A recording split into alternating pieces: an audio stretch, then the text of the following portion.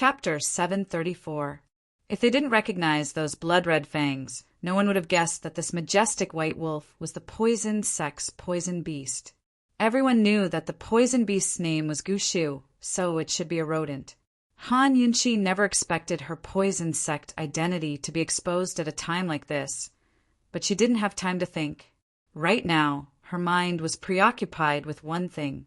Has Lil Thing fully recovered? Can it deal with Song Chozi? Blood-red flames burned between its brows as the white wolf gave a low howl. Step by step, it advanced towards Song Chozi and Duan Muyao. Duan Muyao was at a loss for what to do when Song Chozi grabbed her hand and fled out the door. Han Yunqi rejoiced. If Song Chozi's gone, then he won't be able to deal with the white wolf. In that case, she and Long Fei Yi should be safe for now. Her nerves, which were so tense that they were about to break, finally relaxed. The white wolf chased after them, while Han Yunqi forced herself to endure the pain and exhaustion in her body to follow. But as soon as they stepped outside, everything went against their wishes. All the fighting outside the door stopped, and the whole place was silent. Everyone, including Su Donglin and the others, stared blankly at the big white wolf that was taller than a man. They were all dumbfounded. That's the poison sex poison beast. Look at its fangs. Once you're bitten, you'll be consigned to eternal damnation. Song Chozi suddenly shouted. Han Yunqi is the poison sex descendant. Long Fei Yi brought her to Celestial Mountain to lure the wolf into the house with ill intentions. Old Man lured the poison beast out today, so everyone can see that this woman can't be left alive. Song Chozi's words reversed the situation. Crimes like trespassing, framing, and murder no longer mattered. As long as Han Yunqi was the poison sex descendant, then everything he did today was right. Han Yunqi was stunned. Only then did she realize the serious consequences of exposing her identity.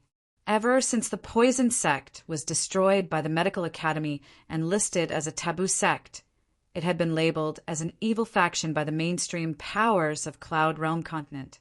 Its reputation was 100 times worse than the 100 poison sects. It could be said that all righteous factions wanted to kill it. Even the powers of the Imperial Court didn't dare to associate themselves with the poison sect. Once her identity was exposed, it meant that she would become the enemy of all the forces in the world. Everyone had the right to kill her. Back then, in order to hide this matter, in order to lure Mu Exayan out, in order to keep this secret forever, Mu Ingdong had spent a lot of effort. Han Yunqi suddenly felt a chill down her spine. She knew that she was in big trouble, and Long Fei Yi was also in big trouble. Yunqi Yu. Granny, you couldn't believe it. Although she didn't want to, the terrifying fangs of the white wolf forced her to believe it. You're actually a remnant of the poison sect. I must have been blind to risk my life to protect you. Granny Yu's change in attitude proved just how cruel reality was. Her birth could deny everything about her. I really am a descendant of the poison sect. Han Yunqi admitted openly. But this has nothing to do with Long Fei Yi. He doesn't know about this at all. Whatever you want to do, come at me alone. Ha ha ha. Song Chozi laughed out loud. How could Long Fei Yi not know about this? Someone come. Grab this woman before we talk.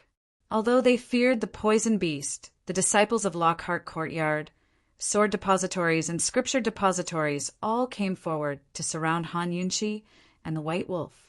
The white wolf gave a low howl as it scanned its surroundings with cold eyes, ready to pounce at any moment. When Song Chozi saw that the abstinence courtyard disciples didn't move, he looked coldly at Granny Yu. What, Yumin? Are you going to shield a remnant of the poison sect? Long Fei Yi colluded with the remnants of the poison sect and led the wolf into the house. He's lost all face for my Tianshan Kenzo. You're the head of the abstinence courtyard. It's one thing for you to shield him, but are you going to join forces with the poison sect against Celestial Mountain as well? The abstinence courtyard couldn't bear the crime of colluding with the poison sect. Neither could Tian Shan Kenzo. Once the world found out that Tian Shan Kenzo had dealings with the poison sect, Tian Shan Kenzo's reputation would be ruined. Moreover, it'd be hard to explain things to Medical City.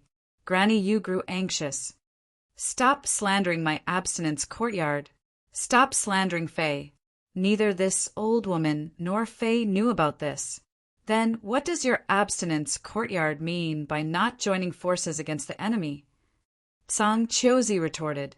Granny Yu glanced at the White Wolf before speaking icily to Han Yunqi. Han Yunqi, if you really want Faye's best interests, then give yourself up. Han Yunqi smiled coldly. Will he spare Long Fei Yi if I give myself up?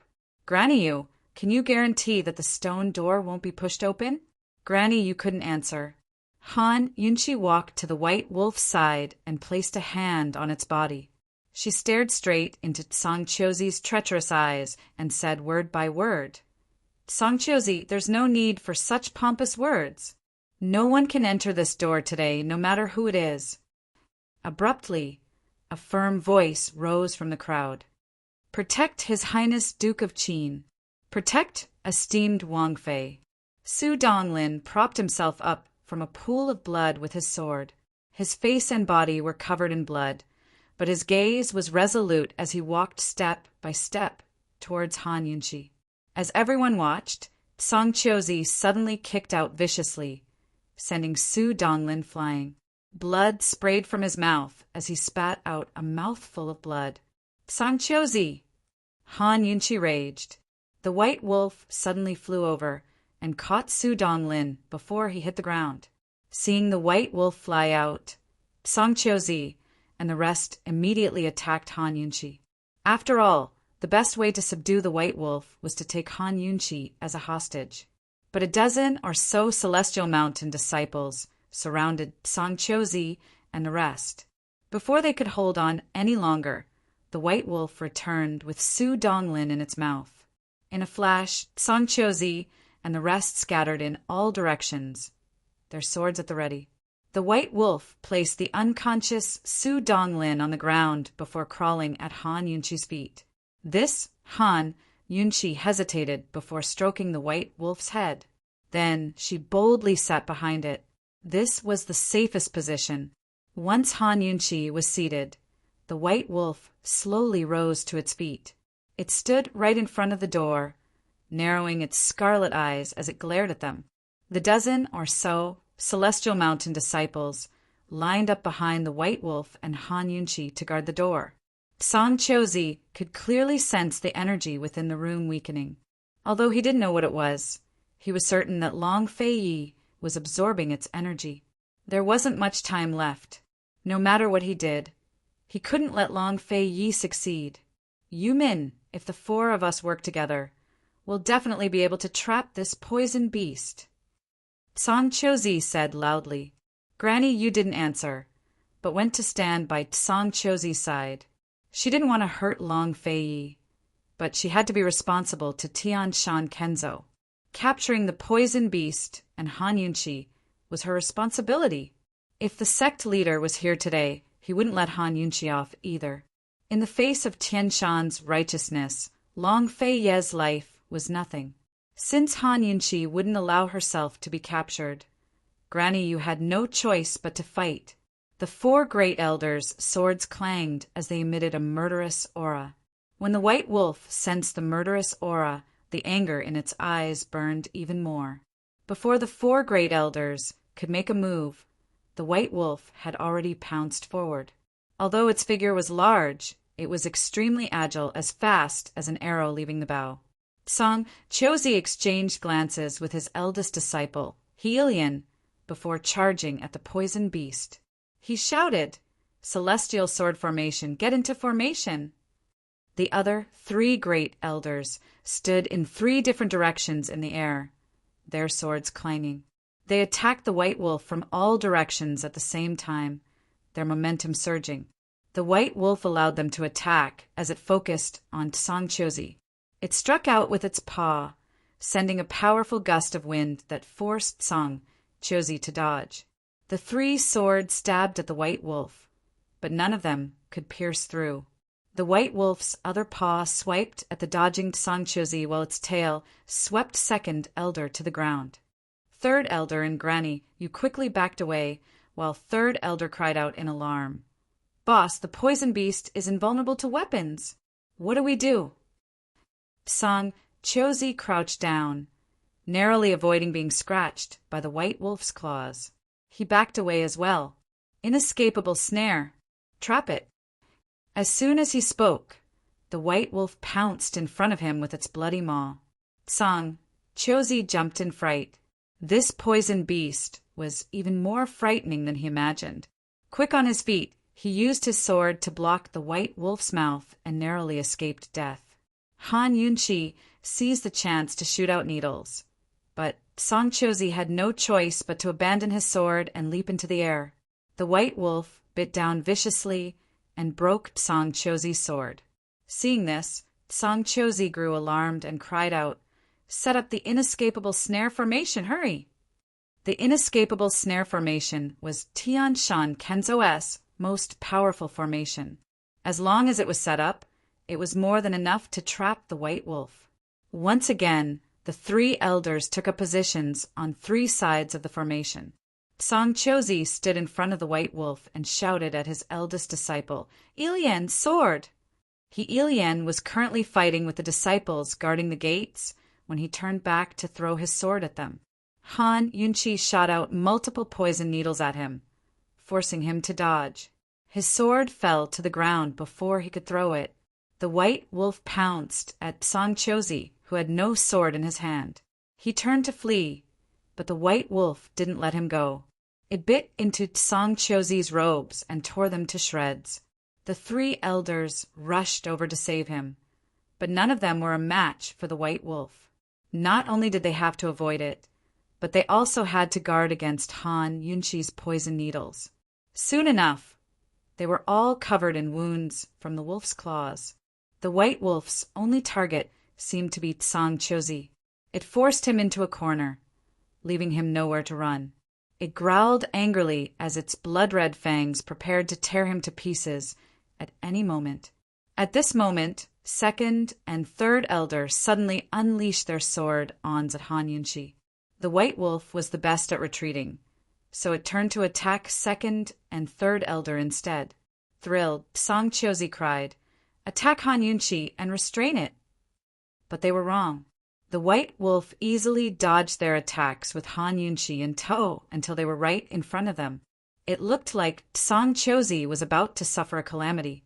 Abruptly, Songchozi's warning rose from behind. "Han Yunqi, if you really care about Long Fei, you'd better give yourself up immediately." Han Yunqi looked back and saw that Ilian had killed another disciple guarding the gates. The gates of Abstinence Hall were about to be breached. The white wolf seemed to sense the danger behind it as well, because it suddenly gave up on Songchozi and turned to kill its way back. As soon as it returned, Ilian and his men scattered in all directions. But as soon as the white wolf sat down by the door, an incomparably vigorous, earth-shattering wave of energy hit him in the face and knocked him and Han Yunqi aside. The white wolf and Han Yunqi flew backwards until they crashed through the gates of Abstinence Hall. Still, they couldn't stop themselves from smashing through everything in their way before slamming into a stone wall. The white wolf lay paralyzed on the ground while Han Yunqi lay sprawled on its back, spitting up a mouthful of blood. The inside of the room was a mess, while the outside was silent. He saw a tall figure slowly walking in. Chapter 735. A deep crack appeared on the impenetrable stone wall behind him as the white wolf crashed into it. However, no one paid any attention to this. All sorts of feelings welled up in Han Yunqi's heart as she looked at the tall figure walking in. That person was none other than the Sword Sect's elder, Li Jianxin. "He's finally here. Now that he's here, Long Fei, you will be fine. But what about me?" Han Yunqi suddenly smiled. She knew it was hard to escape this calamity. The killing intent from before was enough to prove old Kenzo's stance. Old Kenzo stood with his hands clasped behind his back, his silver hair neatly combed. His tall and proud figure was like a mountain as he stood there, suppressing all chaos and blocking Han Yunqi's path of survival. Poison sect spawn, you dare to bring disaster to my celestial mountain? Old Kenzo's booming voice echoed throughout the room. Outside, everyone was gathered in a circle, afraid to speak. Even Duanmu, Yao, felt fear. She'd followed her master for so long, but she'd never seen him so angry before. He'll definitely kill Han Yunqi. Duanmu Yao's heart leaped with joy. She knew she was about to win.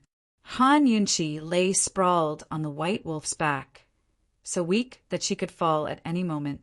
Still, she grit her teeth and held on. Her words were sonorous. I really am a descendant of the poison sect, but I didn't bring disaster to your celestial mountain. It was your elders who went too far. She acknowledged her identity as a descendant of the poison sect, and the poison beast was hers, so she had to acknowledge it. But why should she admit to a groundless accusation? Old Kenzo never expected Han Yunqi to admit her identity so easily. He'd fallen ill yesterday and had just recovered. He remembered that today was the last day of Fei's closed-door cultivation and the most crucial day. Thus, he didn't even bother to rest before leaving Jiexong Hall. But who knew that the moment he stepped out of the door, he'd hear a servant report what had happened in the abstinence hall. Han Yunqi was a remnant of the poison sect and had summoned her poison beast to fight with the two pavilions and halls. He still could not believe it and immediately rushed over. Indeed, the abstinence hall was littered with casualties. Han Yunqi was riding on the back of the poisonous beast, facing off against everyone. He had always trusted Fei's eyes. Before long, Fei Yi brought Han Yunqi to Celestial Mountain. He already had some understanding of her and admired her in his heart. But he never expected her to be a descendant of the poison sect.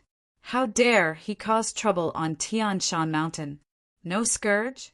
You summoned a poisonous beast to injure my Celestial Mountain disciples. How do you explain that? Han Yunqi, you deceived Long Fei Yi and used him to ascend to Heaven's Peak. What are your intentions? The white wolf seemed to understand the old man's words. It was already growling, but now it grew even angrier. It opened its mouth wide and growled at the old man. After comforting the white wolf, Han Yunqi straightened her back and stared straight at the Kenzo. Your celestial mountain's 4 elders and disciples from the 2 pavilions and halls make up nearly 100 people. Do you have any sense of shame when you surround a weak woman like me? Is this the style of the head of the martial arts world, Tianshan Kenzo? How am I supposed to protect myself without summoning the poison beast? Where did I go wrong? The Kenzo gave a start as Tsang Chiozi suddenly rushed in. His clothes were in tatters, and he cut a sorry figure. His angry expression turned savage. He knew that he wouldn't be able to touch Long Fei Yi today. In that case, he'd have to cripple Long Fei Ye's strongest ally, Han Yunqi, before he came out. Han Yunqi, you still have the guts to quibble? Old man has long suspected that you're a remnant of the poison sect and came to Celestial Mountain to plot against us. That's why he brought people to the abstinence courtyard today. I never expected you to really summon the poison beast. Tsang Chiozi pointed at Han Yunqi and cursed. Tell me, what are your intentions in seducing Fei? What do you want to use him for? Second and third elder followed in as well. Second elder reported, Sect head elder, we've already discussed this matter with the head elder, so we're here today to help the head elder uncover the remnants of the poison sect. May sect leader judge clearly. May sect leader judge clearly. No matter what, the remnants of the poison sect can't be left alive. Third elder declared. Granny Yu had long entered the room, but she stood behind the crowd without a word. I never expected a dignified Celestial Mountain elder to be so despicable and deceitful. Han Yunqi shook her head. Tsang Chiozi's true target is Long Fei Yi. Granny Yu, you know best what happened today. Yunqi doesn't ask for your favoritism, but only the truth. Granny Yu furrowed her brows as she looked at Han Yunchi without a word. "You men speak," Old Man Kenzo said coldly. Granny Yu's gaze turned complicated. She told the old man about how Tsang Chozi and Duanmu Yao had forced their way into the abstinence courtyard and slandered Han Yunchi for poisoning. But in the end, she added, this old woman didn't know that Han Yunchi was a remnant of the poison sect. As for whether head elder was purposely causing trouble in the abstinence courtyard to lure out the poison beast, this old woman isn't sure. After learning that Han Yunchi was a remnant of the poison sect, this old woman didn't try to shield her. Although Granny, you didn't defend her, at least she didn't slander her. Han Yunchi silently exhaled in relief. She didn't add anything else, trusting that Old Man Kenzo could see everything clearly and Tsang Chozi's motives. Sect head, we didn't slander Han Yunchi for poisoning her. Yao Yao was the one who said it. Yao Yao has a witness. She was poisoned herself. Tsang Chozi cleverly avoided mentioning the Long Fei Yi incident. As soon as he finished, Duanmu Yao entered and walked to Old Man Kenzo's side, sobbing. She rolled up her sleeves to reveal her terrifying rose vines. Master, look, my face is already ruined. But she still won't let it go. Duanmu Yao tugged at Old Man Kenzo's hand and suddenly fell to her knees, sobbing miserably. Master, Yao Yao's begging you. Don't meddle in my affairs with senior brother anymore. Yao Yao's scared. Yao Yao's scared after being tormented by her. Old Man Kenzo watched his beloved disciple cry like this, feeling both angry and irritated, but he was still the head of a sect. As long as his illness didn't act up, he could keep his cool. What did that mean? It meant he was cold-blooded enough. He could tell Tsang Chozi's true intentions and that he couldn't harm Fei, so he wanted to get rid of Han Yunchi first. At the same time, he could tell that Yao Yao's poison had nothing to do with Han Yunchi. Han Yunchi wouldn't be stupid enough to provoke Tsang Chozi and Yao Yao, much less use something as obvious as poison. She had been slandered, but she had to bear the crime of poisoning Yao Yao and die. Even if she didn't, Yao Yao, Tsang Chozi, second elder, and third elder would have to bear the brunt of the crime. The news had already spread throughout Celestial Mountain, so it was impossible to summon them to Celestial Mountain for a private chat like before. He would punish Yao Yao and the other elders in private, but he had to protect them on the surface. Protecting them was the same as protecting Celestial Mountain, Kenzo's honor. Moreover, he was most worried about Fei. As long as Fei emerged from closed-door cultivation, he could participate in the ranking matches and inherit the position of sect leader. At a time like this, Fei couldn't afford to be dragged down by Han Yunchi. Even if Fei didn't participate in the ranking matches, he couldn't be involved with the remnants of the poison sect. Once news of this spread, Fei would become the target of all of Cloud Realm continent. Even the south-central region's commander-in-chief's estate would betray him. Thus, whether or not Fei knew Han Yunchi's identity, he had to get rid of this source of trouble before he emerged from closed-door cultivation. Kenzo's eyes flashed with ruthlessness before he asked coldly, Han Yunchi, where's the antidote? Han Yunchi only smiled coldly. Does this old Kenzo believe that I was the one who poisoned him? She didn't even want to call him master anymore. Coldly, she said, I don't have it. This Grandmaster will give you one last chance. Hand over the antidote. Kenzo raged. Will you let me go if I hand over the antidote? Han Yunchi laughed out loud. Even she found her words laughable.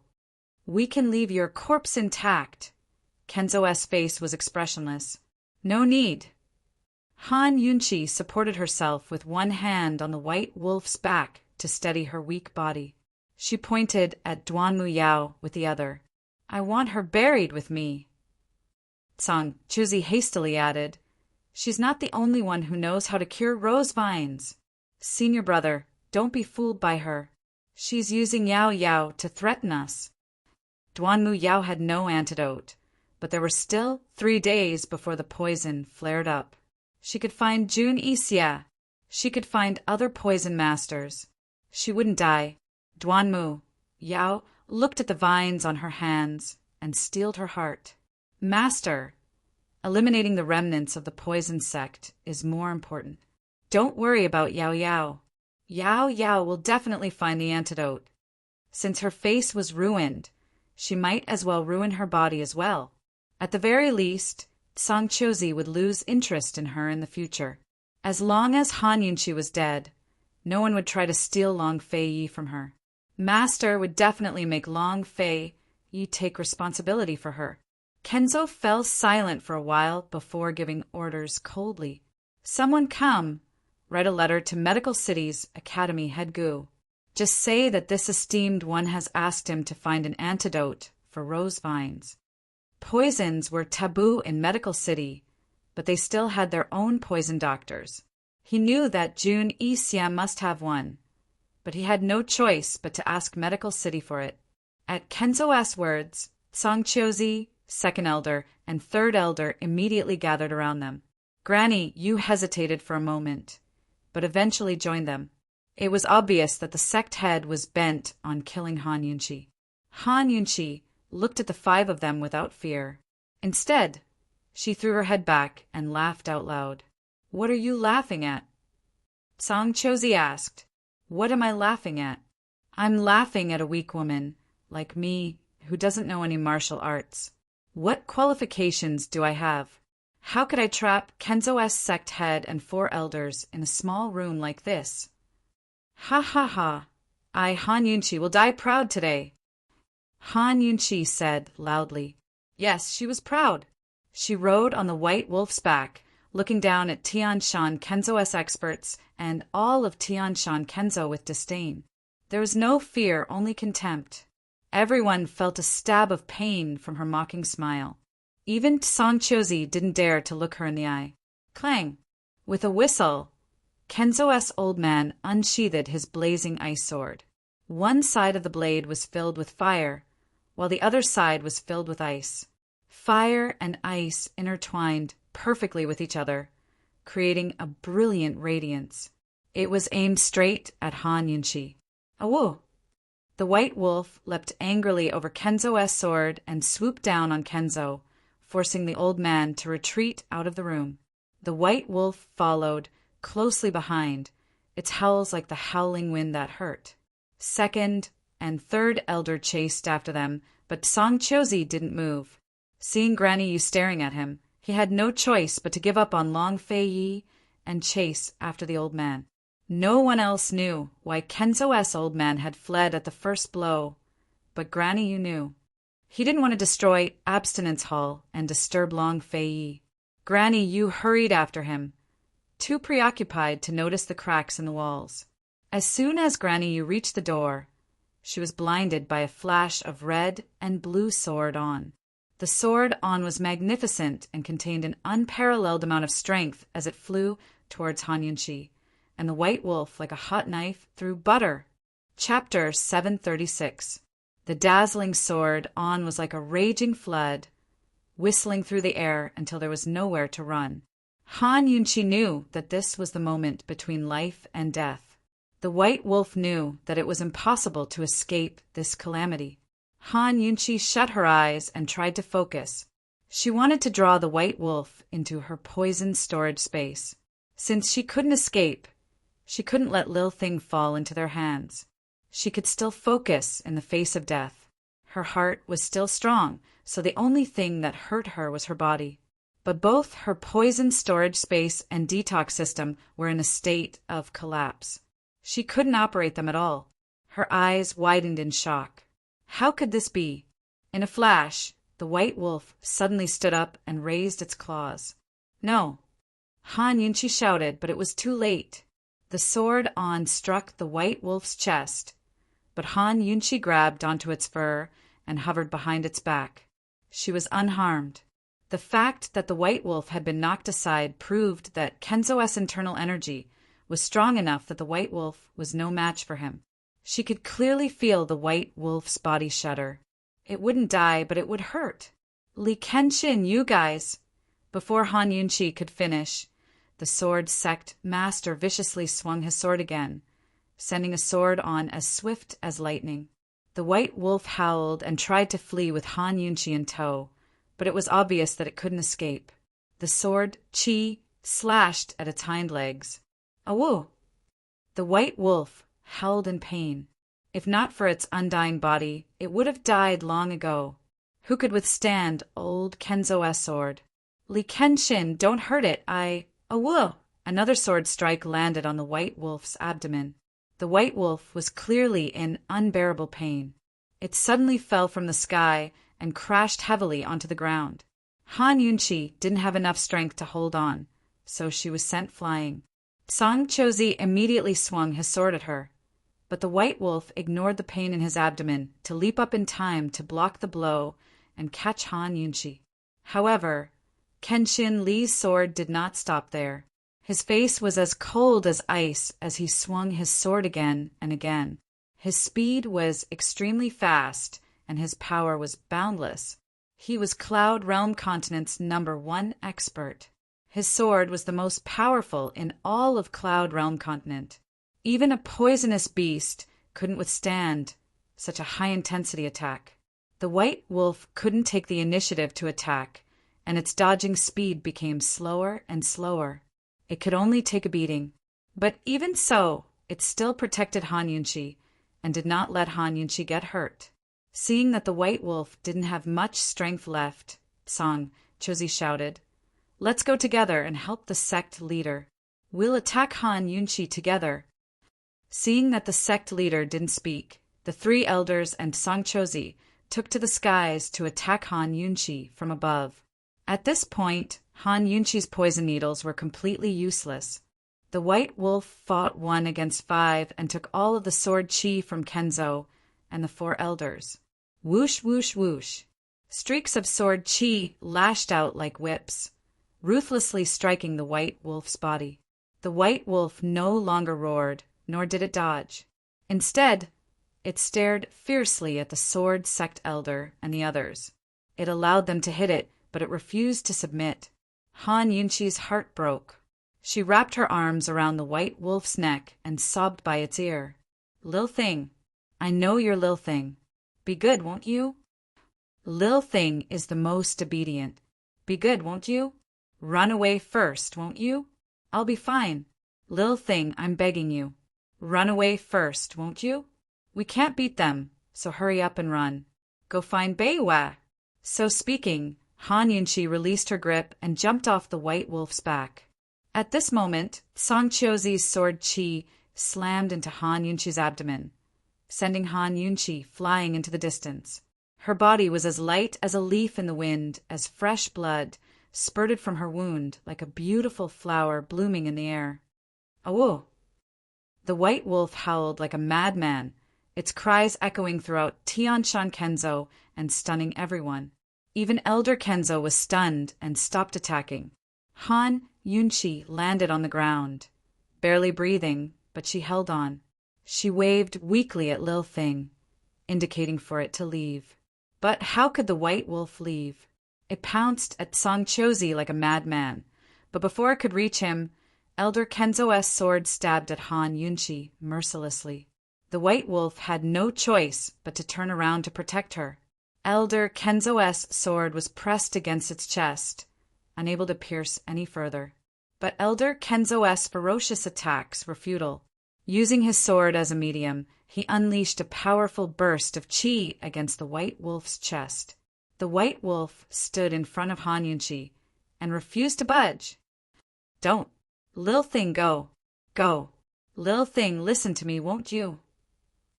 Han Yunqi shouted and tugged with all her might, but the white wolf didn't budge. The crowd gaped at the sight. They'd never seen a poison beast before, but they'd all heard of the poison sect's poison beasts. They were vicious, cunning, and bloodthirsty, capable of poisoning the world. However, the poisonous beast in front of him was completely different from what was described in the legends. Its loyalty and stubbornness were enough to move anyone. But so what if they were moved? With Elder Kenzo personally taking action, who would dare to stop him? The disciples at the peak who'd sided with Han Yunqi had long fallen silent. Meanwhile, Su Donglin lay in a pool of blood on the side, his life or death unknown. The white wolf stubbornly endured the endless sword chi until the gunpowder in its forehead finally dimmed. It slowly turned to look at Han Yunqi. Its cruel, cold eyes suddenly softened as a single tear trickled down its face. It was a mixture of self-blame and grief. Mama Yunqi, I'm sorry. Lil Thing has already done its best. Abruptly, its large body transformed into a tiny squirrel that fell to the ground. Its pure white fur was stained with its master's blood. It wouldn't die, but it would hurt. What kind of pain was that? All the pain that the huge body had to endure was suddenly added to the palm-sized body. What kind of pain was that? It curled up into a ball and trembled.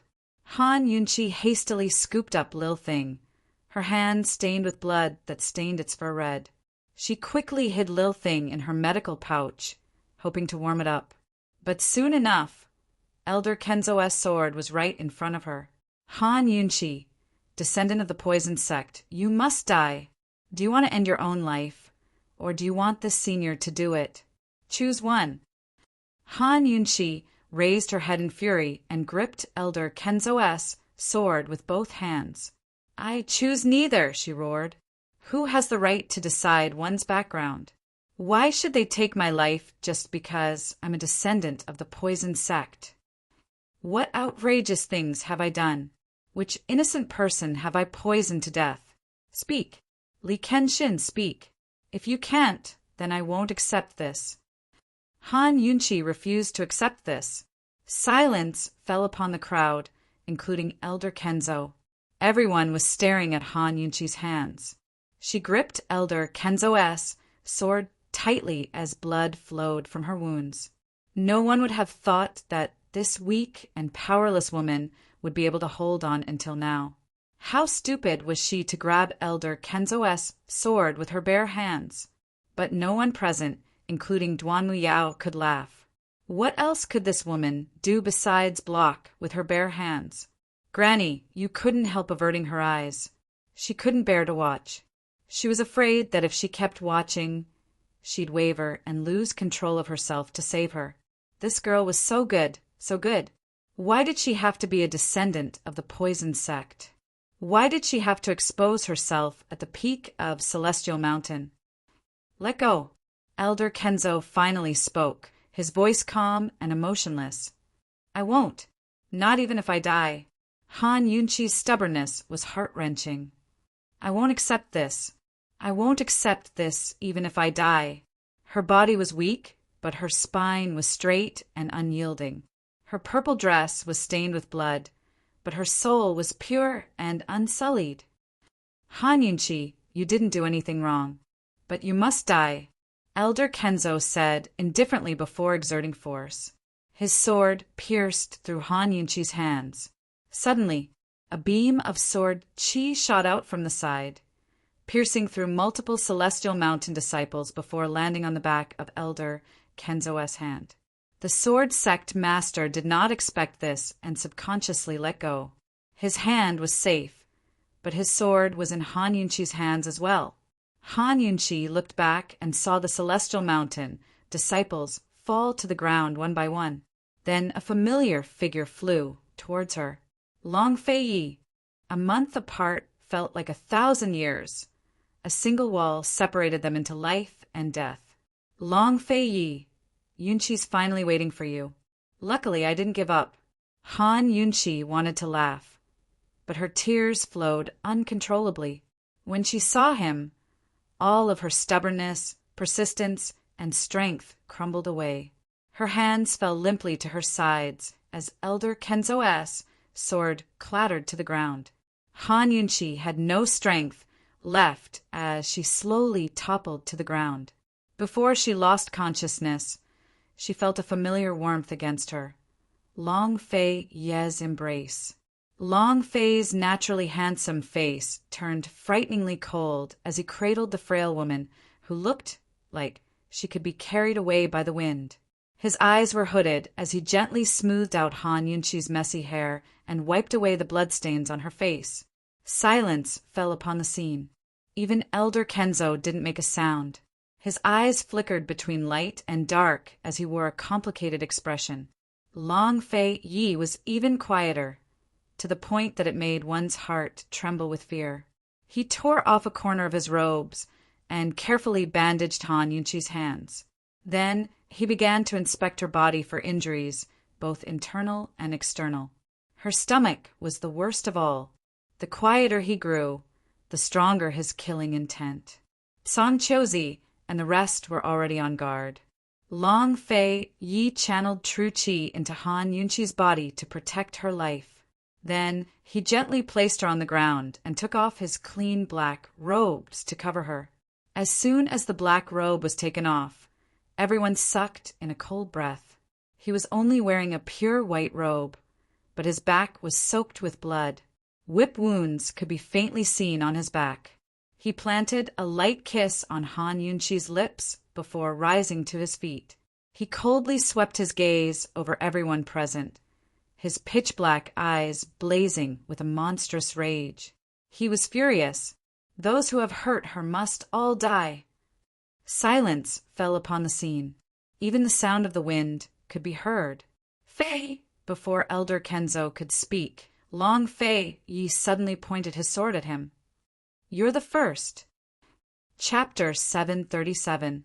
The head of the Kenzo sucked in a cold breath. He never expected Long Fei Yi to say such things to him.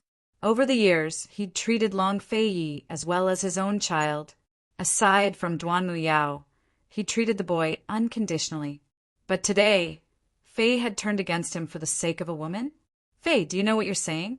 The head of the Kenzo seemed to have suffered a heavy blow as he backed up a few steps. Fei, you actually want to kill your master. Your lordship won't spare a single one of those who hurt her. The profound frost sword seemed to sense its master's rage as it clanged with Long Fei Ye's words. It was itching to attack the head of the Kenzo at any moment. The head of the Kenzo grew angry. Fei, do you know who this woman is? Who is she?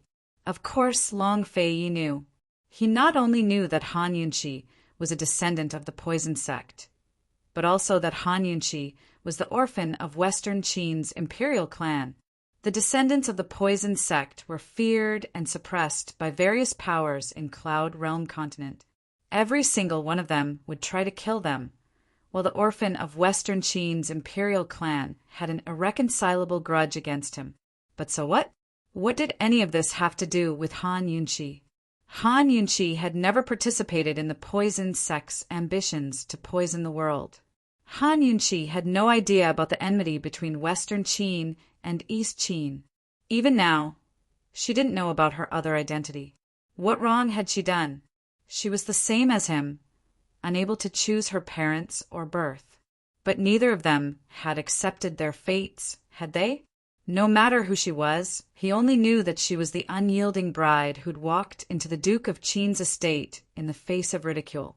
She was the weak woman who'd single-handedly fought against the entire Tianing imperial clan. She was the doctor who'd taken over Medicine City with her bare hands and helped countless people in the world. She was the woman he'd cherished for 4 years, the one he couldn't bear to hurt. She was his wife, his one and only. How could she be injured like this? How could this be? She's a descendant of the poison sect. Long Fei Yi said.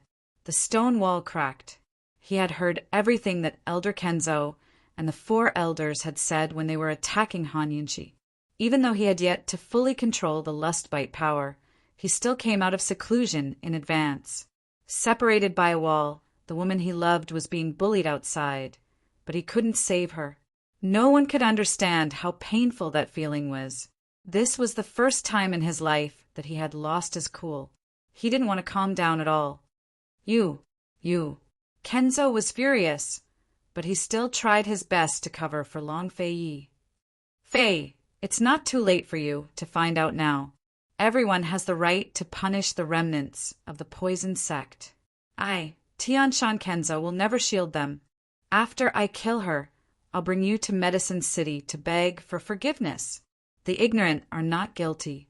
Academy head Gu will definitely show leniency. Kenzo was saying this on purpose. He was hinting at the severity of Long Fei Ye's situation. He trusted that Fei was smart enough to pick up on his good intentions. He knew that Han Yunqi hadn't poisoned any of the Celestial Mountain disciples. He also knew that Han Yunqi hadn't done anything outrageous for the poison sect, but Han Yunqi had to die. Once Han Yunqi's identity as a poison sect descendant was exposed, it would definitely implicate Fei. Forget about the position of Tian Shan, Kenzo's sect head. Even his influence in the secular imperial court would be greatly affected. Fei's own reputation would be ruined as well. As soon as word got out, Medical City would be the first to make trouble for him. Both the martial arts circles and the imperial court would band together to pressure him. When that happened, the various aristocratic families in South Ning's commander-in-chief's estate would seize the chance to make a fuss. Long Fei Yi had worked so hard to set up a perfect trap in Cloud Realm Continent's imperial court, but it was very likely that Han Yunqi would ruin it all. His decades' worth of hard work would all go down the drain. Even the powers within the East Qin imperial clan would oppose him. He couldn't lose everything for the sake of a woman. He couldn't bear the infamy of the world for her sake. Long Fei Yi laughed out loud. Of course, he understood his master's words. But he never thought that the old man in Kenzo, who was as important as a father in his heart, didn't understand him at all. He'd said it a long time ago. Han Yunqi, I won't trade away my country. To betray an innocent woman for the sake of power, and the world, he could not do such a thing. The so-called righteous sects and righteous paths are nothing more than this. Long Fei Ye's mouth revealed endless ridicule. He didn't want to listen to the old man in Kenzo's nonsense anymore. He held his sword with both hands and suddenly soared into the sky. No one knew what kind of power he'd given the profound Frost Treasure sword, but everyone present could feel the surging waves of power from his profound Frost Treasure sword. It was extremely terrifying. Only now did the old man in Kenzo accept the fact that Long Fei Yi really wanted to kill him. He reached out and grabbed the air, causing the scorching ice treasure sword to fly into his hand. He tapped his foot lightly and easily flew into the sky. Standing against the wind, his cold eyes stared at Long Fei Yi. You've disappointed your master too much. The old man in Kenzo deliberately lowered his voice, wanting to persuade Long Fei Yi. As long as Long Fei Yi changed his mind and killed Han Yunqi, the situation wouldn't be so serious. Using the strong to bully the weak, using numbers to bully the few. The two depositories and courtyards, as well as you, the master of 10,000 swords, teamed up to bully a woman who doesn't know martial arts. Your lordship doesn't have a master like you. Long Fei Yi gave a cold snort. You, the old man in Kenzo, was furious, but he couldn't retort. Long Fei Yi was about to attack when he saw Tsang Qiuzi, second elder, and third elder trying to hurt Han Yunqi. You're seeking death. Furious, he slashed down viciously right next to Tsang Qiuzi. If they weren't so close to Han Yunqi, he would have killed them long ago for fear of hurting Han Yunqi. Tsang Qiuzi was quick enough to dodge the blow and only received a few superficial wounds. Second and third elder were both blasted away to crash to the side with internal injuries. They were all given a fright. None of them expected Long Fei Ye's martial arts to improve so quickly. Just what level was his internal energy now? Was he at the 8th level like the sect leader? How could that be possible? Second elder and third elder grew afraid and didn't dare to advance. Tsang Qiuzi retreated to one side as well. It was fine if he didn't touch Han Yunqi, but let Long Fei Yi and Li Kenshin fight to the death. Then he'd lure the heretical sword sect disciples over and seize the throne. Although Long Fei Ye's internal energy had improved greatly, he shouldn't emerge until tomorrow. Otherwise, Granny Yu and Han Yunqi wouldn't have risked their lives to guard the stone door. Tsang Qiuzi looked up as a cold smile flitted past his eyes. Long Fei must be seriously injured. Let's fight. Let master and disciple fight it out. Long Fei Yi blew a sharp whistle to attract the loyal disciples of the various factions at the foot of Celestial Mountain. Then he and the old man in Kenzo began to fight. The two experts faced off in the air, stirring up winds and clouds as the skies changed color. Everyone could sense the power of the two treasured swords. Whether it was the old man in Kenzo or Long Fei Yi, each blow was earth-shattering and imposing. At first, some people thought Long Fei Yi was overestimating himself and would lose.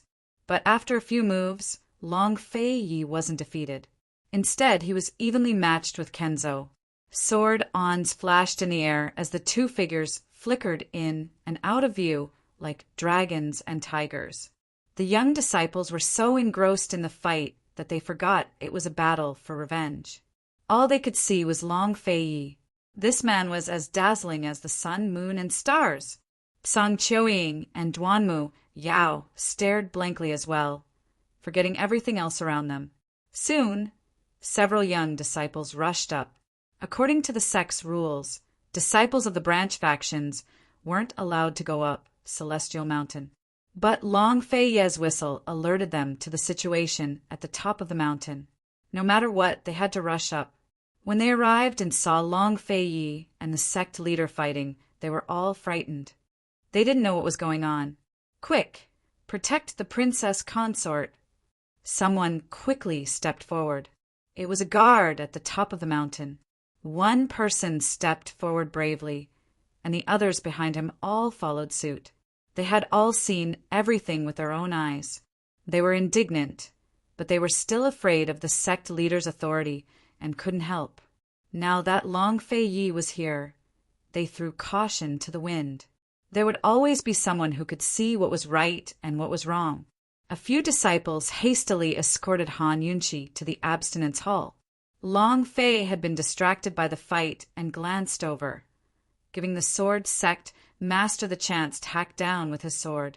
Long Fei blocked the blow with his own. After exchanging a few blows, master and disciple finally stopped and faced each other. "Do you want to let Song Qiuzi off so easily?" Kenzo asked in a low voice.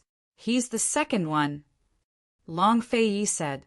Kenzo suppressed his anger and said, "You came out of closed-door cultivation early, so you're already injured. You can't beat this grandmaster.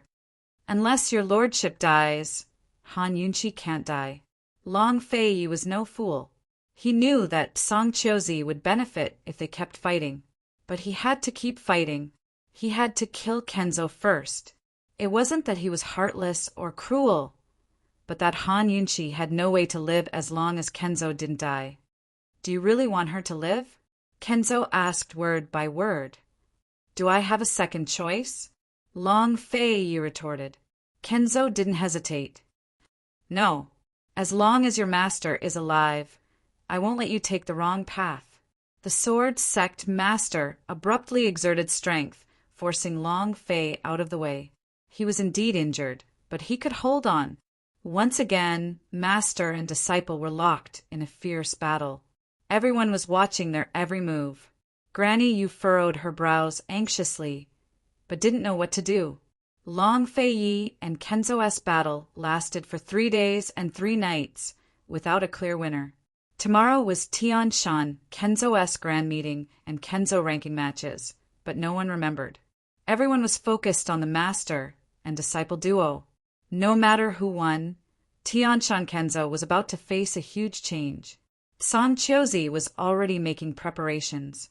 Granny Yu hesitated for a long time before sneaking away when no one was looking. She didn't go far, but entered another secret room through a tunnel that led to Han Yunqi's abstinence hall. As soon as she appeared, the disciples grew alarmed and guarded Han Yunqi. Han Yunqi was lying on the bed. Over the past 3 days, she had absorbed plenty of true qi and taken plenty of wondrous medicines. Although she hadn't woken up, her complexion had recovered considerably. "Auntie Yu Dash, the leader of the disciples, was about to speak when Auntie Yu cut him off coldly. "Let me see Han Yunqi. Momo has something to say.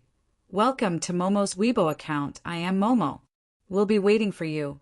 Chapter 738. As soon as Granny Yu said she wanted to see Han Yunqi, everyone grew even more guarded. Su Donglin, who had just woken up last night, immediately rolled off his bed and rushed over. "Granny Yu, I never expected you to be such a despicable person. Humph, we were all wrong about you. If you want Han Yunqi to recover faster, then get out of the way," Granny Yu said bluntly. She didn't regret helping Han Yunqi, nor did she regret joining forces with Song Chozi to attack her. Both were things she should have done. Now, she wanted to do the same thing for the sake of Celestial Mountain. "You're trying to harm my mistress, aren't you? Who'd believe your lies?" Su Donglin gave a cold snort. Granny Yu's face sank. She was about to attack when Su Donglin cried out, "Granny Yu, you took advantage of His Highness Duke of Qin's duel with that old wretch Kenzo to ambush us. What kind of hero are you?" "Impudence," Granny Yu snapped. "If you insult the sect leader again, don't blame this old woman for being impolite." "Insult? Hee, how would I dare? What if that old wretch Kenzo gets angry and summons all 4 elders to gang up on me? Then I'll be dead for sure." Su Donglin feigned fear, but his words were full of sarcasm. As he stalled for time with Granny Yu, he shot glances at the people around him, telling them to inform His Highness Duke of Qin. Unfortunately, Granny Yu's eyes were sharp enough to see the man about to leave. She immediately struck out with her palm to block his path. Fei and the sect leader are fighting fiercely. Song Chozi will be the fisherman who benefits. None of you should think of living. Granny Yu's face was stern, her voice cold enough to intimidate the crowd. Song Chozi was the one who started this from the start. Your true enemy should be him. Everyone exchanged glances at her words. Although they all resented Kenzo, Granny Yu was right. Their true enemy was Song Chozi. His Highness Duke of Qin's current strength was equal to Kenzo's. If the two of them kept fighting, both sides would suffer. In the end, Song Chozi would be the one to take advantage of the situation. Su Donglin looked at his brothers and hesitated a bit before asking, "This has nothing to do with the Princess Consort. The Princess Consort is already unconscious, so she can't persuade His Highness. I can wake her up immediately. She's the only one who can persuade Fei now." Granny Yu's tone was heavy. "Why should we believe you?" Su Donglin was still on guard. Granny Yu was enraged. "I can take all of your lives right now, including her. If I really wanted to kill her, why would I waste so much time talking to you?" Su Donglin was speechless. The dozen or so brothers exchanged hesitant glances. Even though Granny Yu wasn't wrong, this responsibility was too great, and none of them could bear it. Unexpectedly, Granny Yu took advantage of their inattention to flash forward, her figure like the wind as she shuttled through the crowd. By the time everyone recovered their senses, she was already sitting on the bed and supporting the unconscious Han Yunqi. "Granny Yu. Su Donglin was stunned. "Close the door and everyone retreat to one side. Put your hands behind your heads and squat down," Granny Yu warned Ice. "Otherwise, I'll kill her right now." Granny Yu's hand really did wrap around Han Yunqi's neck. Everyone present was frightened and did as Granny Yu said, especially Su Donglin, who crouched down with his head in his hands and shouted, "Auntie Yu, if you want to kill someone, kill me first." Granny Yu had had enough of these people. She stabilized Han Yunqi with one hand and channeled her true energy into Han Yunqi's body with the other. Seeing this, everyone breathed a sigh of relief.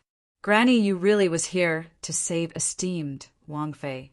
They had thought that Granny Yu only wanted to transfer some true energy to esteemed Wang Fei, but who knew that she would transfer a full 50% of her true energy?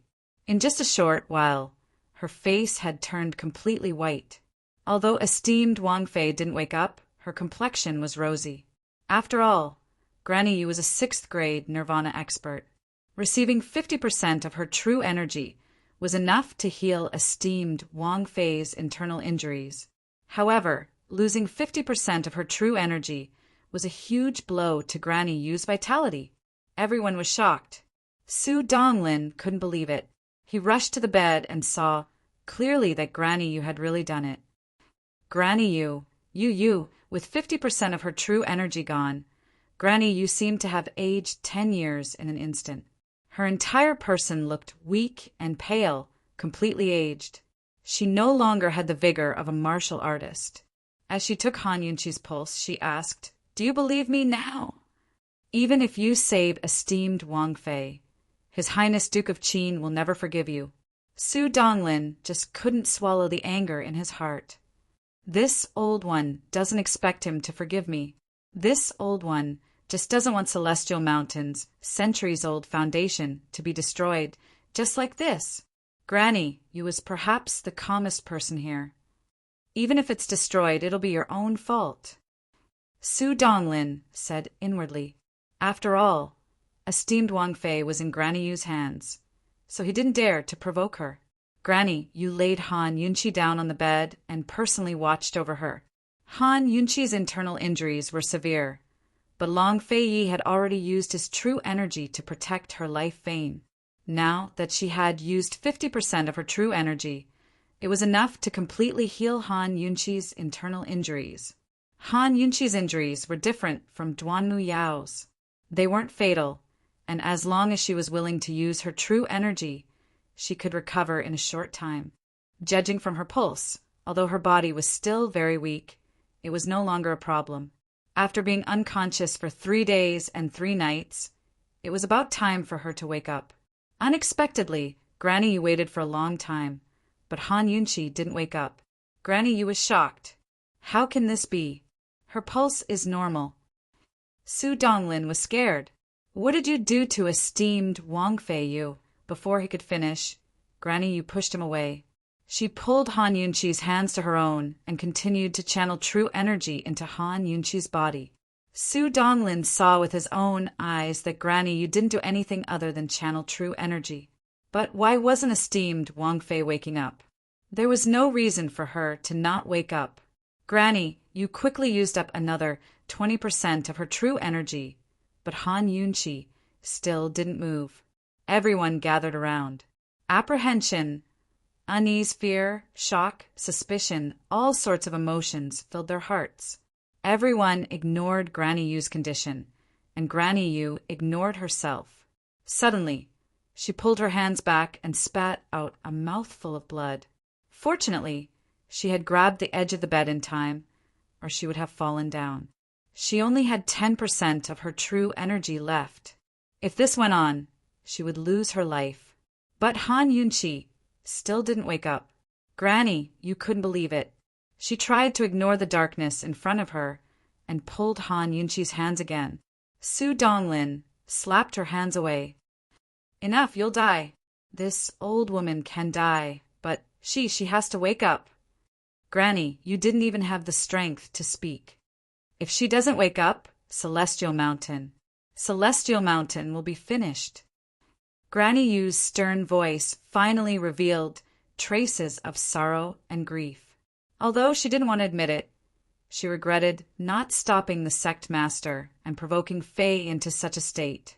Master and disciple had fought for 3 days and 3 nights. She hadn't slept or eaten for 3 days and 3 nights, too. She had no idea how she was going to end things now. Even if Han Yunqi managed to coax Long Fei Yi to stop, what would happen next? What was she supposed to do next? Han Yunqi's status, Long Fei Ye's temper, and the sect master's stubbornness were things that couldn't be changed.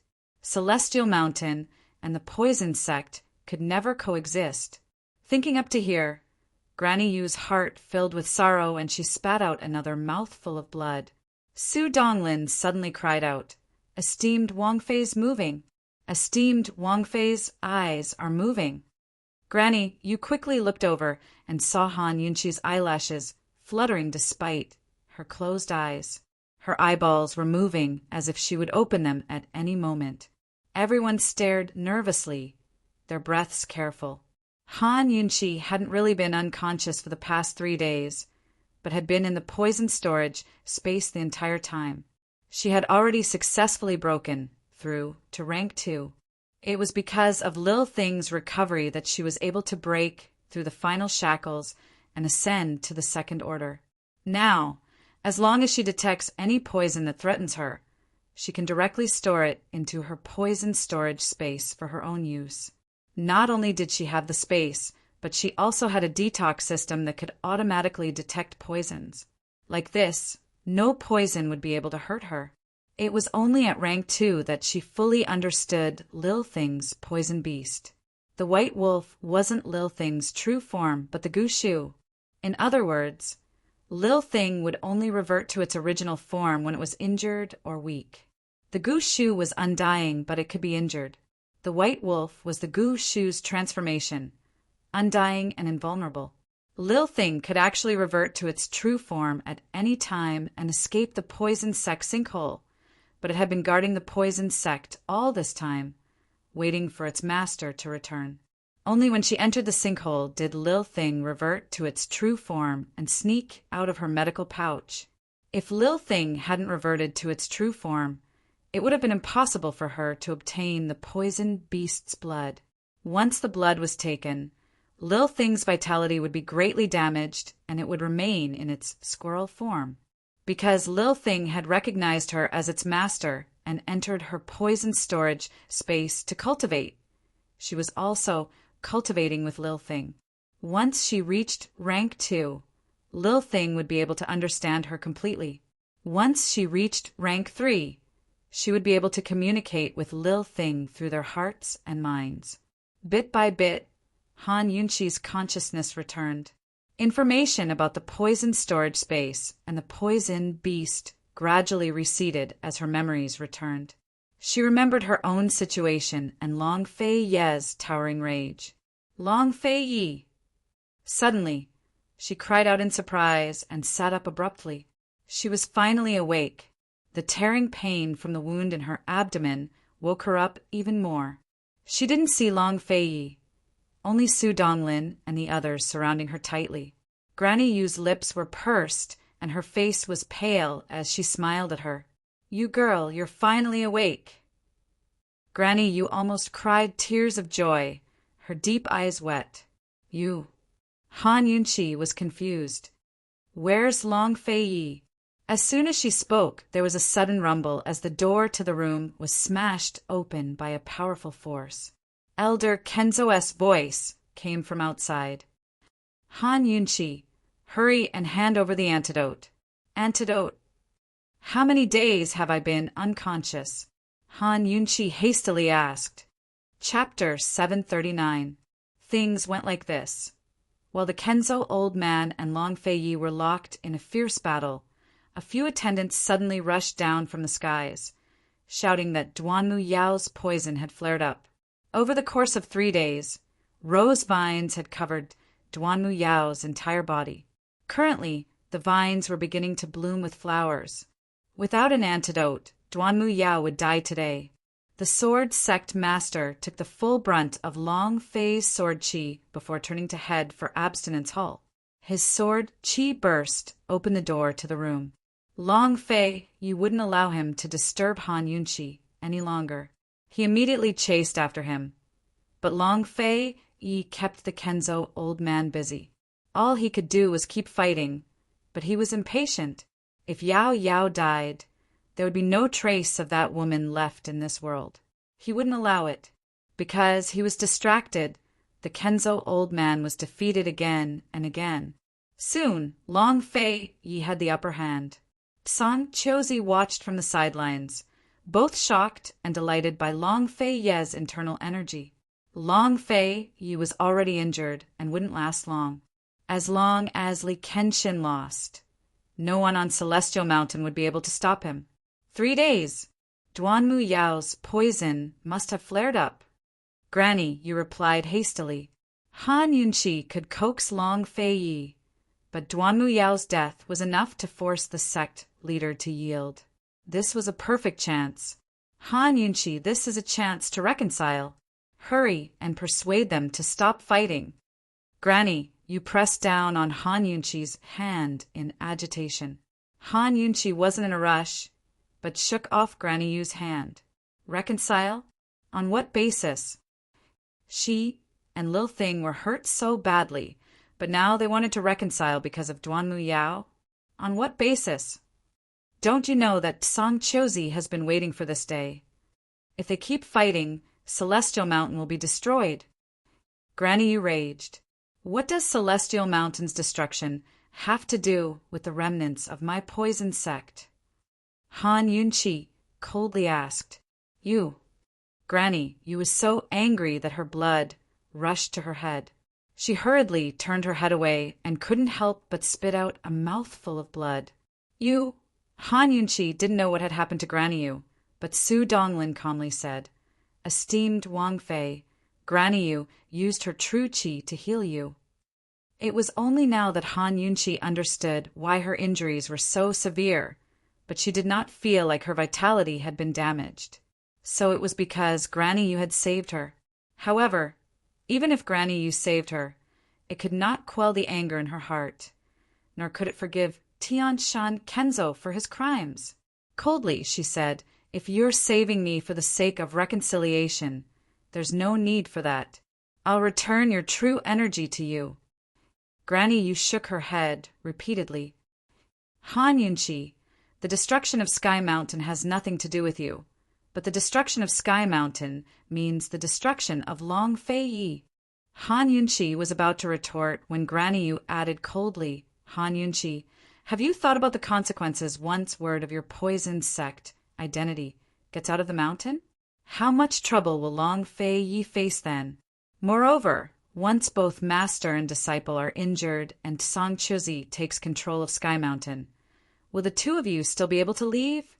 Han Yunqi suddenly calmed down and looked at Granny Yu without a word. She had long thought of the consequences of exposing the poison sect's secrets. She also understood that Song Chozi would reap the benefits as a fisherman. Han Yunqi, the sect leader, wants you dead not only for the sake of justice, but for Fei's sake. Granny Yu said earnestly. Abruptly, the roof of Abstinence Hall was lifted up by a gust of sword qi, sending old Kenzo crashing to the ground with Long Fei Yi in tow. Everyone in the room was shocked. However, the two figures only flashed past and quickly flew up into the sky again. Han Yunqi, Long Fei Yi can offend the world for your sake. Can't you swallow your anger for his sake?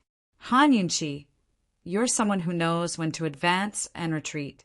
Do you really want to see Long Fei Yi betray his friends and family? Han Yunqi, do you really want to bear the infamy of being a calamity? Granny Yu asked angrily. Han Yunqi prepared to leave the bed without a word, but felt dizzy as soon as her feet touched the ground. This kind of dizziness was completely different from the dizziness caused by the detoxification space's advancement. This kind of dizziness was because her body was too weak. Even though Granny Yu's true energy had healed her internal injuries, she was still very weak after being unconscious for 3 days and 3 nights. She gripped Granny Yu's shoulders and stopped. Granny Yu did not speak, only frowning as she looked at her. Everyone else was silent as well, waiting for her. Everyone was like her, unable to swallow their anger. But the truth was the truth, and they had to face it. The big picture was the big picture, and they had to prioritize it.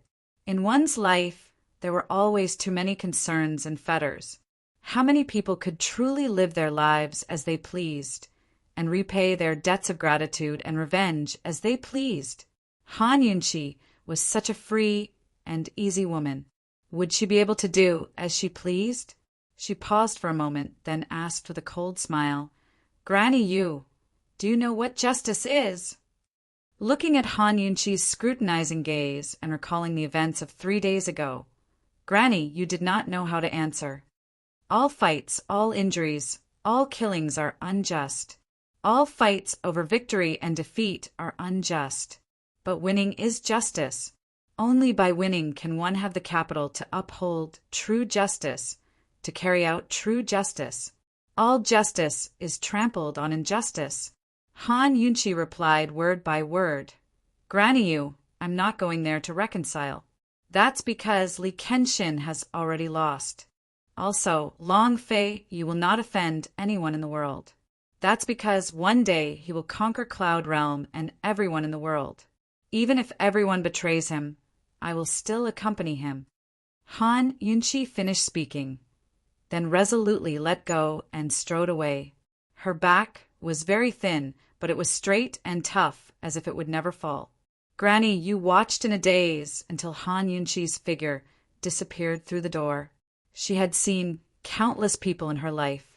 Those who could come to Celestial Mountain to learn from their masters were all dragons and phoenixes among men. But she had never seen a woman like Han Yunqi. This kind of woman was so weak, yet so powerful that she inspired reverence.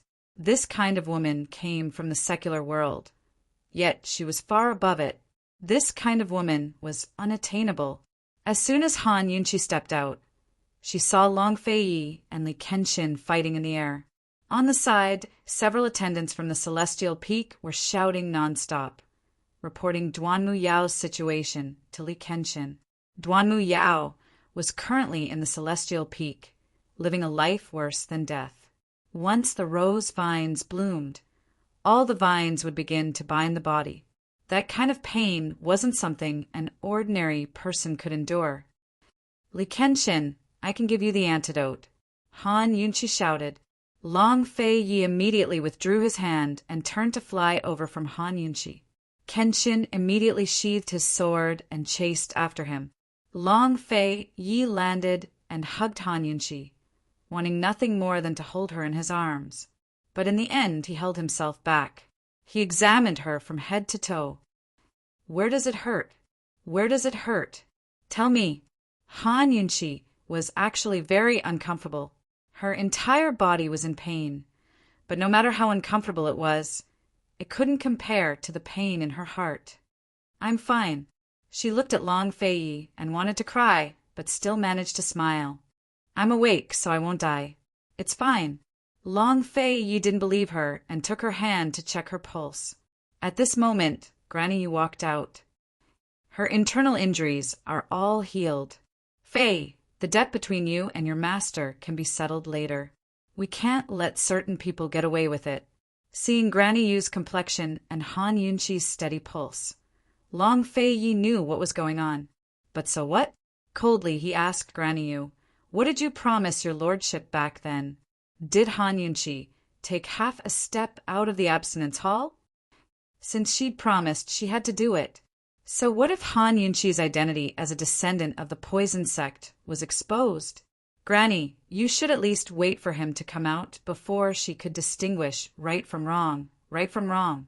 Granny Yu lowered her head, speechless. "Han Yunqi, hand over the antidote right now." Kenzo chased after her. Long Fei Yi immediately pulled Han Yunqi behind him. "Don't even think about it.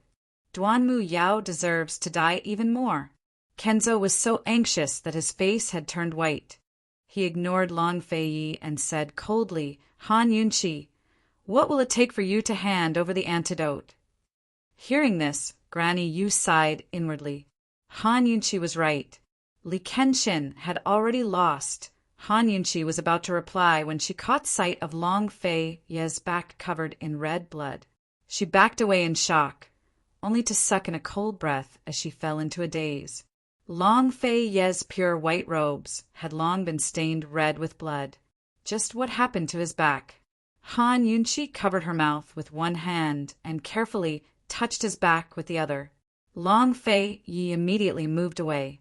"It's nothing, it's just that." Before he could explain, Han Yunqi warned him, "Don't move." Long Fei Yi still turned around. "It's just a small injury, it's nothing. Don't move."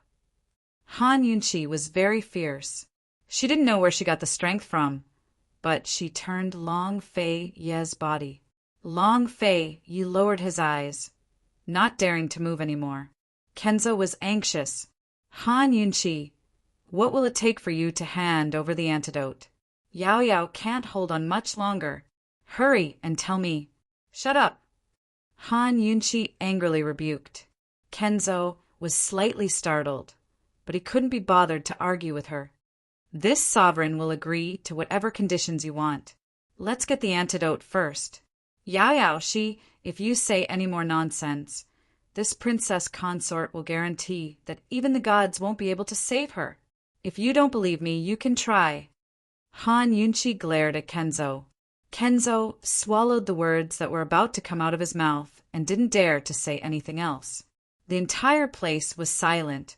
It was so quiet that Han Yunqi could almost hear her own heartbeat. It was very, very fast. Through the thin, blood-red undershirt, she gently touched Long Fei Ye's back. Soon, she felt the scars. She pulled Long Fei Ye's belt open and ruthlessly took off his undershirt from his back. In that instant, all of the scars were displayed in front of her. For the past month, the scars from the whip had crisscrossed all over his strong and straight back. There were so many scars that she couldn't even count how many there were. These scars hadn't formed yet and were all badly mutilated. It could be said that there wasn't an intact skin. Han Yunqi's hand froze in midair. She didn't dare to touch him. She tightly pursed her lips and asked in a choked voice, "Long Fei Yi, does it hurt?" "It doesn't hurt," Long Fei Yi said indifferently. He wanted to put on his undershirt, but Han Yunqi pulled him back. It hurts so much." As soon as she finished speaking, her tears burst out of her eyes and blurred her vision. How could this be? How could he be injured so badly? She could see that those were the scars of the whip. She knew that he had inflicted them on himself. What exactly did he go through in the secret room? For the past month, they were only separated by a wall, but she didn't know anything. Long Fei Yi, you lied to me. Chapter 740. As she looked at Long Fei Ye's mangled back, Han Yunqi's heart clenched in pain. He said that he was only in closed-door cultivation. So why did he hurt himself to this extent? What kind of martial arts was he practicing in this past month? Long Fei Yi, you lied to me. You dared to lie to me. What have you been doing this past month? Han Yunqi didn't dare to speak. Her tears silently flowed, afraid that she wouldn't be able to control herself, and burst into tears the moment she opened her mouth. Long Fei Yi turned around and looked at the sobbing Han Yunqi. His brows furrowed tightly. If she was crying because of any other matter, he would let her cry until she was satisfied. However, she was crying because of him, so he really didn't know what to do. He didn't know how to persuade her. He didn't know how to coax her. Han Yunqi, you're making this prince's heart a mess. He continuously wiped away her tears. I really was practicing martial arts. I wasn't lying to you. How did you get injured to this extent? Han Yunqi asked angrily. If you're impatient for success, you must pay the price. Long Fei, you looked at her meaningfully. Time was too tight. You came out of closed-door cultivation a day early. Are you all right? Han Yunqi asked anxiously. I'm fine. Long Fei Yi lovingly stroked her bangs and said in a low voice, Does it look like something's wrong with this prince? He really didn't look like something was wrong with him. Moreover, he fought with the Kenzo elder for 3 days and 3 nights, yet he was still fine. In the end, Han Yunqi nodded and didn't ask any more questions. In her heart, the most important thing right now was to treat Long Fei Ye's wounds and apply medicine. She never thought that Long Fei Yi would sincerely deceive her. It had already happened, so what was the point of asking so much? It was just a waste of time. Sit down. I'll help you apply medicine. She was still very fierce. Upon hearing this, the Kenzo elder became anxious. Yao's life was hanging by a thread, and she was about to die from the poison. Was Han Yunqi going to save her or not? Han Yunqi, what will it take for you to hand over the antidote? Tell me. This old man will promise you everything. Kenzo is going crazy. Han Yunqi pretended not to hear him. She knelt behind Long Fei Yi and took out a small pair of tweezers, cotton swabs, gauze, and medicine. The old man in Kenzo was furious and grabbed Han Yunqi's hand. Let her go. Long Fei Yi was about to make a move when Han Yunqi stopped him. Cold, she said. Li Kenshin, if you want the antidote, let Duanmu Yao ask for it herself. After she finished speaking, she flung the Kenzo's hand away and carefully applied medicine on Long Fei. She was not afraid that he would feel pain, but she was afraid that he would bleed too much.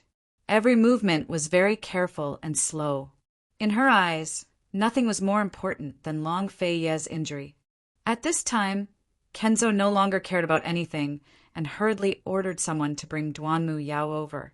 In the empty hall, Duanmu Yao's hair was disheveled, and her clothes were torn in several places. She was in so much pain that she rolled on the floor. She wanted to harm herself several times, but in the end, she could not bring herself to do it. Now, she had lost all her strength and was lying limp on the floor, waiting for news from the attendants. She had already sent the attendants to inform her master. She believed that her master would be able to save her. No matter what, her master would not watch her die without doing anything. The rose vines wrapped tightly around her body, squeezing her bones and organs. There was no place on her body that did not hurt. This was not the worst. The scariest thing was that the rose vines kept sprouting roses. She could clearly feel the flowers greedily drinking her blood, and they were getting faster and faster. The flowers were blooming, and her blood was gushing. It felt as if there were several holes in her body, and her blood would gush out at any moment, leaving not a single drop behind. She was afraid. She didn't want to die, much less die so tragically. When she saw the attendants enter, she was overjoyed. How was it? Did Master win? Did he get the antidote? No. Han Yunqi wants you to leave. Master sent us to fetch you, the attendants replied truthfully. Han Yunqi. Duanmu Yao muttered. Duanmu Yao muttered to herself. No matter how stupid she was, she could guess that things weren't that simple. She regretted not asking Jun Yixia for the antidote. Why? If she had the antidote, everything would be different. By the time Duanmu Yao arrived, Han Yunqi had already finished treating Long Fei's injuries. She had helped him put on his clothes and was earnestly helping him tie his belt. Duanmu Yao felt as if needles had pierced her eyes when she saw this scene from afar. It was extremely piercing. A maid helped her to the Kenzo's side. As soon as she stood up, Duanmu Yao slumped to the ground. She didn't say a word, but quietly sobbed. The Kenzo's old man hurriedly knelt down and took Duanmu Yao's hand. Several roses had bloomed on the back of her hand and arm, and the color was gradually turning bright red. Master. Duanmu Yao choked out. Master, Yao Yao is in so much pain. Master, please save Yao Yao. Master, Yao Yao is scared, so scared. Master, Yao Yao isn't scared of dying. Yao Yao is just scared that if Yao Yao dies, there won't be anyone to accompany you. Sob, sob. The Kenzo's old man had been somewhat calm. But when he heard this, his heart shattered. He roared at Han Yunqi, "Where's the antidote? Are you going to give it to me or not?" The antidote can be discussed. Han Yunqi first made her stance clear, then said coldly, "But this poison can't be treated without knowing the cause. Who was the one who poisoned me? Tell me first. This is a matter of life and death. If you have anything to say, save Yao Yao first." The Kenzo's tone was practically commanding. Unfortunately, Han Yunqi didn't buy it. She wasn't a 3-year-old child who could be easily coaxed. The antidote was in her hands, and Duanmu Yao's life was in her hands. Right now, they were the ones begging her. Did this pair of master and disciple look like they were begging? If you're begging, you should act like you're begging. She didn't want to take advantage of the situation, but there were a few debts that needed to be settled. Let's discuss this before saving Yao Yao. Han Yunqi said coldly, "Save Yao Yao first. The poison is about to act up. Han Yunqi, if anything happens to Yao Yao, don't even think about taking half a step out of Celestial Mountain." The Kenzo's old man was anxious and angry. If you keep arguing and something bad happens to her, this Wang Fei won't take responsibility. Han Yunqi was the one who gave her a warning.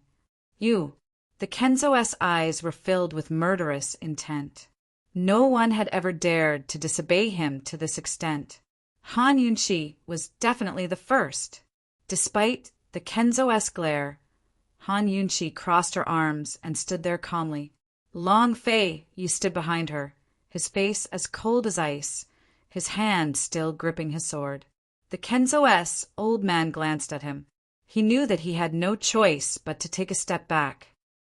Yao Yao, what's going on with this poison? He asked coldly.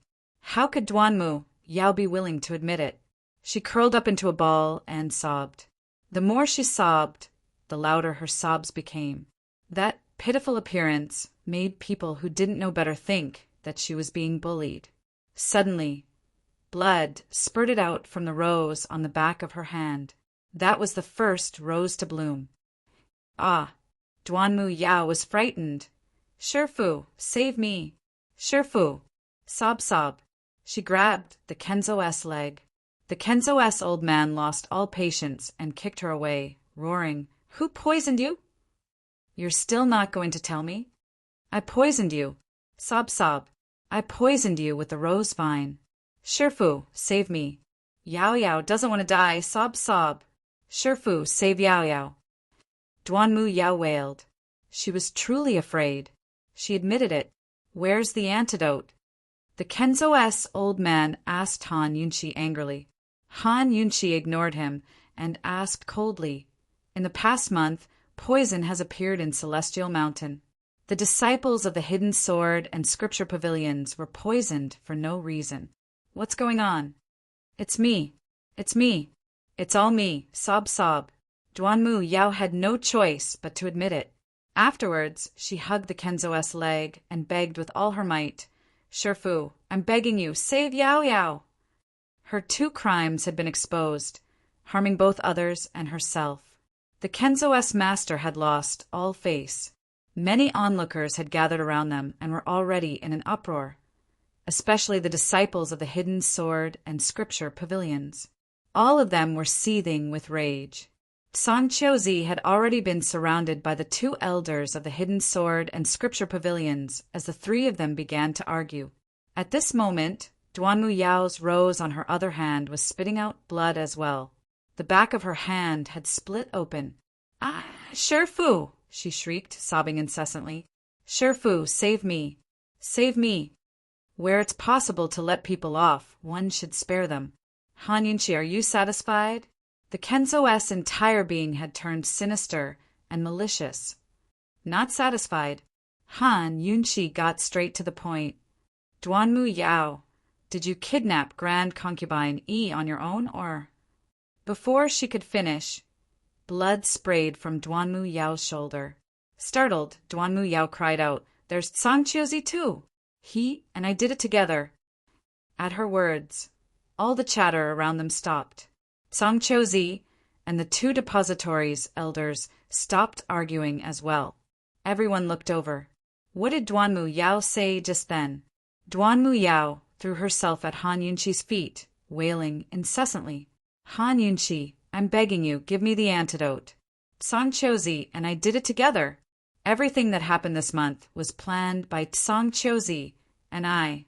I've already told you everything, so give me the antidote. Let me go. Sob, sob. Finally, Duanmu Yao looked like she was begging for help. But Han Yunshi remained unmoved.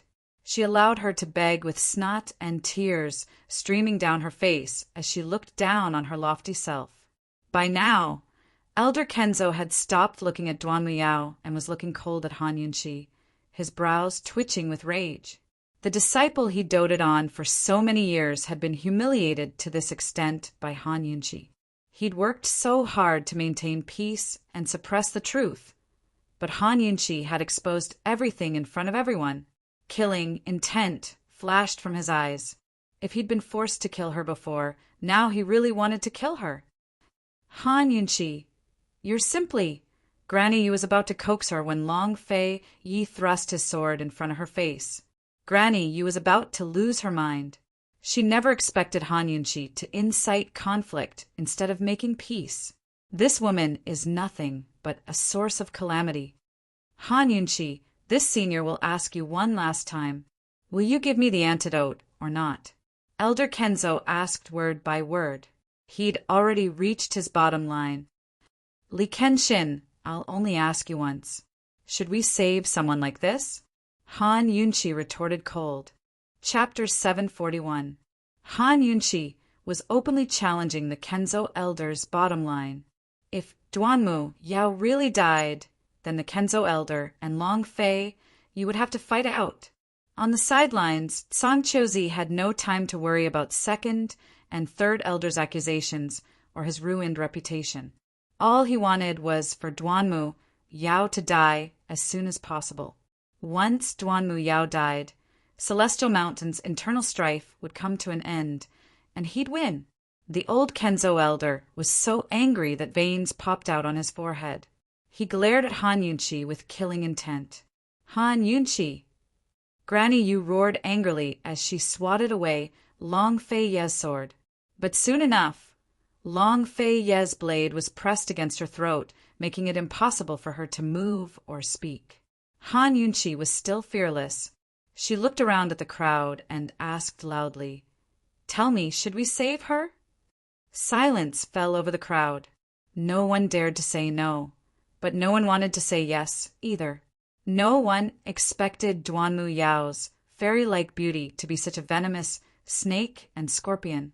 She was such a hypocrite, especially the male disciples. Their beautiful impressions of Duanmu Yao were instantly destroyed. Song Choying's lips curved into a cold smile. Although her father's reputation was ruined, Duanmu Yao's was enough to make her happy for days. As long as Duanmu Yao died, she'd be the #1 female disciple of Celestial Mountain. Duanmu Yao lay sprawled at Han Yunchi's feet, bleeding from multiple spots on her body. At this critical juncture, she was sobbing so hard that she'd lost all reason. Kenzo Elder's sharp eyes were now half-clouded. Killing intent pulsed from his sword. But before he could swing it at Han Yunchi, Duanmu Yao suddenly shouted, "I'm innocent! Master, senior brother. Han Yunchi, I'm innocent. Sob sob, I'm innocent. Song Chozi forced me to do everything. He forced me to do this. I didn't think too much about it either." Song Chozi was worried that senior brother would fight for the position of sect leader, so he's been forcing me to collude with him all these years. Duanmu Yao tugged at the hem of Han Yunchi's robes and begged bitterly. "Han Yunchi, it was all Song Chozi who forced me. He humiliated me, so I threatened to expose the truth if I didn't work with him. He wanted to ruin my reputation. Han Yunchi, believe me. Han Yunchi, I've told you everything. Please believe me." Everyone fell silent in an instant. The entire commandment yard and entire Mount Tianshan fell silent. No one expected things to turn out this way, much less Duanmu Yao and Song Chozi being so shameless. Han Yunchi was stunned as well. She only wanted to force Duanmu Yao to reveal more inside information, but never expected her and Song Chozi to be so filthy. By now, the silence had reached its breaking point. No one could find Song Chozi anywhere, so they all looked towards Song Choying. Disdain, ridicule, and loathing filled Song Choying's face. Her mind was blank. She had never imagined that her father would do such a despicable thing. Finally, she couldn't take it anymore. Muffling her mouth, she shoved aside the people next to her and fled. Song Chozi froze in place until he saw Song Choying run off in tears. Then he recovered his wits. Although he'd been using this to threaten Duanmu Yao, he'd never thought about spreading the news. Duanmu Yao, she's an absolute idiot. Does she think she can win Han Yunchi's sympathy with her words? What a joke. The killing intent emanating from Kenzo's sword suddenly vanished. His surroundings were quiet, but his entire being was as still as a statue. Not even the sound of breathing could be heard. Only his eyes grew murkier and murkier. Even his consciousness seemed to be slipping away. Han Yunchi finally took out the antidote from her medical pouch, but Long Fei Yi grabbed her hand and murmured, "What are you doing?" Song Chosi will be the happiest if she dies. We'll be in big trouble. Han Yunchi was very calm. She pried Long Fei Ye's hand away and crouched down to feed Duanmu Yao the antidote. But it was then that a fierce sword chi flew towards them. Long Fei Ye raised his sword and knocked it aside. Han Yunchi smoothly fed Duanmu Yao the antidote. Once Duanmu Yao was sure she'd taken the medicine, she relaxed and fainted. Han Yunchi rose to her feet and was about to speak to Kenzo when she noticed the strange look in his eyes. She was secretly alarmed. Old Kenzo's eyes are cloudy and his gaze is wandering. He seems to be unconscious. Could it be? Han Yunchi was about to remind Long Fei when he pulled her behind him and pointed his sword in the direction of the sword chi.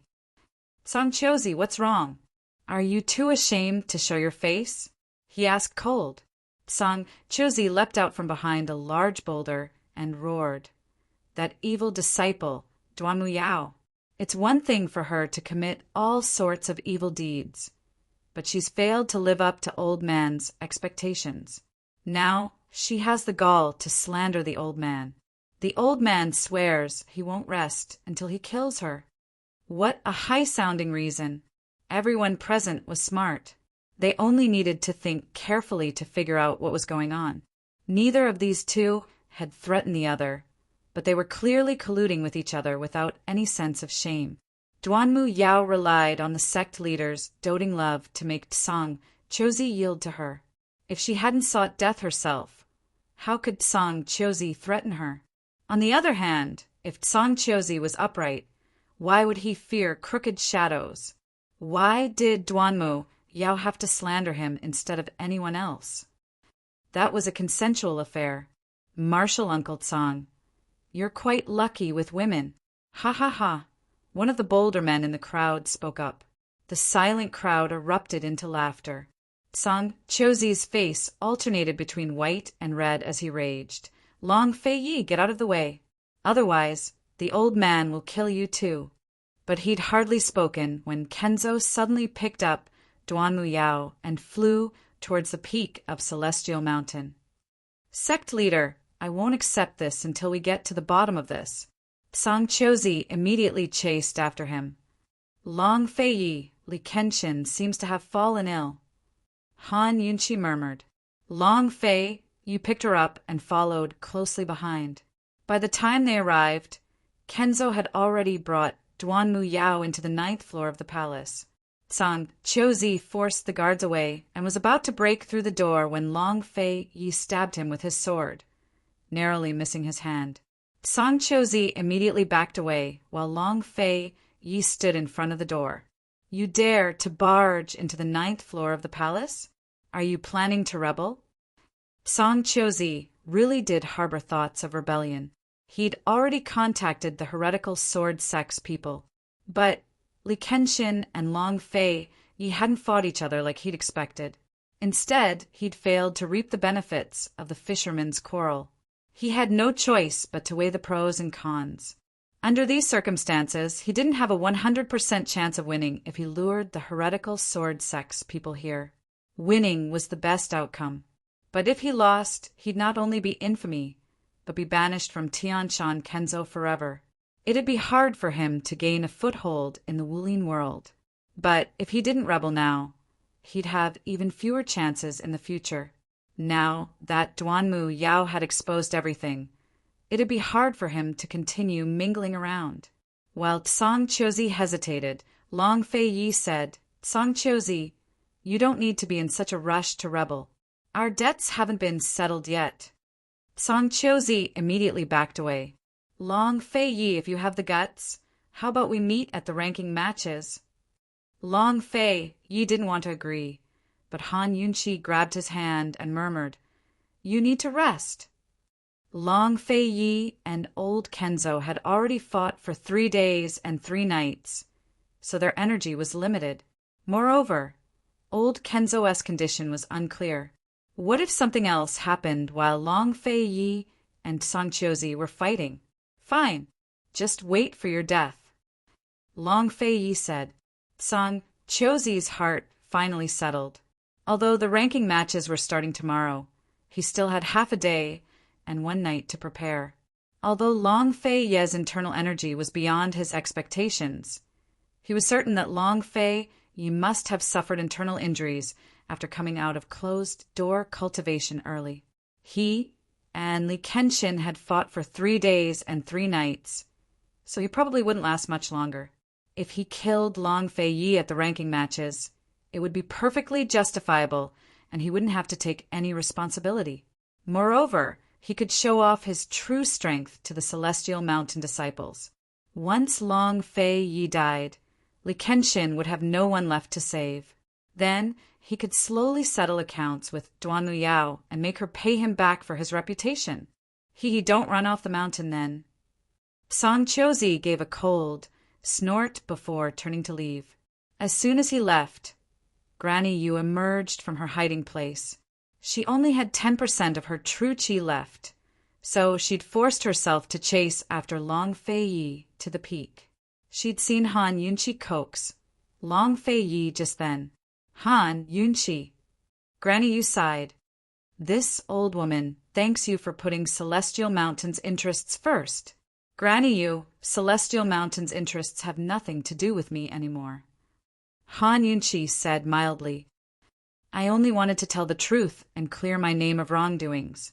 I wanted to make sure all the conspiracies and filth had nowhere to hide, so the Celestial Mountain disciples could see clearly what's right and wrong. Granny Yu, this is justice. Granny Yu never expected the young Han Yunqi to say such things. Actually, they all understood these principles. But which one of them had succeeded after all these years? Even the most impartial abstinence courtyard had refused to deal with Duanmu Yao's collusion with the 100 Poisons sect out of fear of their sect leader. Granny Yu suddenly wished that this girl was a disciple of her own abstinence courtyard and Celestial Mountain. She'd long forgotten about the remnants of the Poison sect. Some people's souls could always be independent and dazzling enough to make others forget their origins. Han Yunqi was such a person. Han Yunqi, no matter what, you still saved Duanmu Yao, Granny Yu said seriously. She hoped that Han Yunqi would show some mercy to Tianshan Kenzo and their sect leader. Unfortunately, Granny Yu was wrong. Han Yunqi was a woman who knew how to do righteous things, but she also knew how to repay favors and enmity as she pleased. She said, Granny Yu, sometimes living is torture. Compared to Song Chiozi, Duanmu Yao's reputation had been ruined even more. She was already Tianshan Kenzo's disgrace and the laughingstock of Tianshan Kenzo. Living in Tianshan Kenzo was worse than death. Unfortunately, she'd already lost her status as Western Zhou's princess and lost all her martial arts. She couldn't go anywhere except Tianshan Kenzo. Granny Yu didn't know what to say, but she suddenly smiled. No one could ever learn from this girl's cleverness and carefreeness. They could only like her and envy her. After Granny Yu left, Long Fei Yi glanced at Han Yunqi before kicking open the doors to his palace. Chapter 742. As soon as the doors to Juchong Palace were kicked open, Han Yunqi felt a gust of cold air rush towards her. It was bone-chilling. Only the heavens knew how many years it had been since this palace had been opened to sunlight. When she and Long Fei Yi walked in, Han Yunqi purposely closed the doors and locked them from the inside. The large palace was empty and pitch black. Only the faint light of a lamp could be seen in front of them. Elder Kenzo and Duanmu Yao should be there. The further they went, the colder it became.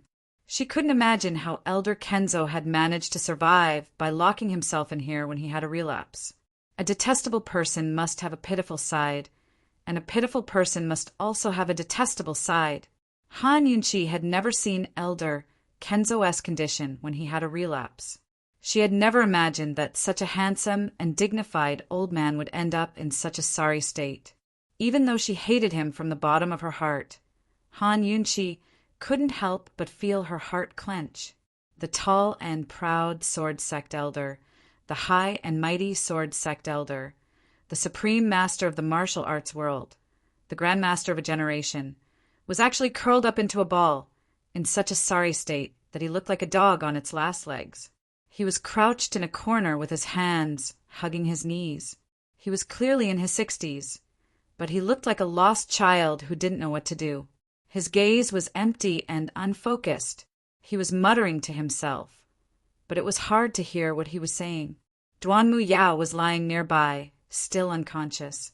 Han Yunqi was stunned. Long Fei Yi didn't move, his face expressionless. After a long time, Han Yunqi finally muttered, Was he always like this?" Han Yunqi recalled what Long Fei Yi had told her. Elder Kenzo's silver hair had turned white overnight because his teacher's wife had passed away. Only the word love could torment someone like this. If the heavens had feelings, they would also age.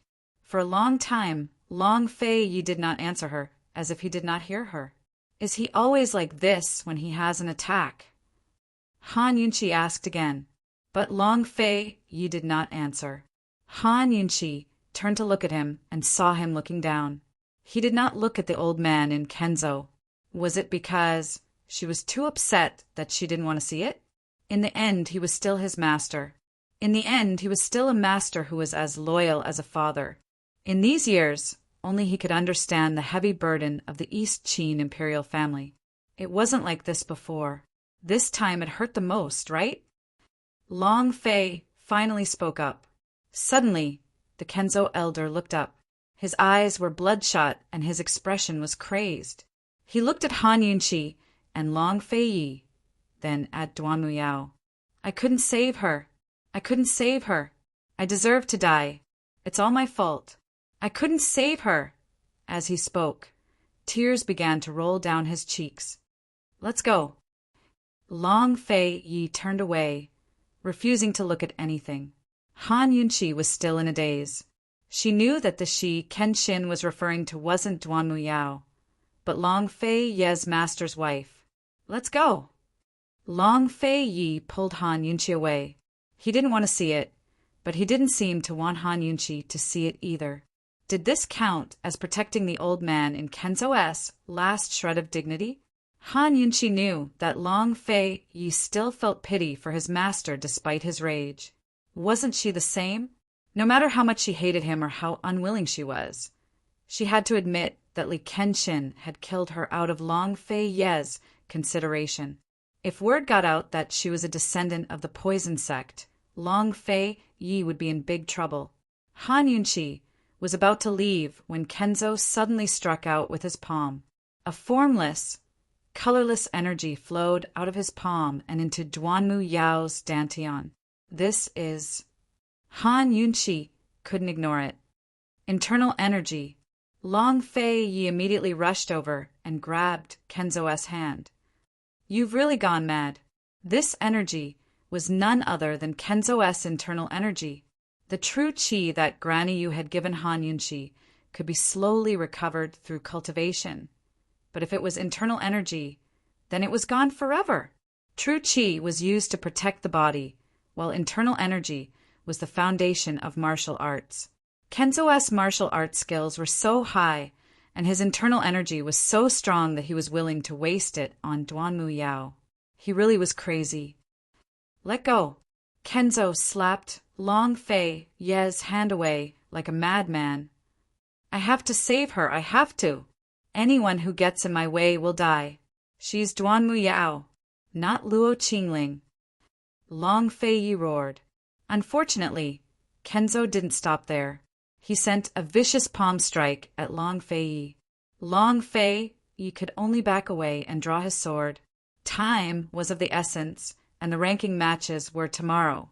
He'd come here to negotiate terms with Kenshin, not to see him give up on himself. Han Yunqi watched anxiously. She didn't want Long Fei Yi to fight Kenzo again, and she didn't want Long Fei Yi to waste his precious energy on something so meaningless. Seeing that the master and disciple were about to fight, Han Yunqi quickly pulled Long Fei Ye's hand away. Kenzo's sword came slashing down, right next to Han Yunqi. It was a close call. Long Fei Yi was shocked, and Han Yunqi broke out in cold sweat. Li Kenshin, Luo Qingling is dead. Dead. Han Yunqi roared. Luo Qingling died because of you. Why can't you face the truth? Kenzo was stunned. He looked at Han Yunqi, and his eyes gradually darkened. Be careful. Long Fei Yi wanted to pull Han Yunqi away, but Han Yunqi didn't dodge. She boldly met Kenzo's eyes and asked, You've been suffering from relapses for so many years. Do you think Luo Qingling will forgive you by punishing yourself like this? Let me tell you, she will never forgive you. Li Kenshin, you're a hypocrite and a coward. You betrayed Luo Qingling just to protect your laughable dignity, reputation, and righteousness. She must have been waiting for you to give her a status, but she'll never get it. She's already dead. Even in death, she can only call you master. Li Kenshin, I finally know why you want me dead. Haha, even Luo Qingling has to follow your so-called moral code, right and wrong, let alone others. Li Kenshin, if you can't afford to love her, why do you still love her? Why do you still want to hurt her? Li Kenshin, you can't save her life. You can't even save her heart. You can't give her anything. Li Kenshin, you can only go crazy. You can only admit her identity and miss her when you're crazy. Go crazy. Haha. It's just an excuse to make you forget the righteousness of Tian Shan Mountain and your relationship as master and disciple. Li Kenshin, it's been so many years. Why don't you want to recover from your illness? By the end, Han Yunqi was choking with sobs. Luo Qingling's already gone. She's gone far, far away. Even if you throw everything aside now and give her the status she deserves, she'll never know. Why did people only know what was precious when they lost something? Kenzo had already put down his long sword. His eyes were no longer cloudy, but tears were flowing down. He fell to the ground, exuding infinite sadness. Every one of Han Yunqi's words stabbed into the deepest, softest parts of his heart, hitting him right where it hurt. Han Yunqi knew she was being cruel, but she had to be cruel to the end. Reality was always crueler than the human heart. She flipped the unconscious Duanmu Yao over and removed her mask to reveal her old, ugly face. Li Kenshin, look clearly. This person isn't Luo Qingling. No matter how similar her talents are, it's not her. Letting a woman like Duanmu Yao practice the Xian Nu swordplay is an insult to Luo Qingling. Li Kenshin didn't look at Duanmu Yao. Actually, he knew everything. All these years, he had doted on and spoiled Duanmu Yao in hopes that someone could master the Xian Nu swordplay. Thus, he only cared about Duanmu Yao's dantian after her injuries. He didn't ask about her ruined face. Silence reigned in the empty hall. Li Kenshin hung his head like a statue. Let's go, Han Yunqi said. Tomorrow, I'll fight Song Qiuzi in the ranking matches. Long Fei said before leaving with Han Yunqi. At the door, Long Fei said, Han Yunqi, Han Yunqi waited for him to finish. But Long Fei Yi only stroked her bangs and smiled back without a word. What about me? Han Yunqi pressed. I'll take a look at your internal injuries. Let's go. Long Fei Yi said. Han Yunqi's words had been lingering in his mind. Since you can't afford to love, why do you love? Why do you hurt? The 7th floor palace was Long Fei Ye's residence at the peak of Celestial Mountain. Its layout was similar to his quarters at the Duke of Qin's estate. As soon as they entered, Han Yunqi felt as if she'd returned to the Duke of Qin's estate. Only then did she remember something. Long Fei Yi. The estate sent a letter before saying that Su Xiaoyu's gone missing. She must have been kidnapped. Don't worry. Chu Shifeng will take care of it. Long Fei Ye's eyes flickered with a complicated look as he took Han Yunqi's hand to take her pulse. Han Yunqi wanted to ask more questions, but Han Yunqi stopped her with a look. Han Yunqi could only calm down and let him take her pulse. After confirming that Han Yunqi's internal injuries weren't serious, Long Fei Yi finally relaxed. He abruptly reached a hand below Han Yunqi's stomach and gently touched it. Han Yunqi couldn't help but tense up. That place was too sensitive. Long Fei's hand was very warm as it rested on her stomach. It felt indescribably comfortable, and she could faintly feel a warm current flowing from her stomach to spread throughout her body. She was clearly very tired and weak, but now she felt refreshed, as if she'd been reborn. Gradually, she forgot about Long Fei Ye's hand and felt her entire body grow lighter. Thank goodness Granny Yu's true qi was protecting me, Long Fei Yi sighed, still feeling a lingering fear. I really shouldn't have brought you here. Han Yunqi grew agitated. Don't even think of chasing me away. Long Fei Yi laughed. I bet all of Cloud Realm Continent knows about your origins by now. Han Yunqi hadn't realized this at all. Celestial Mountain was difficult to ascend, but news of the poison sect spread like wildfire. Long Fei Yi grew serious. We can only win tomorrow's ranking matches. We can't lose. Everyone in the world knew about Han Yunqi's origins, so they would know about the changes at Celestial Mountain as well. Only by taking control of Celestial Mountain and Cloud Realm Continent's martial arts circles could he contend against Medical City. Otherwise, he'd become a target for everyone as soon as he took Han Yunqi down the mountain. As they spoke, there was a knock on the door. Who was it? Chapter 743. Someone knocked on the door, but Long Fei Yi and Han Yunqi seemed to know who it was and tacitly ignored it. Long Fei Yi asked faintly, "How's the poison beast?" Even though he didn't see how the poison beast protected Han Yunqi, he heard the commotion and knew that if it wasn't for the poison beast, Han Yunqi would have died under the swords of that group of people. At the mention of Lil Thing, Han Yunqi's heart felt like it was being stabbed by a knife. Once her poison storage space was restored, she put Lil Thing into the poison pool to recuperate. She put almost all of the expensive poisons in the poison storage space into the pool to increase its toxicity, hoping to help Lil Thing a little more. Even though she didn't take the poison beast's blood this time, Lil Thing was beaten back to its original form right after it was restored, so it must have been severely injured. It's recuperating in the poison storage space, still unconscious.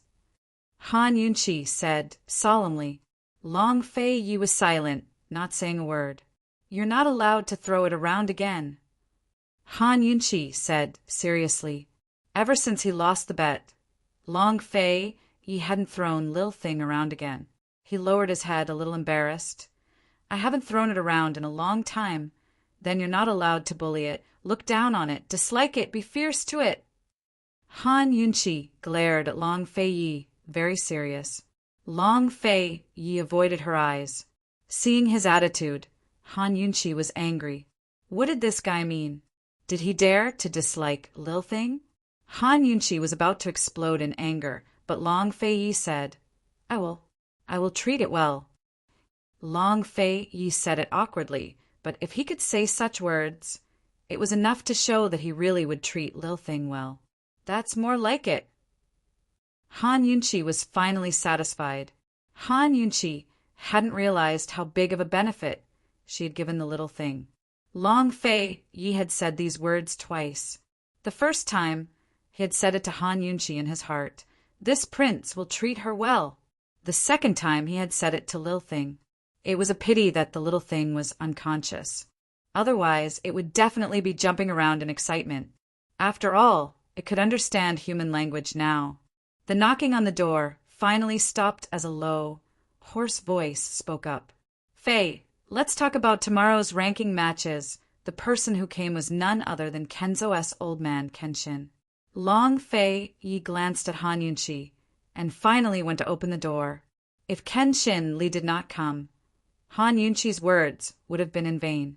When he opened the door, he saw Kenshin still in a sorry state. He must have come here immediately after leaving the Ninefold Palace. He seemed to have aged 10 years in an instant, no longer looking like his former self. Fortunately, his eyes were still clear and sharp. This meant that he was sober, very sober. Han Yunqi stood behind Long Fei Yi and studied the old man. Although she had seen him with her own eyes, it was hard to imagine him in such a helpless state. Kenzo purposely avoided Han Yunqi's gaze, so Long Fei Yi invited him inside to talk. Han Yunqi had no idea how dangerous tomorrow's matches would be, but Kenshin Li was well aware.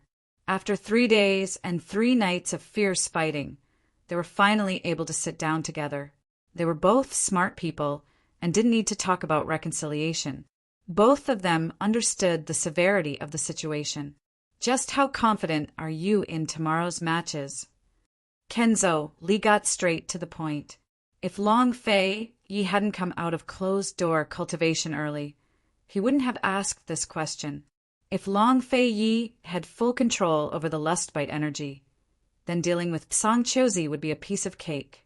But Long Fei Yi had come out of closed-door cultivation early and fought for 3 days and 3 nights. Kenzo Li had no idea what Long Fei Yi was up to. All he knew was that Long Fei Yi wasn't certain of victory. 1 night's rest should be enough, Long Fei Yi said mildly. Kenzo Li knitted his brows in disbelief. He was about to ask when Long Fei Yi shot him a look. It was obvious that Long Fei Yi didn't want Han Yunqi to know the truth. Only then did the sword sect master remember that Long Fei had concealed the lustbite energy from him. "Let me take a look at your pulse," he said. Long Fei Yi reached out without hesitation. Kenzo Li's face turned green as soon as he felt his pulse. Even Han Yunqi could tell that something was amiss. "What's going on?" Han Yunqi asked anxiously. "It's nothing serious," Long Fei Yi replied immediately. Han Yunqi was much more clear-headed than before. When she saw the wounds on Long Fei's back, she'd cried herself silly. Now that she thought about it carefully, how could she still believe Long Fei's nonsense of no major injuries? He was only trying to comfort her. Han Yunqi glared at him, her gaze enough to kill. "Liar. I'll never believe you again." Long Fei Yi's heart skipped a beat as he felt an indescribable sense of dread. He looked at Han Yunqi's furious expression and couldn't find an explanation. Han Yunqi didn't notice his strange behavior, but asked Kenzo Li, "Just what's going on? Is it serious? What will happen if we fight Song Chozi again?" Han Yunqi thought that they wouldn't fight unless they were 100% certain. After all, one was responsible for one's own life and death in the ranking matches. Once Song Chozi's weakness was exposed, they'd have 9 chances of survival. Seeing Kenzo Li remain silent, Han Yunqi got straight to the point. "Li Kenshin, you raised this wolf Song Chozi yourself, so you'll deal with him yourself. Long Fei Yi isn't playing anymore." Although the sect leader couldn't participate in the ranking matches, he could deal with Song Chozi tonight. Was Duanmu Yao's exposure of Song Chozi's crimes still insufficient to convict him of his crimes? All that talk about not wanting internal strife, not liking bloodshed between factions, and not wanting to attract heretical sword sect members were just excuses. Why should Long Fei Yi risk his life to maintain peace on Celestial Mountain? It wasn't like Li Kenshin didn't have the strength to deal with Song Chozi. Whatever should be messed up should be messed up. Long Fei's heart finally returned to normal at the sight of Han Yunqi's worried and indignant expression. He smiled dotingly but didn't say a word. Kenzo Li was actually smiling as well. His silver hair was disheveled and his face was mottled with tears, but his smile was amiable and amiable. He said, "It doesn't matter whether Celestial Mountain is in chaos or not now. Lass, rumors must be spreading all over Celestial Mountain. Celestial Mountain can fall into chaos, and Old Man can kill Song Chozi right now. But Fei needs to win tomorrow's ranking matches. He needs Kenzo's position as sect leader and the strength of the martial arts circles. Otherwise, it'll be hard for him to face off against Medical City or protect you." Han Yunqi calmed down and understood. No matter what, Long Fei Yi had to win this match. "How's the situation?" Long Fei Yi finally spoke up. "I'll help you tonight, don't worry," Kenzo Li said seriously. He finally stopped avoiding Han Yunqi's gaze and looked at her seriously. "Lass, you're right. Old Man raised a wolf, so Old Man has to deal with him personally. Just what was Kenzo Lee planning? And what about Long Fei Ye's situation?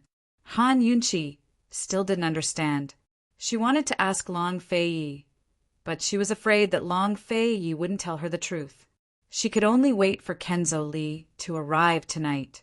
Not long after Kenzo Lee left, Han Yunqi and the rest received news that Duanmu Yao had been thrown into the Celestial Prison by Kenzo Lee. The Celestial Prison was Tian Shan, Kenzo's highest-level prison cell. It was a true prison cell right below Celestial Sword's main hall. Each cell was surrounded by 4 dead walls and a hollow iron mesh at the top. Anyone locked inside would be forever trampled underfoot, never to rise again. He's finally awake, Long Fei intoned. After all these years, he'd always felt that his master wasn't ill, but drunk. Han Yunqi had dug up his old wounds, but the pain had awakened him instead. Before nightfall, Su Donglin arrived with 2 letters from South Ning Prefecture. The situation was dire. News of Han Yunqi's poison sect disciple spread throughout Cloud Realm continent. Medical City was the first to make things difficult for Medicine City, demanding that they stop all dealings with Pill Fiend Pharmacy. At the same time, they restricted the medical community's activities in South Ning's Commander-in-Chief's estate. As soon as the rumors spread, Gu Beiwa was the first to voice his suspicions and demand proof. Han Yunqi was far away at Celestial Mountain, so only its disciples had seen the poison beast. Medical City couldn't produce any proof right away, which was why Medicine City didn't give them a formal answer. The medical community hadn't completely retreated either. However, South Ning's Commander-in-Chief's estate was already divided into 2 factions. One faction insisted on believing in Long Fei Yi and that Han Yunqi wasn't the poison sect disciple, so they demanded proof. Another faction wanted Long Fei Yi to give Long Fei Yi to Medical City to atone for his crimes. The war between the 3 nations was still ongoing. Ning Qing stood on Medical City's side and accused Long Fei Yi of colluding with the poison sect. Tian En and Western Zhou didn't make their stance known, but simply watched from the sidelines. That wasn't even the worst news. The worst news was that Ning Qing had transferred over a large batch of redcoat cannons from somewhere to defend the Eastern Front against the Mu family troops. He was going to personally lead the Ning clan troops into a fierce battle with the Chu clan troops. Western Zhou's imperial prince had staked everything on a single throw and placed all of his troops on the battlefield in Fenglin Prefecture. Long Fei Ye's expression was grave. It was obvious that Ning Cheng's move was completely unexpected. He guessed that Cloud Realm Trade Consortium had more red coat cannons in their hands, and that Ning Cheng was keeping them to defend against Northern Li. Otherwise, Ning Cheng's prudence would never allow him to leave the northern front open and the Chu clan troops on the eastern and western fronts. Just what had made Ning Cheng so impulsive. Why was he staking everything on a single throw? It had to be said that the situation was grim. There were sudden changes in the war between the 3 nations and internal strife in the south-central regions. No one knew how long Gu Beiwa could hold out. Once Medical City punished the south-central regions, Ning Chang wouldn't even need to kick them while they were down. The south-central regions would crumble on their own. Han Yunqi's face turned ashen at the sight. She always knew that Medical City was powerful, but she never expected the medical industry to replace the banks, grain, and military industries and hold the government hostage. Once there were no doctors, the people would panic and the country would fall into chaos. Even if she was a descendant of the poison sect and had done all sorts of evil deeds, the medical academy couldn't threaten Long Fei Yi with withdrawing their medical services. They were treating the lives of the common people as a joke. Treating and saving lives and researching medical skills were secondary to the medical academy. To those people, medical skills were a sharp weapon that could eliminate dissidents. Han Yunqi hadn't been curious about the poison sect's past or the grudges between them and the medical academy, but now she was curious. I really shouldn't have come to Celestial Mountain. Han Yunqi began to blame herself. Chapter 744. Han Yunqi blamed herself deeply. If she hadn't gone to Celestial Mountain, none of this would have happened. Now that she thought about it, Elder Kenzo and Granny, you weren't so hateful after all. Her worries were entirely justified. Long Fei Yi stared at Han Yunqi for a long time before saying, whether you like it or not, you can't throw it away. You have to accept it. It's just a matter of time. Han Yunqi knew as well. She couldn't carry the poison sex secret forever, could she? How cowardly would that be? Her only hope now lay in the ranking matches. Has there been any movement in Northern Li in the past month? Long Fei Yi asked. Su Donglin hastily replied. General Ouyang's side found out something, but we haven't gotten any concrete information yet. Speak? Long Fei Yi asked. Jun Yixia, the crown prince, and the second imperial prince went to Winter Crow country north of the snowy mountains. General Bailey suspects that they went there to buy horses, Su Donglin reported in a low voice. It looks like the Northern Dynasty's emperors are in a hurry, Han Yunqi commented. They've always been in a hurry. Long Fei Yi mused. If Jun Yixia bought horses from Winter Crow country, the cavalry and horses would get used to each other during the return journey. If they were fast enough, they would be able to put them to use around the start of winter. If they were on the safe side and waited until winter, Northern Li would still be able to reap the benefits of the war. Once Northern Li enters the fray, Han Yunqi said thoughtfully, then wouldn't they be able to keep Ningqing in check? Originally, Western Zhou and Tian were attacking Ningcheng from both sides. Both sides are evenly matched in strength, so Long Fei Yi could just sit back and reap the benefits. However, Ningcheng had given up on the northern defense line and used a large number of redcoat cannons against Tianning, while he personally went to the western front to fight Chu Tianning. In this way, Ningcheng's chances of winning were very high. This was because Tianning's Mu family troops weren't that strong. Although the Mu family troops were brave and skilled in battle, and General Mu and Mu Qinggu were true military talents, Long Tianma's support was limited in terms of weapons and provisions. In addition, the Mu family had risked everything to support Long Tianma during the civil war in Tianning. They'd used up a lot of their military strength, so even if they kept recruiting new soldiers, they'd never regained their former glory. No matter what, General Mu was no match for Ningcheng's redcoat cannons. Once General Mu was defeated, Ningcheng would definitely deploy the redcoat cannons to the western front to deal with the Chu clan army. This way, Ningcheng would win on both fronts. And given Ningcheng's temperament, once he agreed with Western Zhou and Tian'an, he would definitely use the medical academy to punish the commander-in-chief's manor in Zhongnan, and then immediately send his troops down south. Exactly. Han Yunqi's words were exactly what Long Fei Yi was thinking. As long as Northern Li can pin down Ningcheng, it'll buy us at least 2 months to deal with Medical City's sanctions. Currently, Medical City couldn't produce any evidence to punish the commander-in-chief's manor in Zhongnan. Medicine City could hold out for a while, but so could Gu Beiwe and Bailey Yuanlong. Thus, Long Fei Yi had to finish his business on Celestial Mountain as soon as possible and rush back to the commander-in-chief's manor to prepare for Medical City's full sanctions.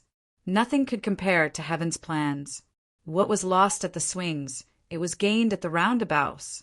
Long Fei Yi immediately wrote a letter himself and had Su Donglin send it by flying hawk to Gu Beiwe. He told him to do his best to stabilize the situation and deal with Medical City until Northern Li sent their troops. Although it was all bad news, it wasn't enough to force them into a corner. Han Yunqi silently exhaled in relief. That's right, Your Highness.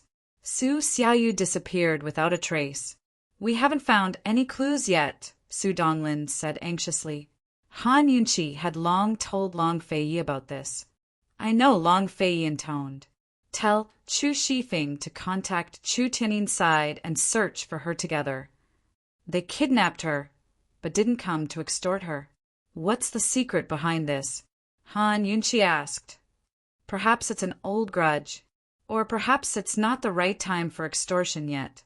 Long Fei Yi didn't seem to take the matter to heart. Just wait, he intoned. After Su Donglin left, the room grew quiet. It was currently afternoon, the quietest time of the day on Celestial Mountain. Han Yunqi leaned against the window and looked down at the quiet scene below. Her heart was filled with emotion. She knew that Celestial Mountain's calm had long been replaced by turbulent waves. Song Qiuzi had to be making his own preparations right now. The heretical sword sect was itching to make a move, but so were the scripture and sword depositories. Granny Yu would be a great help to them, but her vitality had been greatly damaged. It'd take her at least a year or so to recover. The branch factions at the foot of the mountain were probably observing the situation as well. Most of them supported Long Fei Yi in the past, but now that her identity as a poison sect member had been exposed, how many of them would stand by Long Fei Ye's side? Old man Kenzo had only imprisoned Duan Muyao. San Qiuzi's evil deeds and Duan Muyao's identity as a poison sect member had yet to be dealt with. Although none of the Celestial Mountain disciples dared to bring it up or ask, they would all be waiting. Han Yunqi mused that old man Kenzo would only deal with these two matters after tomorrow's ranking matches. Too many things were involved in tomorrow's matches. While Han Yunqi was lost in thought, Long Fei Yi had already silently walked up behind her and hugged her gently. He rested his chin on her shoulder and asked, "What are you thinking about?" "I was thinking," before Han Yunqi could answer. Long Fei Yi muffled her mouth. "Don't think about anything. It's rare for you to have a free afternoon, so keep your lordship company." Han Yunqi smiled. "I've been keeping you company the entire time. Don't think or say anything. Just stay by my side, all right?" Long Fei Ye's soft voice was filled with exhaustion. Han Yunqi knew he was tired. Actually, she was exhausted as well. Hearing him say that only made her even more tired. It had been too long since she'd emptied her head and let go of all her distractions to rest. All right. She was just about to turn around when Long Fei Yi suddenly picked her up and strode towards the bed. Han Yunqi lay on her back while Long Fei Yi lay beside her, his back injured. The two of them held hands and closed their eyes in tacit understanding. They didn't say anything. Some companionship had nothing to do with lust or romance. There was no need for hugs or words. As long as they quietly stayed by each other's side, that would be the most lasting companionship. They lay like this for the entire afternoon. It was unknown if Long Fei Yi or Han Yunqi would fall asleep first. Long Fei Yi had never been this relaxed or slept this soundly ever since he'd found out about his past. This afternoon he forgot about his injuries, forgot about all the hardships he'd suffered as a child, forgot about East Qin, his stepmother, imperial father, Tang Zijin, and Aunt Ru. He also forgot about the 7 noble families, Western Qin's imperial family, the poison sect, and the medical academy. As for Han Yunqi, this was her first time letting herself go like this ever since she'd transmigrated. Although the afternoon wasn't long, she felt like she'd slept for an entire century. She'd had a very, very long dream where the modern world and cloud realm continent intertwined. Her familiar places and people were all thrown into chaos. Gradually, she fell into a trance. In her trance, there seemed to be 2 forces pulling at her. She looked to the right and saw Long Fei Ye's face clearly. To the left, it was a blur. Who was it? "Who are you?" she muttered in her dream. That person didn't respond. Instead, he yanked her over. "Long Fei Yi." She looked back and saw Long Fei Yi staring at her, expressionless and silent. He didn't chase after her, but kept backing away until his figure was swallowed up by the darkness behind him. "Long Fei Yi." Han Yunqi suddenly sat up in fright, breaking out in cold sweat. Long Fei Yi was sitting by her side, holding her hand. "Did you have a nightmare?" Han Yunqi looked down and saw Long Fei Yi holding her hand tightly. She exhaled in relief. "So it was you. What is it?" Long Fei Yi didn't understand. I dreamed that someone wanted to pull me away, but I couldn't see his face clearly. So it was you. Han Yunqi smiled, thinking that she must be too tired to dream so easily. Who else would dare to pull you away besides your lordship? Long Fei, Yi grinned back. Did you sleep enough? Han Yunqi asked. Long Fei, you really had slept enough. He'd never slept so comfortably before, so he was fully rested. It's good that you've slept enough. Come over. Come over. The old man's voice suddenly drifted over. Han Yunqi noticed that the old man was already sitting at a nearby tea table. There were no longer any traces of him being in a sorry state. His silver hair that had gone white that night was neatly combed. He exuded a dignified aura. How are Long Fei Ye's injuries? She asked seriously. He came out of seclusion early and forcefully suppressed his internal injuries. He's already very lucky to be able to hold on until now. His chances of winning tomorrow's battle aren't high. Even if he wins, he'll still be seriously injured. At best, he'll suffer from cultivation deviation. At worst, his blood will flow in the opposite direction, and he'll die, said the old man cold. Han Yunqi was shocked and glared fiercely at Long Fei Yi. Long Fei Yi didn't deny it. Then what do we do? Han Yunqi immediately rushed over to the old man Kenzo. Her grudges with him had long been forgotten. The old man Kenzo couldn't help but laugh. Lass, do you still trust the old man? I don't. Do we have any other choice? Right now we're all in the same boat. Songchozi and Duanmu, Yao did those shady things. You're the sect leader of Celestial Mountain and Duanmu Yao's master, so you bear the greatest responsibility. Moreover, Long Fei Yi is your disciple too. Long Fei Yi colluded with me, a descendant of the poison sect. You're also responsible for not disciplining him properly. Right now, the world isn't just cursing Songchozi and Duanmu Yao. It's not just me either. You're the sect leader of Celestial Mountain, the alliance head of the martial arts circles. Han Yunqi grew agitated as she spoke. She paused to take a sip of tea before continuing. You don't have to worry about Long Fei Yi. You can go kill Songchozi right now, but so what? Will the world accept you as sect leader if you continue to hold the position? You'll lose your position as Celestial Mountain's leader within 3 years. Han Yunqi spoke of the crux of the issue that Kenshin and Long Fei Yi hadn't brought up. Between them, it wasn't just a matter of helping or forgiving each other. They were all in the same boat, bound together for good or ill. Long Fei Ye's lips quirked up into a smile. The old man, Kenzo, laughed out loud. Lass, it's a good thing you're a woman. Fei has one less formidable opponent. Han Yunqi didn't want to discuss gender equality with the old man Kenzo. She asked urgently, How are you going to help Long Fei Yi? The old man Kenzo glanced at Long Fei Yi before asking, I've been in closed-door cultivation with him all night. Do you still trust the old man? But Han Yunqi actually said, Chapter 745. But Han Yunqi actually said, I trust you, not Long Fei Yi. When she finished, she gave Long Fei Yi a meaningful look. Long Fei Yi had lied to her about his injuries. So how could she trust him again? Long Fei seemed to want to explain himself, but in the end he only smiled and said nothing. Actually, he had long told his master not to tell anyone about the lust bite energy. Even if this girl stared at them, she'd still be fooled.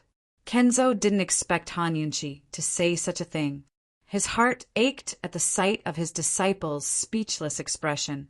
Fei had really given a lot of thought to this girl. Fei, let's begin, Kenzo intoned. What are you planning to do? Long Fei Yi asked. Although neither of them spoke about the lust by energy, they both knew what it was. Long Fei Yi hadn't fully grasped the lust bite energy because he'd come out of closed-door cultivation early. He'd forced the last strand of energy into his body to control it. But because of this, his internal injuries were severe. Actually, he'd fought Kenzo for 3 days and 3 nights. If he'd let his guard down for even a moment, he would have lost to Kenzo's sword. If he could control the last strand of lustbite energy, then his strength would be equal to Kenzo's. Right now, the strand of energy was still running amok in his body. Especially since he'd just taken a nap, it was more active than ever. His internal injuries made it impossible for him to draw out the energy, much less control it. Thus, he could only rely on external forces, such as old Kenzo's. Using old Kenzo's energy to heal his internal injuries, he could then try to draw out the last strand of lustbite energy and regain control of it. Old man will use his internal energy to heal you, Kenzo said. Long Fei nodded and did not say anything. Kenzo can only use his chi to heal him. The old man and Kenzo arranged for people to guard the door. The master and disciple did not enter the secret room. Instead, they sat down on the bamboo couch. Han Yunqi watched them from the side. Girl, you can only watch. Don't make a sound. Do you understand? The Kenzo old man warned. Otherwise, you will kill him. Han Yunqi nodded vigorously. I understand. Fei, you must remember not to get distracted, Kenzo warned. Long Fei, Yi only responded faintly. I'd better go. I'll wait outside the door. Han Yunqi was afraid. If she stood here, she would more or less affect Long Fei. Just stand here. I'll be more at ease with you here. Long Fei smiled. Kenzo old man had already started circulating his internal energy. Han Yunqi didn't dare to say anything and quickly retreated behind Long Fei. Long Fei quickly calmed down as well, but he soon sensed that something was wrong. Kenzo old man wasn't using his chi to save him, but internal energy. He was shocked and turned around to look. At that moment, the sword sect master pressed down on his shoulders with both palms, and a thick and powerful wave of inner energy instantly poured into his body through his shoulders. Master! Long Fei blurted out, not realizing he'd said master. Ever since he came out of closed-door cultivation, he'd never called Kenzo old man master again. Don't get distracted. Kenzo old man's voice boomed like a bell.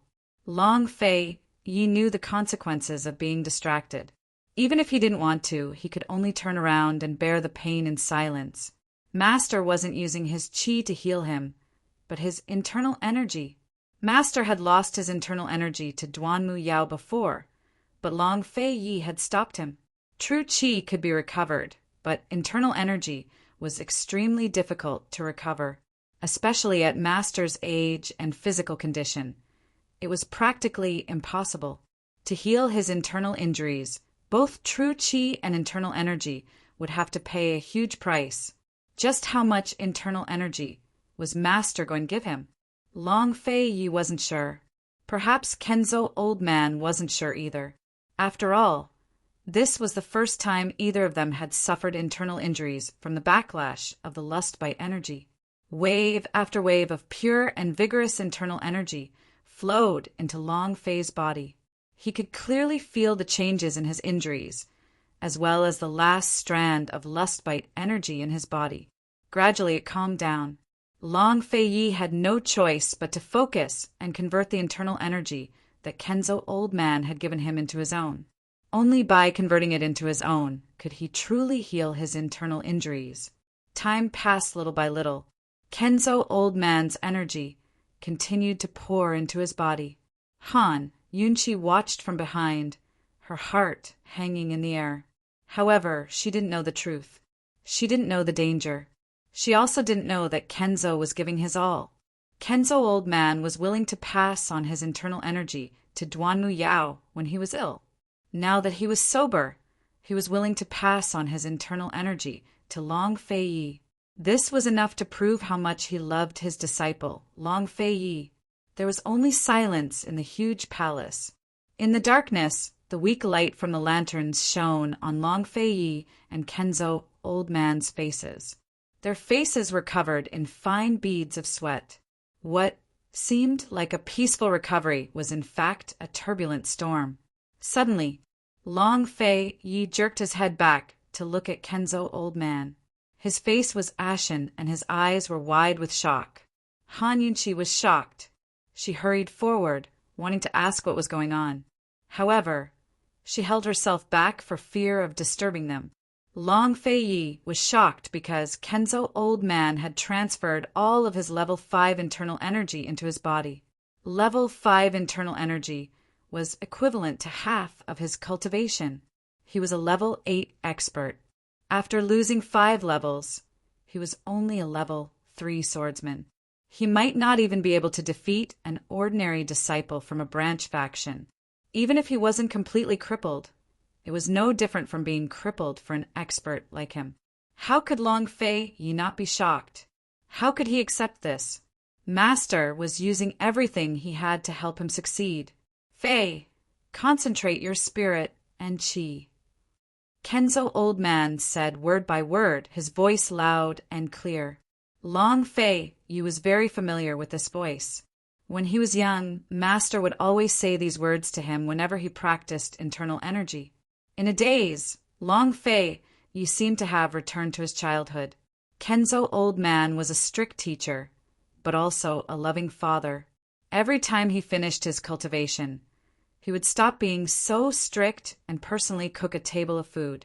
He would drink wine while Long Fei Yi would drink tea.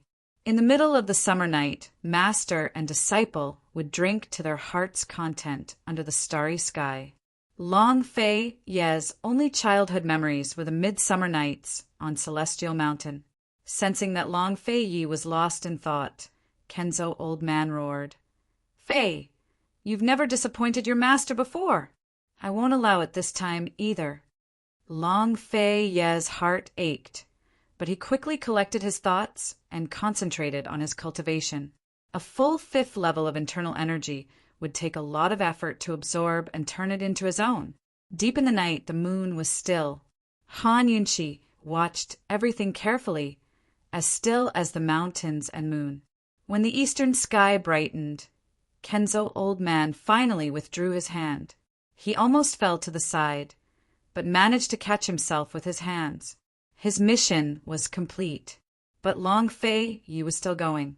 Once Long Fei Yi recovered from his internal injuries, he had to draw out the last bit of lust bite energy and absorb it back into his body to control it.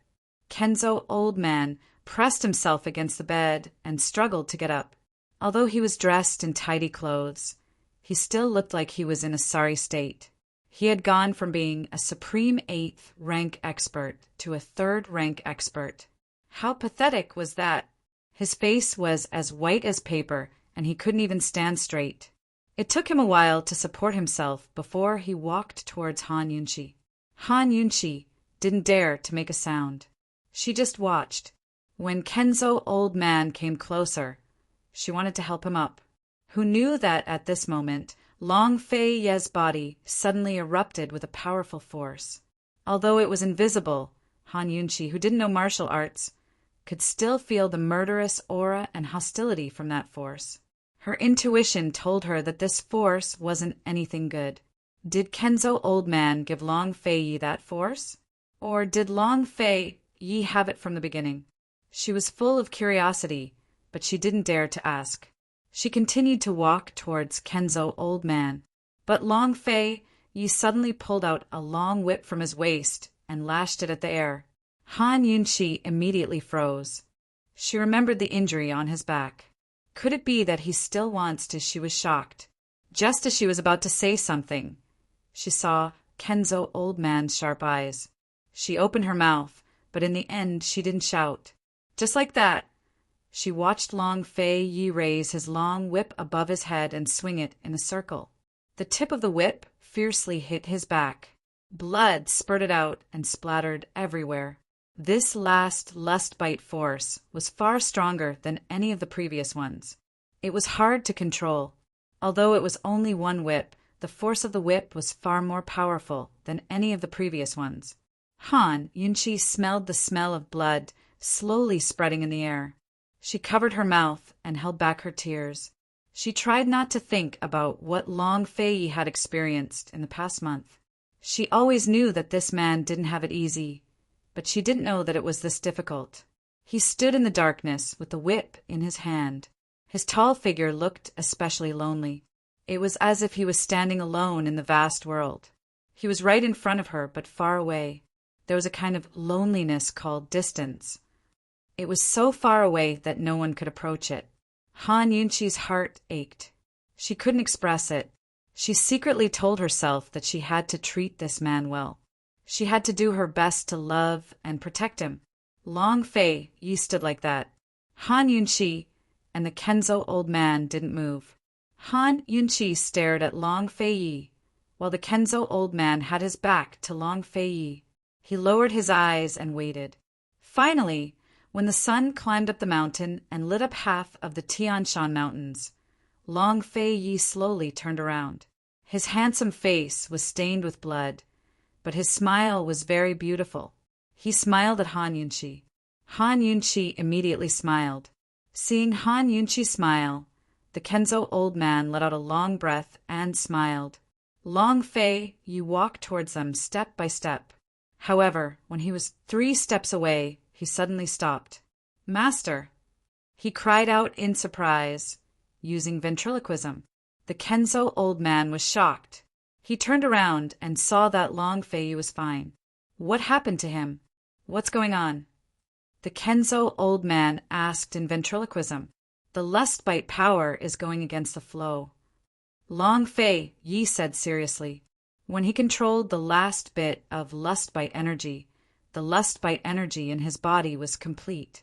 He could clearly feel that this energy had become more vigorous and powerful because it was complete. He thought that he had control over it, but this energy suddenly went against his control. The Kenzo old man was shocked. He had never encountered such a situation. Could it be that he had gone berserk?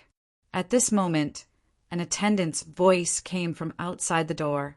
"Master, Elder Tsang sent someone to rush you." In front of the Sky Sword Hall, the ranking battles battlefield had already been set up.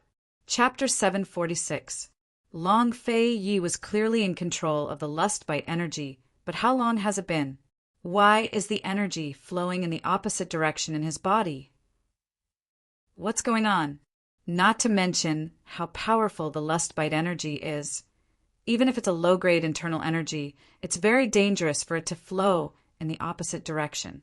Whether it's Long Fei Yi or Kenzo, their understanding of the lust bite energy is limited.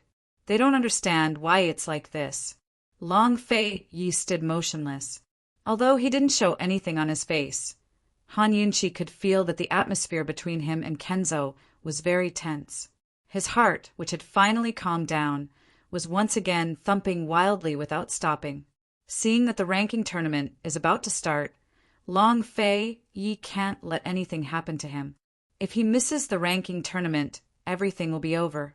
Suddenly, Kenzo stepped forward and pressed his hands on Long Fei Yi. Long Fei Yi seemed to know what Kenzo wanted to do. He wanted to block Kenzo's hands. But Kenzo had already used all his third stage internal energy and poured it into Long Fei Yi's body. This third stage internal energy merged with the fifth stage internal energy that was originally passed to Long Fei Yi, forming a powerful and complete eighth stage nirvana energy that forcefully suppressed the lust bite energy. Kenzo let go of his hands and immediately retreated a few steps. He fell to the ground and spat out a few mouthfuls of blood. He had used up all his life's knowledge and his internal energy. Only Kenzo's eighth stage nirvana energy can contend with the lust bite energy. Long Fei Yi looked at his master and resolutely sat cross-legged on the ground. He borrowed the strength of his nirvana energy to forcefully suppress the lust bite energy. After a while, the reverse flow disappeared and he could finally control the lust bite energy. As soon as Long Fei Yi recovered, he walked towards Kenzo. "Master, you... Fei, these two powers are only evenly matched in your body for now. They're restricting each other for your own use, but there must be a reason for the lust bite energy to go in the opposite direction," Kenzo said through ventriloquism.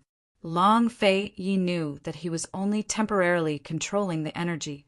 No one knew when it would go awry again. He grew heavy, Master, your internal energy. Ha, that last Yunchi is right. The old man's name is the old man. Why does he still have his martial arts skills? It's better to cripple them all. Become an ordinary person. The sword, sect, master chuckled.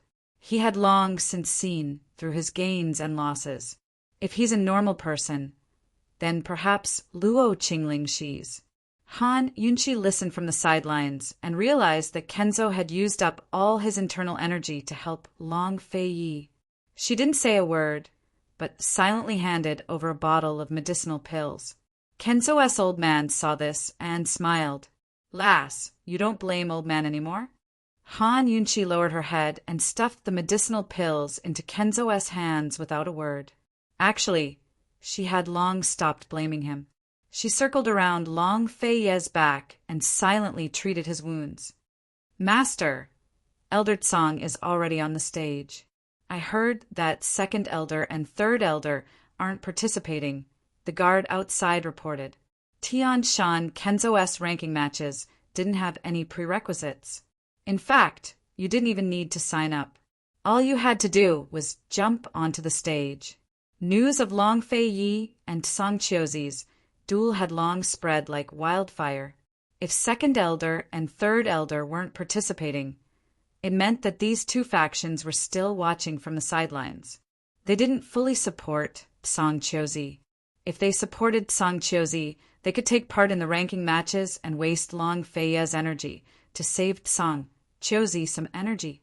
Granny Yu's vitality had been greatly damaged, so she wouldn't participate. In that case, this year's ranking matches would really be a one-on-one duel between Long Fei Yi and Song Qiuzi. Although there were no prerequisites for such a high-level competition, only the elders were allowed to participate. In a sense, the ranking battle was actually a ranking battle for the four great elders.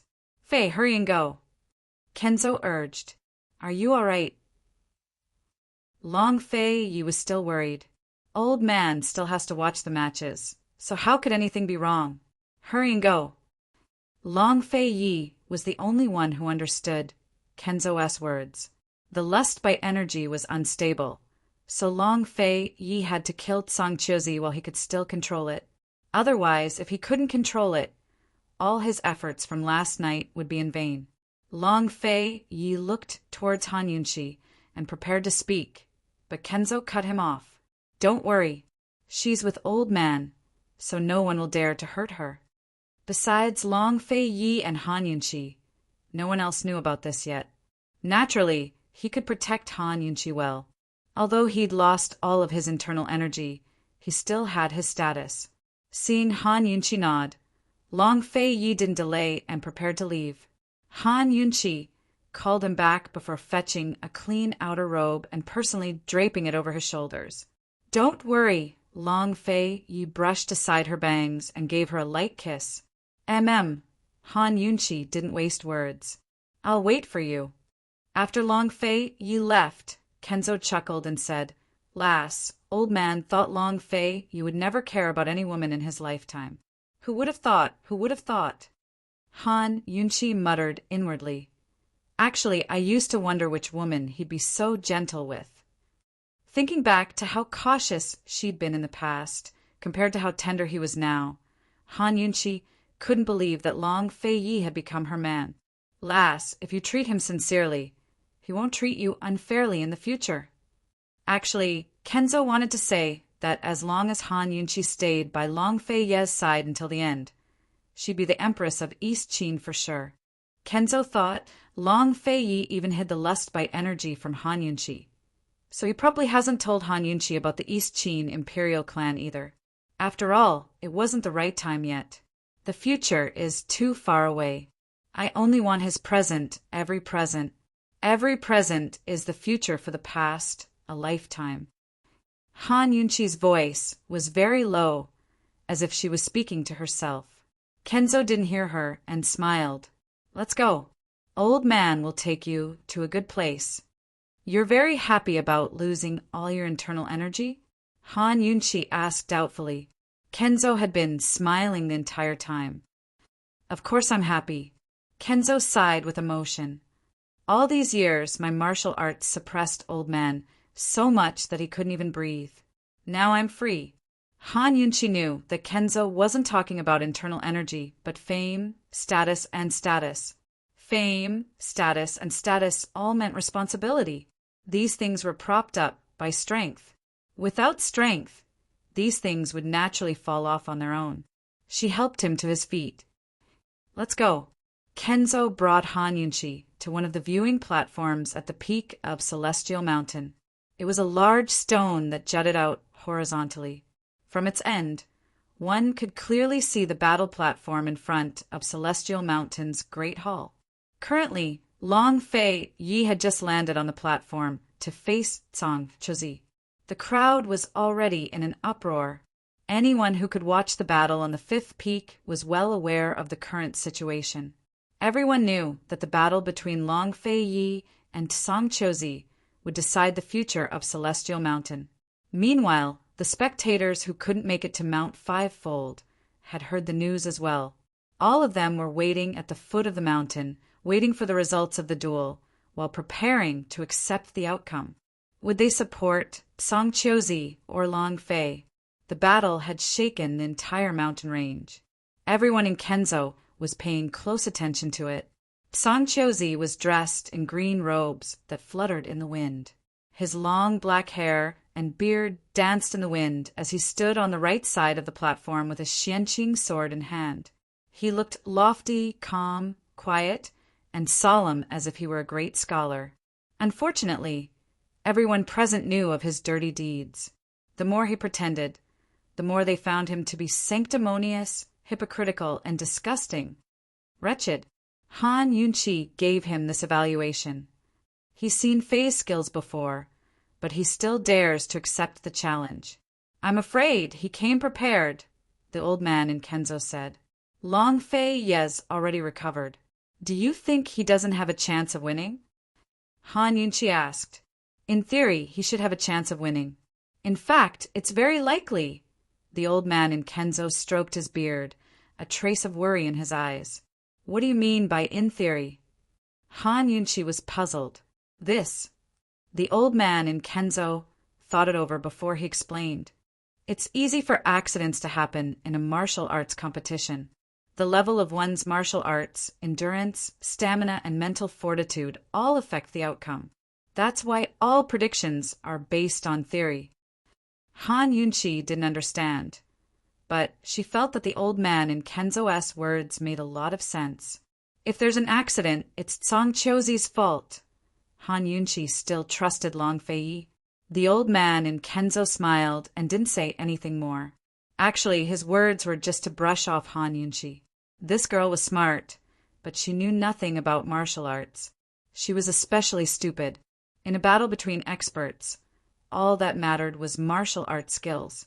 Endurance, stamina, and mental fortitude could be ignored because both sides were stronger in those areas.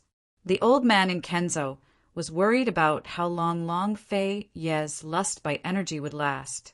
This point was completely uncontrollable, and it was precisely because this uncontrollable point directly determined the outcome of the battle. Therefore, the outcome of the battle was also uncertain. The old man in Kenzo knew that Long Fei Yi knew that the safest option was to end the battle quickly. But just how fast could his sword be? Long Fei stood on the left side of the stage, his tall and refined form loftily standing alone.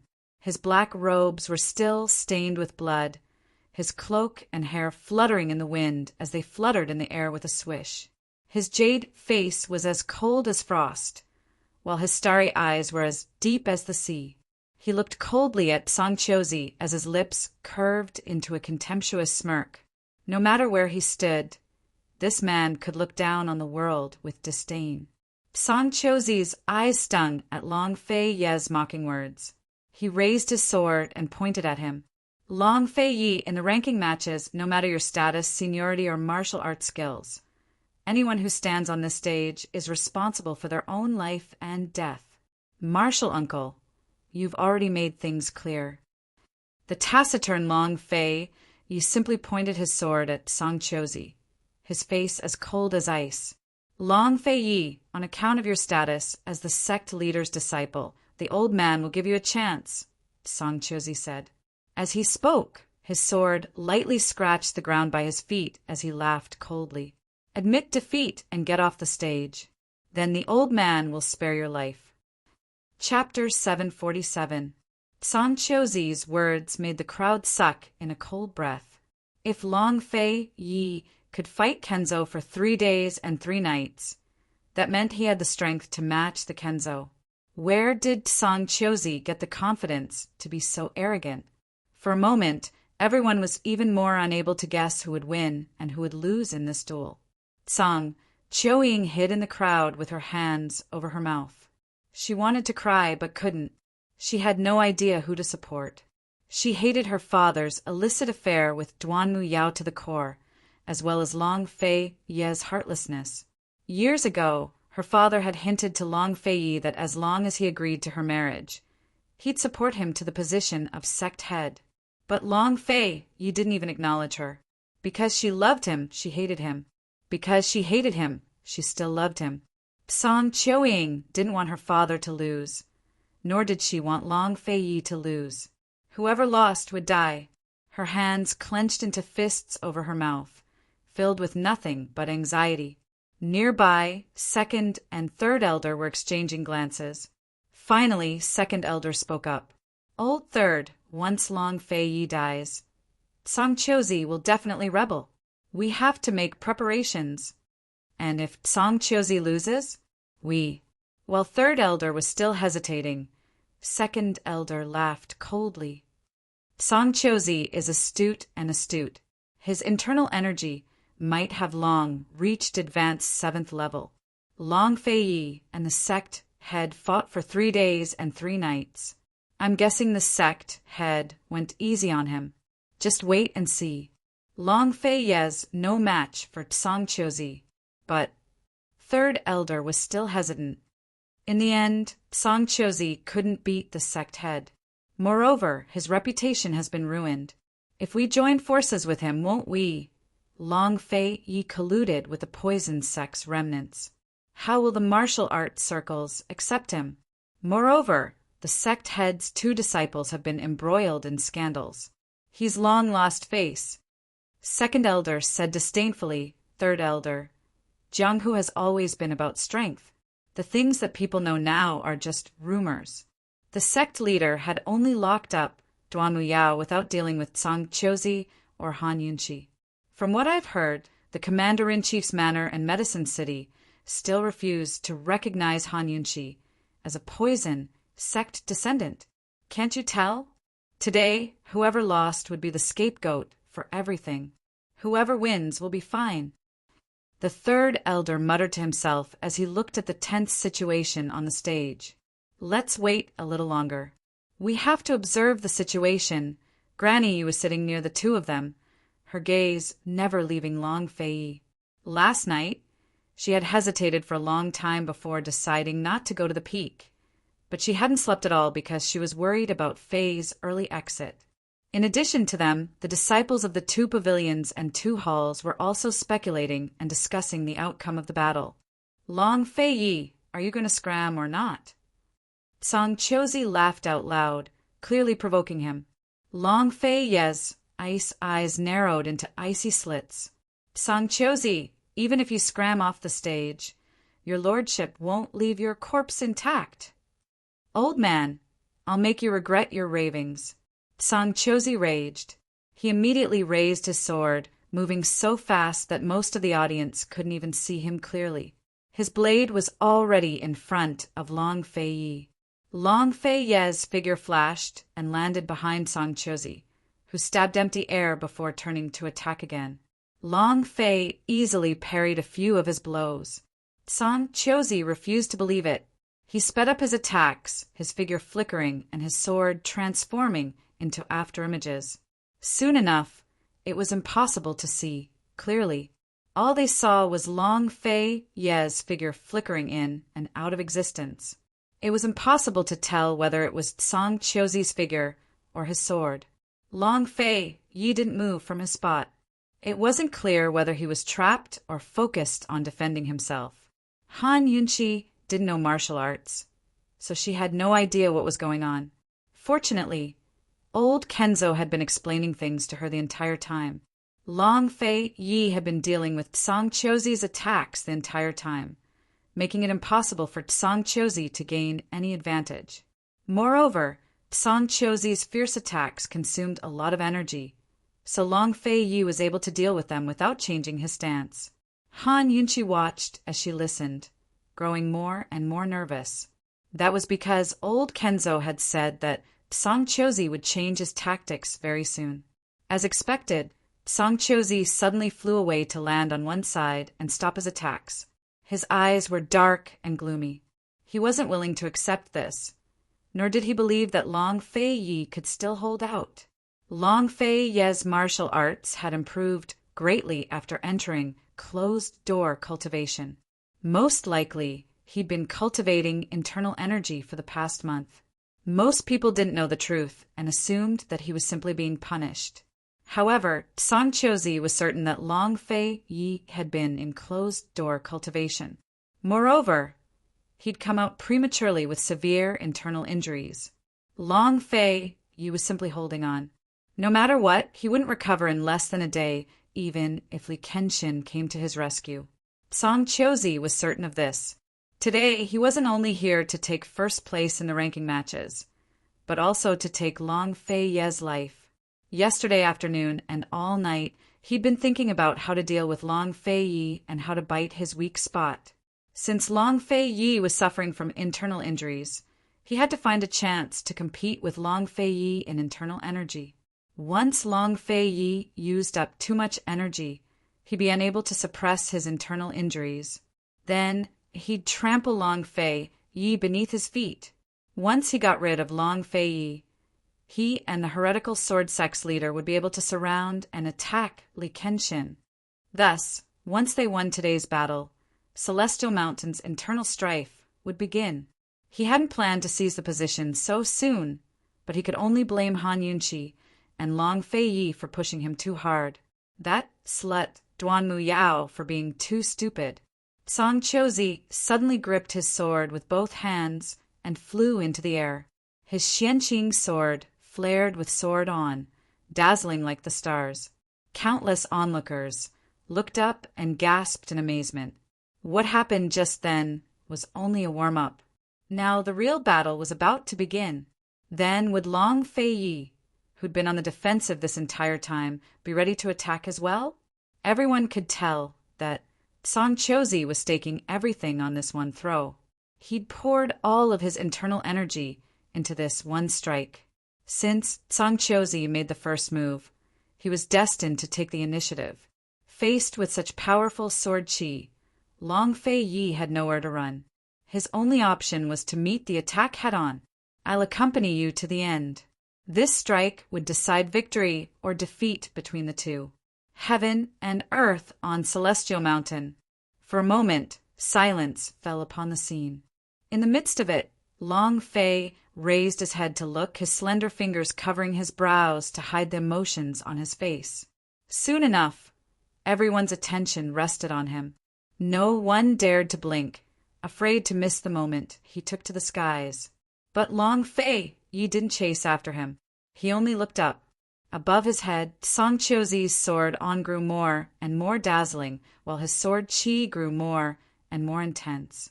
Soon enough, the onlookers could feel the killing intent shooting towards them like a sharp blade that could scratch their skin.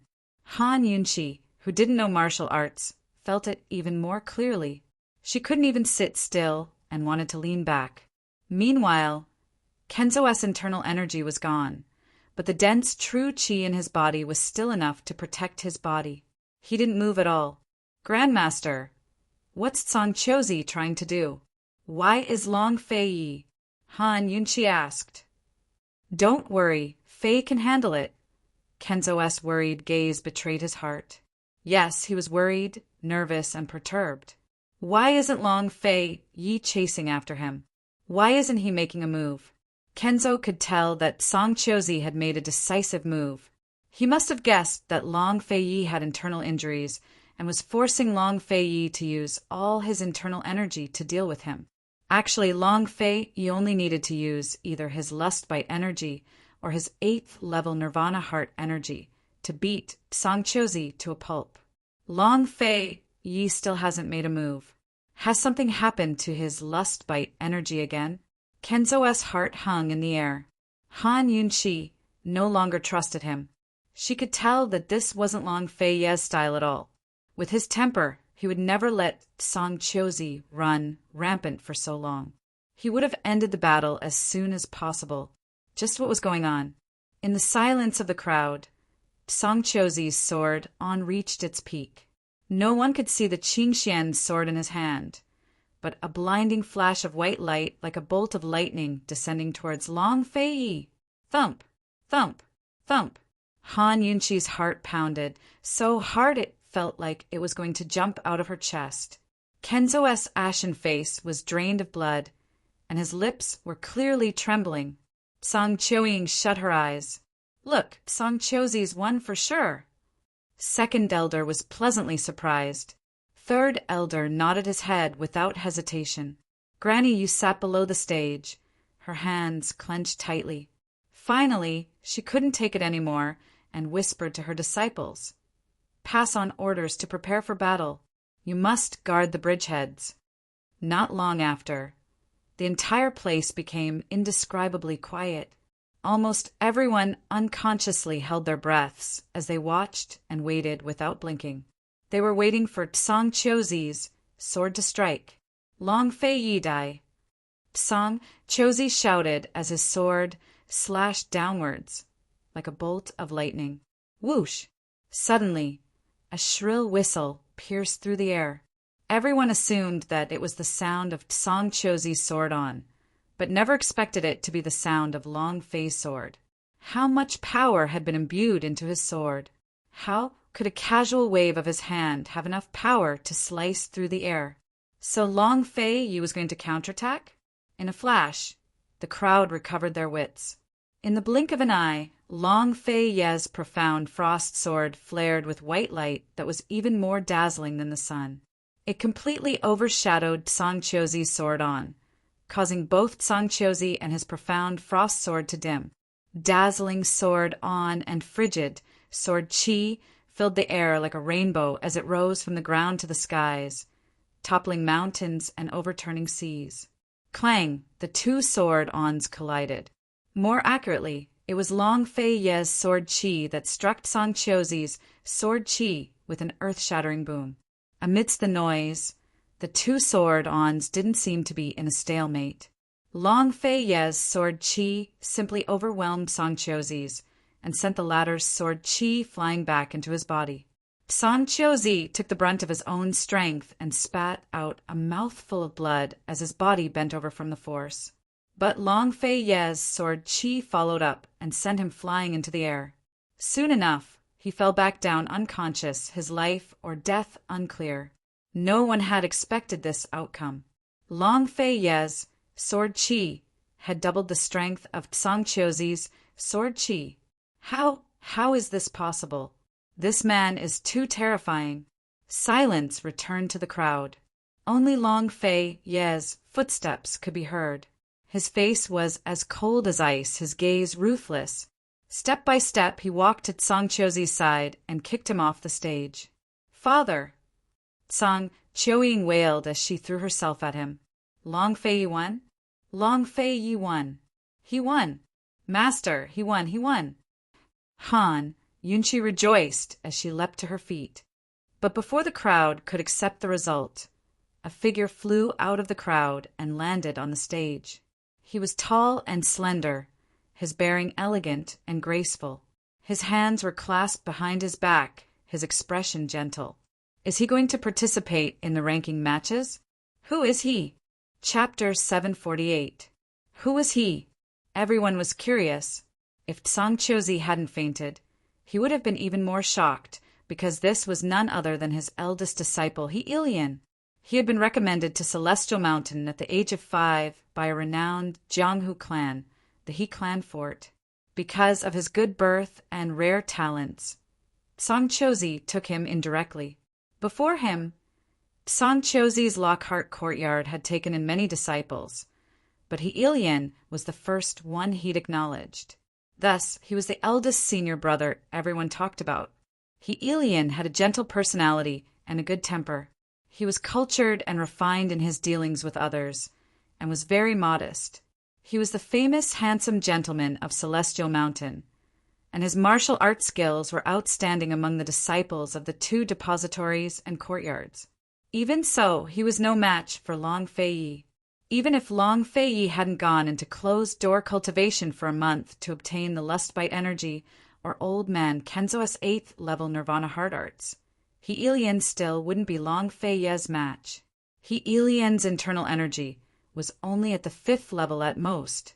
No matter the reason, the rules of the ranking matches stated that anyone who stepped onto the stage had to fight. What was Heilian doing here? Seeking death? Amidst the crowd's astonishment, Heilian sighed and bowed to Long Fei. Your Highness, Duke of Qin, this one is Heilian, the eldest disciple of Lockhart Courtyard. Please instruct me. Song Chioing supported Songchozi and shouted, Eldest senior brother, get down here! Have you gone mad? Junior sister, although eldest senior brother's skills aren't up to par, I have to avenge Master. Master is the head of Celestial Mountain's elders. So how could he tolerate such humiliation? So speaking, he turned towards the Lockhart Courtyard disciples. Master may have fallen, but our Lockhart Courtyard hasn't. We won't fall either, right? Immediately, some of the disciples agreed. That's right. Eldest senior brother, you're the best. Following that, the crowd began to support him, all of them agitated and filled with righteous indignation. It was as if Long Fei had bullied Songchozi and Lockhart Courtyard. Eldest senior brother, you're the best. Even if you fall, there's still us. Let's connect. Eldest senior brother, even if we lose to a level 8 expert like Qin Wang, it's still a glorious defeat. You're much stronger than him. I didn't expect His Highness Duke of Qin's martial arts to improve so quickly. Even Master is no match for him. Eldest senior brother, you are the pride of Lockhart Yard for challenging an 8th stage martial artist as a 5th stage martial artist. In our hearts, you are much stronger than Qin Wang. His words only made Han Yunqi's temper flare up non-stop. These people are so shameless. It's no wonder they're Songchozi's disciples. They're both hypocritical and hypocritical. His words were so sour that they could kill people. It wasn't like Long Fei had kicked down Lockhart Yard's door and challenged them, bullying the weak with the strong. This was clearly a ranking battle that he was willing to participate in. This was supposed to be a battle between the strong, but a weakling like Heilian wanted to avenge his master. His courage was commendable, but before the battle even started, he kept emphasizing that he was the weakling. He made it sound like Long Fei had done something to him, like Long Fei was bullying him if he didn't let him hit him, like Long Fei had an unfair advantage if he won. How disgusting!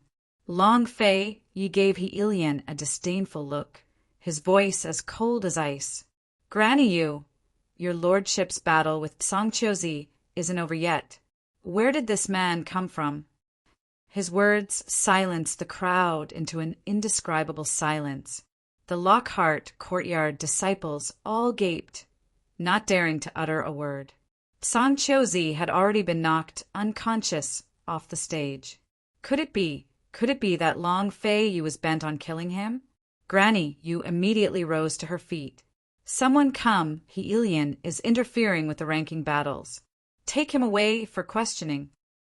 Abruptly, Song Chioing cried out, My father admitted defeat. My father admitted defeat. Lockhart Courtyard admitted defeat. Sob sob. Song Chioing wasn't clear on what her father, an eldest martial brother, had been plotting all this time, but she knew that the sect head would definitely settle accounts with him as soon as he lost. The debts from Grand Concubine Yi and Duanmu Yao, as well as the various crimes her father had committed over the past few years, all of which would be hard to suppress. Thus, nothing could happen to eldest senior brother. At least Lockhart Courtyard had a successor with him around. If anything happened to him, what would a woman like her do? Over the years, she had used her father's status to gain control of many of Celestial Mountain's businesses. She could handle business matters, but she didn't know a thing about Lockhart Courtyard. Long Fei Yi, my father admitted defeat. Song Chozi admitted defeat, so your battle is over. Song Choying cried. Long Fei Ye's face was expressionless, but Song Choying quickly shouted, Helian, get down here. Lockhart Courtyard admitted defeat, so get down here. Song Choying set Song Chozi aside and rushed to Granny Yu. Auntie Yu, the rules of the ranking matches are that anyone who admits defeat will fight. My father admitted defeat. I'm his daughter, so he can admit defeat on his behalf. Many of the disgruntled spectators were pleased to hear him admit defeat willingly, especially Han Yunqi. The Lockhart Courtyard people were simply looking for their own humiliation. Granny Yu glanced at Long Fei Yi, then at the 3 white-haired elders at the judges' table. These were the retired elders of Celestial Mountain. They were the true honored elders of the Celestial Mountain and spent most of their time in secluded cultivation. They hadn't shown their faces for over a decade. Although they didn't participate in any worldly conflicts, including the factions of Celestial Mountain, Elder Kenzo still invited them here in hopes of intimidating the restless heretical sword sect. Kenzo kept staring at Heilian with a stern expression. Soon enough, one of the honored elders nodded and announced, Long Fei Yi wins this round. As soon as he said this, Heilian, whose arms were restrained by the guards, immediately broke free. He said loudly, Then I challenge your Highness, Duke of Qin, in my own name. Is that enough? He's finally showing his true face. Song Choying gave a start. Everyone else was surprised and confused. But Long Fei Ye's eyes were sharp enough to notice the strength of Heilian's legs as soon as he jumped onto the stage. This fellow's martial arts had to be better than the crowd imagined. Since he dared to step onto the stage, he must have made preparations. Long Fei Yi knew that he had to end the fight quickly as well. Just then, he'd used too much strength in his fight with Song Chozi. Now, his lust by energy seemed to be flowing in the opposite direction. He didn't have much time left. Long Fei Yi pointed his Xuanhuan sword at Heilian as he ordered, Draw your sword. But Heilian didn't. A sinister look flashed past his eyes before he bowed modestly. I ask your Highness Duke of Qin to show mercy. Long Fei Yi didn't hesitate to slash out with his sword as fast as lightning. But Heilian moved like a shadow and dodged the blow, leaving only his clothes torn to shreds. What incredible speed! The crowd couldn't see Long Fei Ye's sword clearly, much less Heilian's figure. Now the crowd realized that Heilian wasn't a simple man. He wasn't here to avenge Song Chozi, but to challenge Long Fei Yi for a spot in the ranking matches. This fellow hid his skills well. To move so quickly, one had to have at least 6th level internal energy. In other words, Heilian's martial arts skills were already on par with the other 3 elders. How unexpected. 2nd and 3rd elder exchanged glances. Song Chozi hid his disciple well. I never expected it. I never expected it. Did Song Chozi really teach him? Granny Yu was so moved that she stood up. She marveled at Heilian's profound internal energy at the same time as she pondered another question. Who taught Heilian his lightness skills? In my impression, lightness skills aren't Song Chozi's strong suit. Long Fei Yi was surprised as well. His sword didn't stop, but struck out multiple times. But Heilian dodged even faster than before. Heilian's speed made many people think of the Shadow Clan. Once upon a time, they were the protectors of Western Qin's Imperial Clan. In a flash, all sorts of guesses rose. Although Heilian's martial arts weren't as good as Long Fei Ye's, his lightness skills were enough to avoid Long Fei Ye's attacks. As long as he had enough stamina, he could drag this out with Long Fei Yi. Although he wouldn't win, he wouldn't lose either. At the end of this duel, It would be a battle of endurance. Han Yunqi couldn't believe it. Could it be that the white-robed gentleman who saved me was this guy? How could that be? She shook her head. Although the resemblance was uncanny, she still hoped it wasn't. The white-clothed young master was the most stunning person in her life. He was an unforgettable chance encounter in her life. He was a beautiful accident that she might never meet again. She would rather never meet him again than let He Lian destroy this beautiful moment. She wanted to summon Lil Thing so it could recognize him, but Lil Thing was still sleeping in the poison pond. In the end, she couldn't bear to disturb it. Long Fei Ye's attacks were all meant to test He Lian and observe his lightness skills. If he hadn't seen the true shadow arts before and been familiar with Gubeiwa, he would have misunderstood long ago. Other than the members of the Shadow Clan, no one else would be able to cultivate the shadow arts. At most, they would only learn the surface of it. He Lian definitely wasn't a member of the Shadow Clan. Long Fei's sword grew faster and faster. Although it was only a single sword, its speed was so fast that it split into dozens of afterimages to surround and attack He Lian from all sides. He had no choice but to back away. Obviously, the speed of his retreat wasn't as fast as the speed of his left and right movements. Although He Lian was an accident, but in less than a cup of tea's time, Long Fei Yi had grasped the other party's weak point. Very quickly, Long Fei Ye's sword landed on He Lian's shoulder and forcefully chopped off one of He Lian's arms. Many female disciples cried out, but before they could stop, Long Fei Ye's terrifying sword chi chopped off He Lian's other arm. He Lian became an armless person just like that. But what was unexpected was that his emotions were so calm that it was frightening. These two arms didn't seem to be his, and he didn't mind at all. His mind was still focused on dodging and evading Long Fei Ye's sword. Smart people could tell that He Lian didn't have the extravagant hope of using escape as an attack to win the ranking battle. He seemed to have predicted the result of the competition. Then, what was his real motive for coming up the stage? Why was he delaying and wasting time? Chapter 749. Why was He Lian fighting? Was it for himself or Song Chiozi's schemes? Or did he have other powers behind him? None of the spectators realized the severity of the situation. They watched as Long Fei Yi hacked down again and again, then looked at He Lian, who couldn't dodge and had chunks of flesh sliced off by the profound frost sword. Soon enough, He Lian was bleeding profusely from both sides of his abdomen, but he was still holding on. He didn't even crease his brows as he kept dodging, stubbornly refusing to fall. Everyone was shaken to the core by the sight. No one knew when Long Fei Yi would end He Lian's life. Although Long Fei Yi didn't say a word, everyone guessed that Long Fei Yi wasn't using his full strength and was waiting for He Lian to admit defeat. Finally, Song Chioying couldn't take it anymore and shouted, "Eldest senior brother, just admit defeat. Admit defeat." Song Chioying's voice sounded especially desolate in the silence, but He Lian didn't seem to hear her. He remained indifferent and continued dodging. As he dodged, blood and flesh splattered everywhere.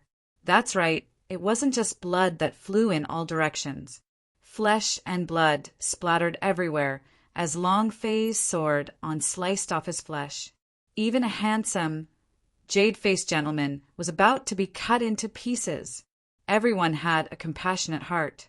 Besides the disciples of Lockhart Courtyard, many others began to feel sorry for He Lian. Even Granny Yu's disciples began to criticize Long Fei Yi. "Isn't Long Fei Yi going too far?"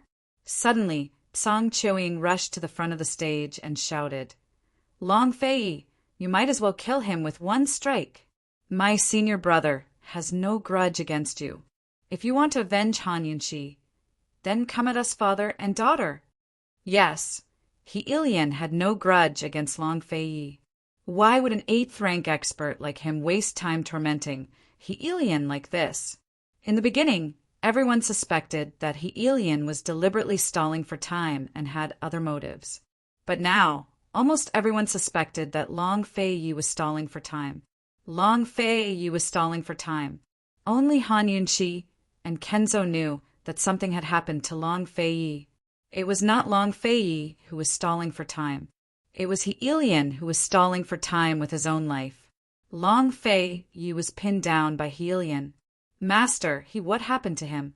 His internal injuries haven't completely healed, right? Han Yunqi asked anxiously. Kenzo's old man frowned and stared at Long Fei. No one knows if he did not want to answer Han Yunqi, or he was too nervous to hear Han Yunqi's question. Actually, from the moment Long Fei discovered Heilian's weakness, he had sensed that Long Fei was starting to falter. In a fight between high-level experts, the discovery of an opponent's fatal weakness meant victory was set. Moreover, Long Fei's style was to kill Heilian within 3 strikes. However, he had already struck so many times and injured Heilian to such an extent, yet he still hadn't killed Heilian. Those who didn't know the situation would only assume that Long Fei was tormenting Heilian on purpose to get back at Songqiuzi. But he knew the truth and knew that Long Fei couldn't kill Heilian. His every strike was meant to kill Heilian, but none of them were accurate. Even so, Long Fei could still use his powerful sword qi to attack Heilian. Heilian wasn't Songqiuzi, so all he needed to do was use his 8th level Nirvana Heart Arts powers.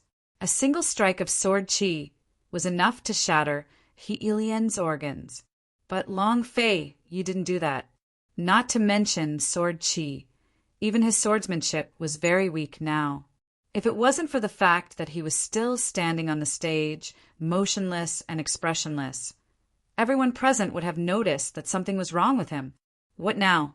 Kenzo was about to lose his mind. They'd focused all their energy on Songqiuzi, but never expected this Chen Yaojin to show up. If this kept up, Long Fei would fall into cultivation deviation very soon. Kenzo was certain that Heilian knew something, but besides him and Long Fei, who else on Celestial Mountain didn't know about the lust by energy? Even Han Yunqi, who'd been guarding Long Fei's identity every day, had no idea. How could anyone have leaked the information? Kenzo didn't have time to consider such details. His top priority now was to end the ranking matches as soon as possible. If Heilian was stubbornly holding on and refusing to admit defeat, then what about Long Fei? Kenzo immediately rejected the idea. Leaving aside Long Fei's refusal, even he, as his master, wouldn't allow Long Fei to admit defeat. Such a proud person, such a noble king, such an indomitable man. How could he admit defeat? But what else could he do? Long Fei! Han Yunqi suddenly cried out. Kenzo recovered his wits and saw Long Fei fall to one knee as soon as he swung his sword. That sword could have pierced Heilian's heart, but because he knelt, the sword fell and stabbed empty air. Instantly, everyone stopped talking. Everyone was dumbfounded. Second elder, third elder, and Granny stood up at the same time. They were all flabbergasted. They didn't expect such a thing to happen. Even the white-haired supremacy on the high seat was flabbergasted. He looked at each other. Long Fei, what happened to him? Kenzo's proudest disciple, an 8th grade Brahma at such a young age. He was the miracle of Celestial Mountain, the miracle of the martial arts world. Why did he suddenly fall to his knees on the stage? What happened to him? Did he have serious internal injuries? He didn't do it on purpose. He just couldn't kill Heilian? So Heilian really did it on purpose. He was deliberately stalling for time. Heilian knew that Long Fei had internal injuries? How despicable!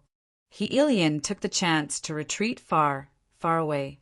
Even though his arms were crippled, his body covered in cuts and bruises, and he could collapse at any moment. His lips curved into a sinister smile. He had to hold on. No matter what, he had to hold on until his last breath.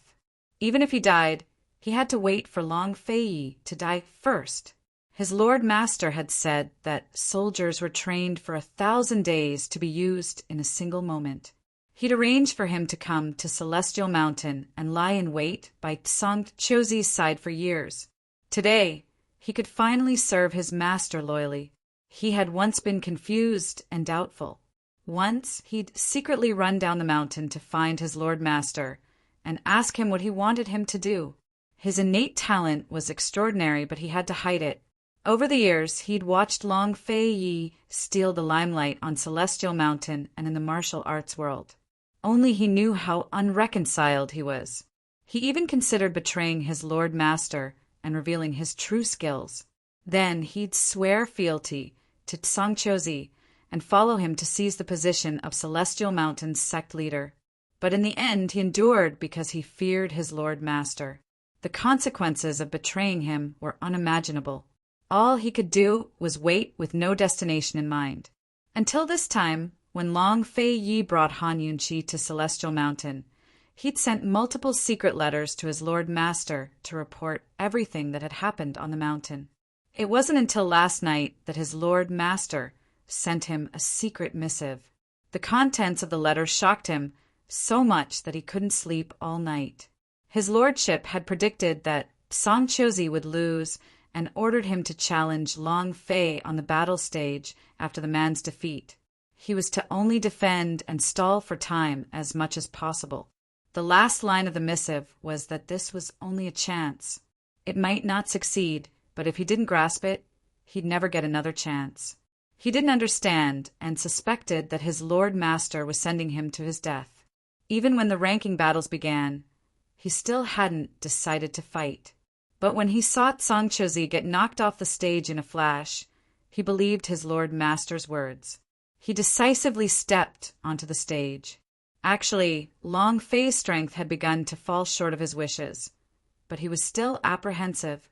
Like everyone else, he suspected that Long Fei was tormenting him on purpose. But now he completely trusted his Lord Master. He was grateful to him, but even more grateful for his own decision. Long Fei Ye's condition was clearly due to internal injuries, and very serious ones at that. Otherwise, he wouldn't have fallen to his knees for no reason. Long Fei, you must have gone mad. Even with internal injuries, he still dared to use such powerful sword qi against Songchozi. In his current situation, he would suffer from qi deviation if he was lucky, or die if his qi and blood were to flow in reverse. He Ilian looked at Long Fei Ye's ashen face, and his smile widened. He couldn't wait any longer. Even if he died, he'd beat Long Fei Yi in the ranking battles before dying. After all these years, he could finally beat Long Fei Yi. Today was worth it. Long Fei Yi knelt on one knee on the ground, both hands propping up his sword. His head was bowed, and at close range, one could see the sweat on his temples and veins bulging on his forehead. Although he didn't show any of it, all he did was kneel on one knee. But beneath the surface, what were the waves raging inside him? He gritted his teeth and endured. Admit defeat, or else he'll die. Han Yunqi stood up and prepared to rush down the mountain, but Kenzo stopped her. He won't admit defeat. If you go now, you'll only affect him. I can't watch him die. I can't. Han Yunqi's voice was choked with sobs. She wanted to rush down the mountain, but Kenzo grabbed her hand. Han Yunqi, if you understand his pride, you can't let him admit defeat. Han Yunqi gave a start as tears streamed down her face. Grandmaster, are you going to watch him die? Can you do it? Silence reigned as everyone focused on the stage. He Ilian and Long Fei Yi were about 15 paces apart. One was standing, bleeding profusely, while the other was kneeling with his head bowed. It was hard to tell what was going on. Time trickled by. Kenzo couldn't answer Han Yunqi, but he was as anxious as a cat on a hot tin roof. Fei couldn't admit defeat or withdraw from the competition. The only way was to keep fighting. If that was the case, he had to hurry. If he delayed any longer, his lust by energy would reverse even more. Once it reached the point where his nirvana heart arts couldn't suppress it. Even the gods wouldn't be able to save him. Why? Why isn't he moving? Could it be that he's already? Kenzo didn't dare to think any further. It was at this moment that he Ilian suddenly strode towards Long Fei Yi. He had been waiting this entire time for Long Fei to continue his attacks. As Long Fei kept attacking, he'd definitely enter a cultivation deviation. But Long Fei still didn't move. He was planning to keep waiting, but he couldn't hold on any longer. Although he was standing, he could faint at any moment. Blood flowed from his body nonstop, and he was afraid that Long Fei wouldn't make a move before he died. No matter what, he wouldn't let such a good chance slip by. Chapter 750. Long Fei did make a move, but Heilian was determined to win. He walked over step by step, and when he was 5 steps away, he used the last of his strength. His footsteps were like illusions, and in an instant he was in front of Long Fei. He kicked fiercely at Long Fei's heart. Almost at the same time, a sharp blade jumped out diagonally, pointing directly at Long Fei's heart. Who knew that Long Fei's movements were even faster than his? Other than the 3 venerables and the old Kenzo, probably no one else present saw the process of Long Fei's movements. Everyone only saw the result. The result was that Long Fei grabbed Heilian's heel, and the blade was almost at Long Fei's heart, almost piercing through. This scene only lasted for a moment.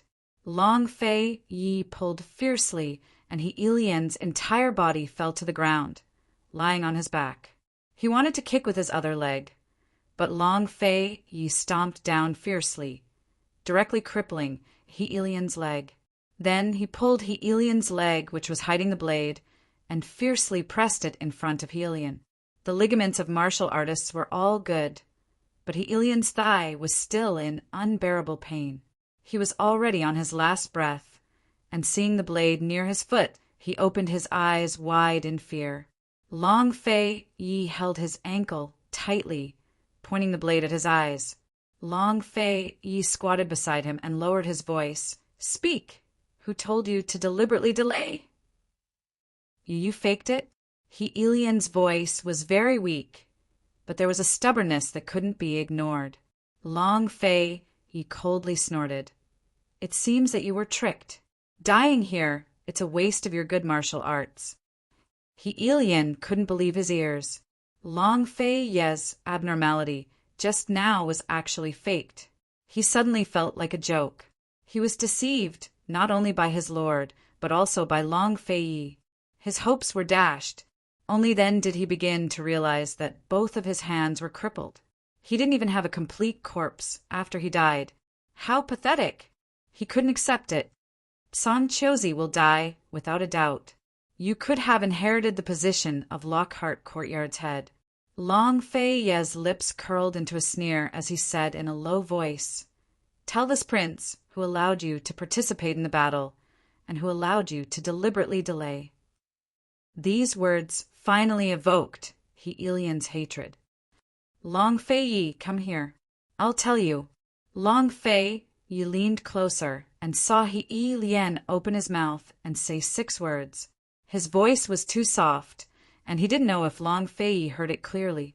Long Fei was just about to get up when Heilian used the last of his strength to suddenly straighten his body, meeting the blade of the wind blade at the tip of his feet. The sharp blade entered his throat, and Heilian finally took his last breath. Long Fei didn't even look at him as he stood up. Heilian was dead, and Long Fei had won. Everyone stared blankly at the silent battle stage, feeling like everything that had just happened was a dream. It was thrilling to the core, strange and unpredictable. No one could tell what was real and what was fake. Finally, the results of the battle were clear. Heilian was dead. He was really dead. There would be no more surprises. Long Fei's proud figure was still standing straight. Aside from his pale face, he didn't look as wretched as before. He stood high on the battle stage and looked down at the crowd. Finally, his cold gaze rested on the Lockhart Courtyard disciples before he pointed his profound frost sword at them. "Who else wants to go up?"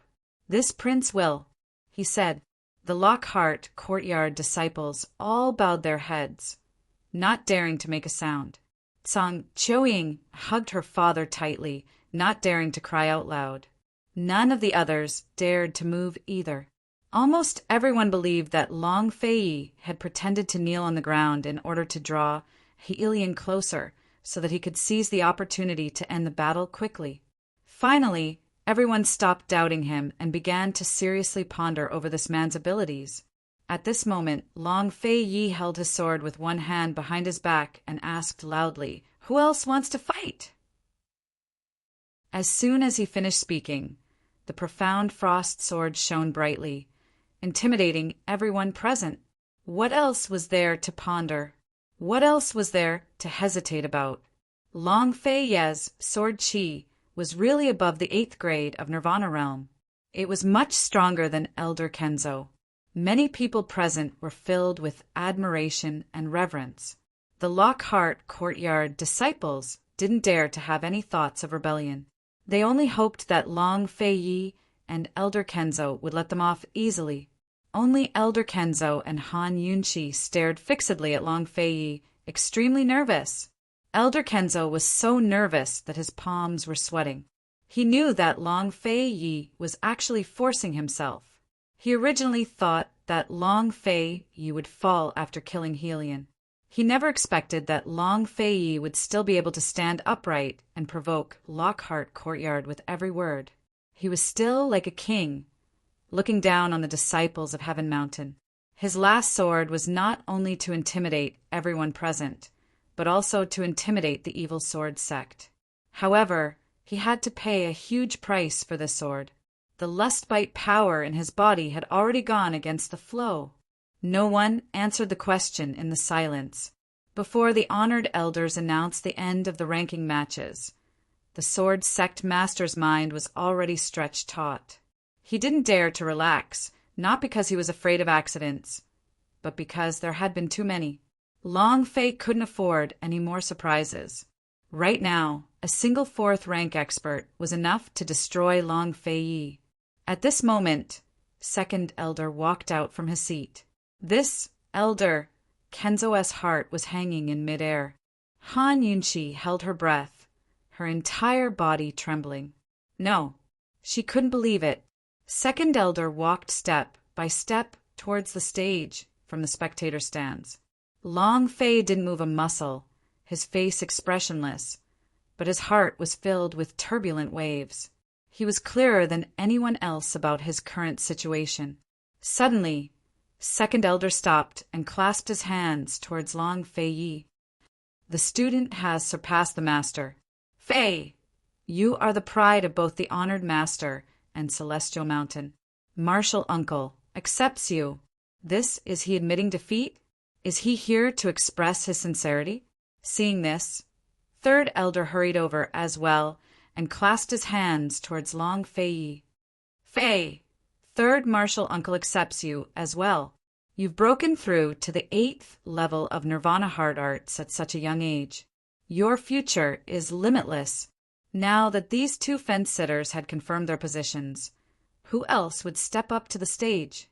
Elder Kenzo's heart finally recovered from its suspense. Han Yunqi exhaled deeply as well. She wanted nothing more than to rush over and hug Long Fei, but she had to endure. She could only hope that Long Fei would hurry back to the peak to treat his wounds. "Granny, you stood up. Honored elders, since no one else wants to fight, why don't we?" The 3 honored elders looked at Long Fei with admiration in their eyes. Of course they could tell that Long Fei was stubbornly holding on. Soon enough, one of the honored elders stood up and announced that Long Fei had taken 1st place in the ranking battles, while Tsang Chozi was 2nd. Rather than calling this a ranking battle, it was more like a competition for supremacy. Long Fei turned around and clasped his hands towards the 3 honored elders before flying to the peak. He saw Elder Kenzo and Han Yunqi waiting on the spectator stones, but he didn't seek them out. Instead, he went straight to Jiexong Hall. Kenzo and Han Yunqi immediately chased after him. By the time they reached Jiexong Hall, they saw Long Fei kneeling before the gates, coughing up blood. Long Fei! Han Yunqi's heart nearly stopped beating. She rushed to Long Fei's side and saw that Long Fei's face was shockingly pale. His eyes were bloodshot and filled with a coldness that felt foreign to her. "Don't worry, I'm fine." Despite his condition, he still tried to comfort Han Yunqi. "I'm fine. Be good, I'm just—" Before he could finish speaking, he spat out large mouthfuls of blood. Before he could even react, the blood he spat out had already turned black. This black color was not true black, but a dark red color due to the blood stasis. It was so red that it was almost black. Han Yunqi scrambled to take out all of the life-saving pills from her medical pouch and fed them to Long Fei, but it was no use. She finally managed to feed him, but he immediately spat it out. It gushed out of his mouth along with his blood. "Long Fei, don't scare me, all right? Long Fei, tell me what to do. How can I help you? Long Fei, Long Fei, you can't leave me behind, you can't." Han Yunqi had never realized that she was so useless. She couldn't help at all. She didn't know a thing. No matter how she asked, Long Fei didn't answer her. Even though he was still conscious, he didn't even have the energy to answer her. When he was killing He Lian, his nirvana power had started to flow in reverse. He had clenched his teeth and struck out with his last sword. He knew that without that sword, he wouldn't be able to intimidate second clan elder and third clan elder. He definitely wouldn't be able to intimidate the evil sword sect. Only with that sword would everyone believe that he was pretending to be weak. Blood continued to flow out of his mouth, as though it would never stop. Han Yunqi had already broken down. She grabbed onto Kenzo Elder's sleeves tightly. "Save him! I beg you, you must save him!" Kenzo Elder was also on the verge of breaking down. His heart was in indescribable pain.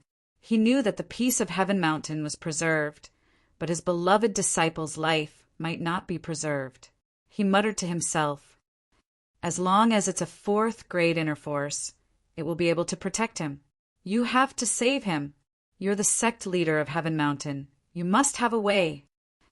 Han Yunqi screamed crazily. Who could she ask for help from? Who could Long Fei ask for help from? Long Fei had to risk his life to protect Heaven Mountain's peace and intimidate the evil sword sect. However, there were so many fourth-grade experts in Heaven Mountain. She couldn't ask for help. The only person she could ask for help from was Kenzo Elder. The only person who knew about this was Kenzo Elder. Once the wolves, tigers, and leopards outside knew that Long Fei was seriously injured, would they still let them live? Han Yunqi knew that Kenzo Elder had lost all his inner force. However, she still tugged on Kenzo Elder's sleeves and begged, "I beg you, as long as you can help him. Master, I beg you to think of a way.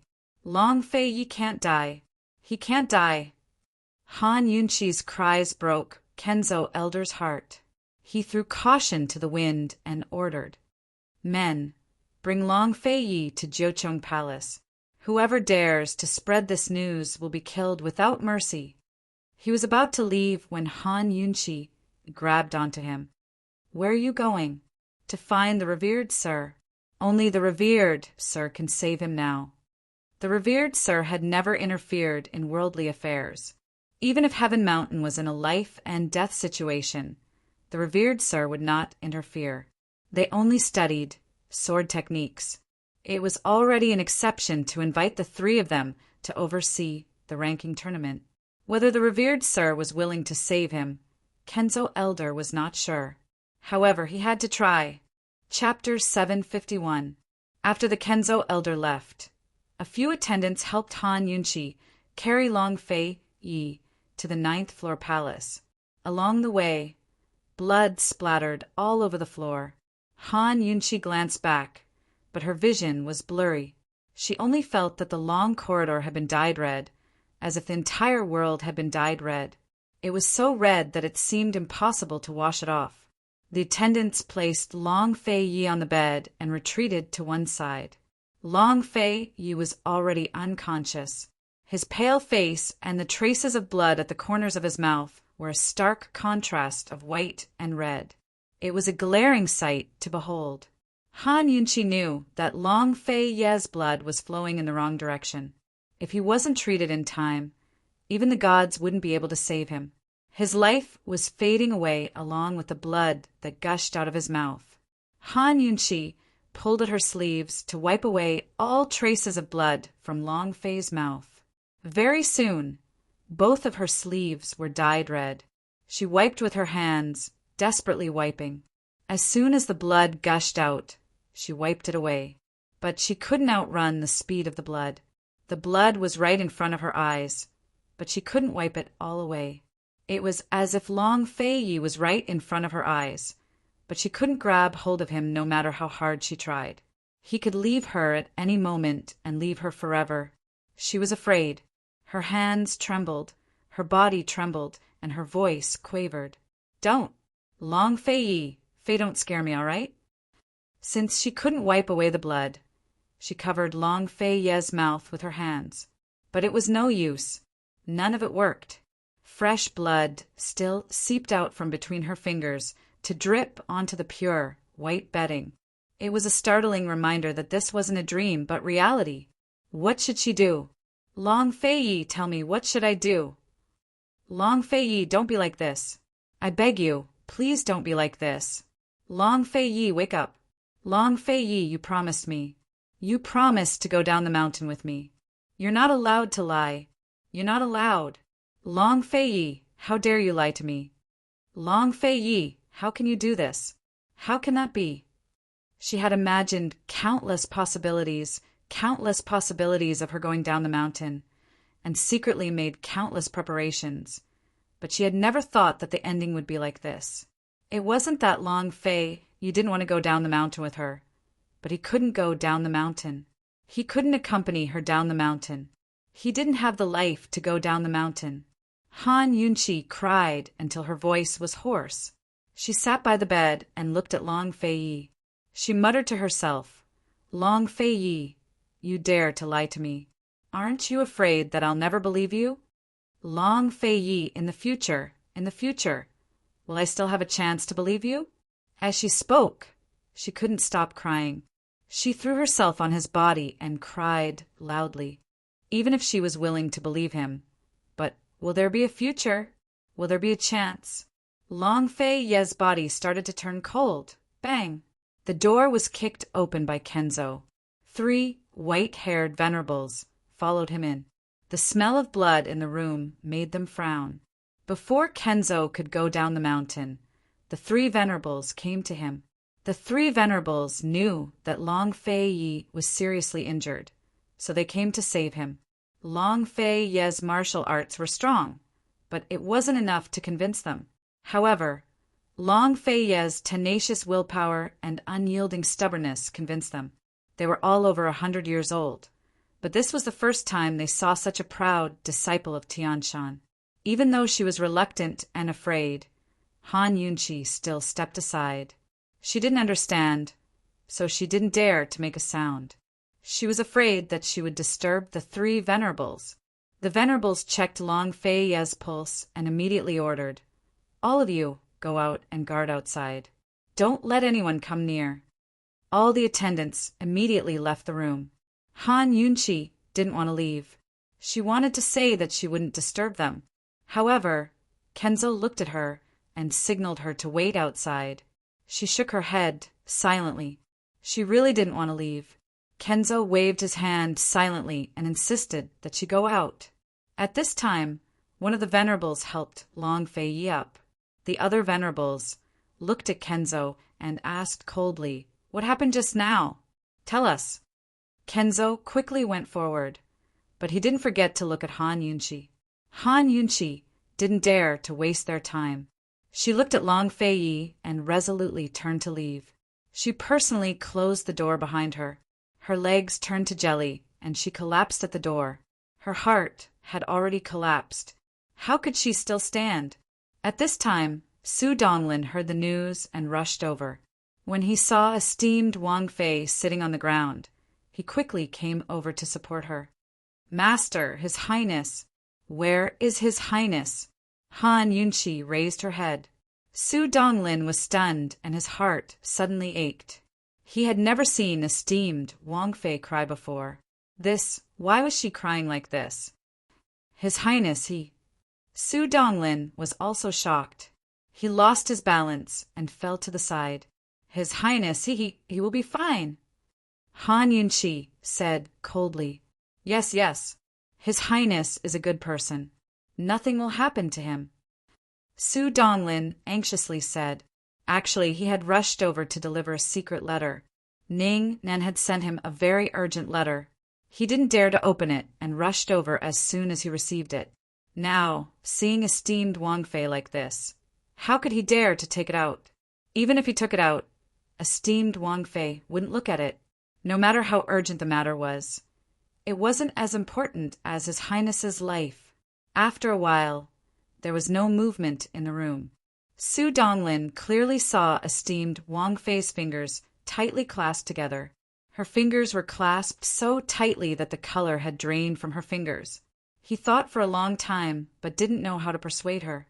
He could only hand over a clean handkerchief. Master, wipe your tears. His Highness definitely doesn't want to see you cry. Han Yunqi looked at him in a daze and didn't move. Su Donglin was really afraid that his master would become stupid or go crazy. He quickly tried to persuade her. Master, when His Highness wakes up and sees you crying like this, his heart will ache. His Highness will feel terrible. Only then did Han Yunqi regain her senses. She carelessly wiped away her tears and stood up. She told herself, don't cry, wait for him. Han Yunqi waited for a full 5 days and 5 nights. On the 5th night, Han Yunqi was on the verge of collapse. She really didn't cry. She was like a wooden puppet, staring at the tightly shut door. Su Donglin held a cup of water to her lips, but she didn't move at all. Su Donglin knew that if something happened to His Highness Duke of Qin, this woman wouldn't go crazy or become stupid. She would die. Finally, on the morning of the 6th day, the door creaked open. Elder Kenzo and the 3 honored elders walked out. Their expressions were very ugly. Han Yunqi opened her mouth to ask, but she couldn't make a sound. Her voice was completely hoarse. Master, Su Donglin couldn't hold it in anymore and cried. For the past 5 days and 5 nights, his master didn't drink a single drop of water. She didn't say a word. Although he was by her side, he really didn't know how she endured it. She cried until she was in despair. She cried until she was hoarse. Han Yunqi tried to open her mouth again, but she couldn't speak. The tears she had held back for 5 days silently flowed down her face. She didn't even dare to look at them, let alone rush in. The expressions on the faces of Elder Kenzo and the 3 honored elders terrified her. She was even willing to wait at the door until the end of time. At least there was still hope in her life. What's wrong with His Highness Duke of Qin? Su Donglin asked. In truth, he was also afraid, but his heart was broken by esteemed Wang Fei's silent question. He couldn't imagine how much heartache His Highness Duke of Qin would feel if he saw the magnificent Wang Fei crying like this. Without recuperating for a year or so, don't even think about collapsing. Elder Kenzo sighed heavily. As soon as he said this, Han Yunqi rushed in. She saw Long Fei hadn't woken up, but lay quietly on the bed. He was no longer bleeding, but his entire body and face were covered in blood. Even the bed itself had been dyed a crimson red. Han Yunqi was less than 5 steps away from the bed. She stared at him in a daze. She could clearly feel that this man was getting further and further away from her.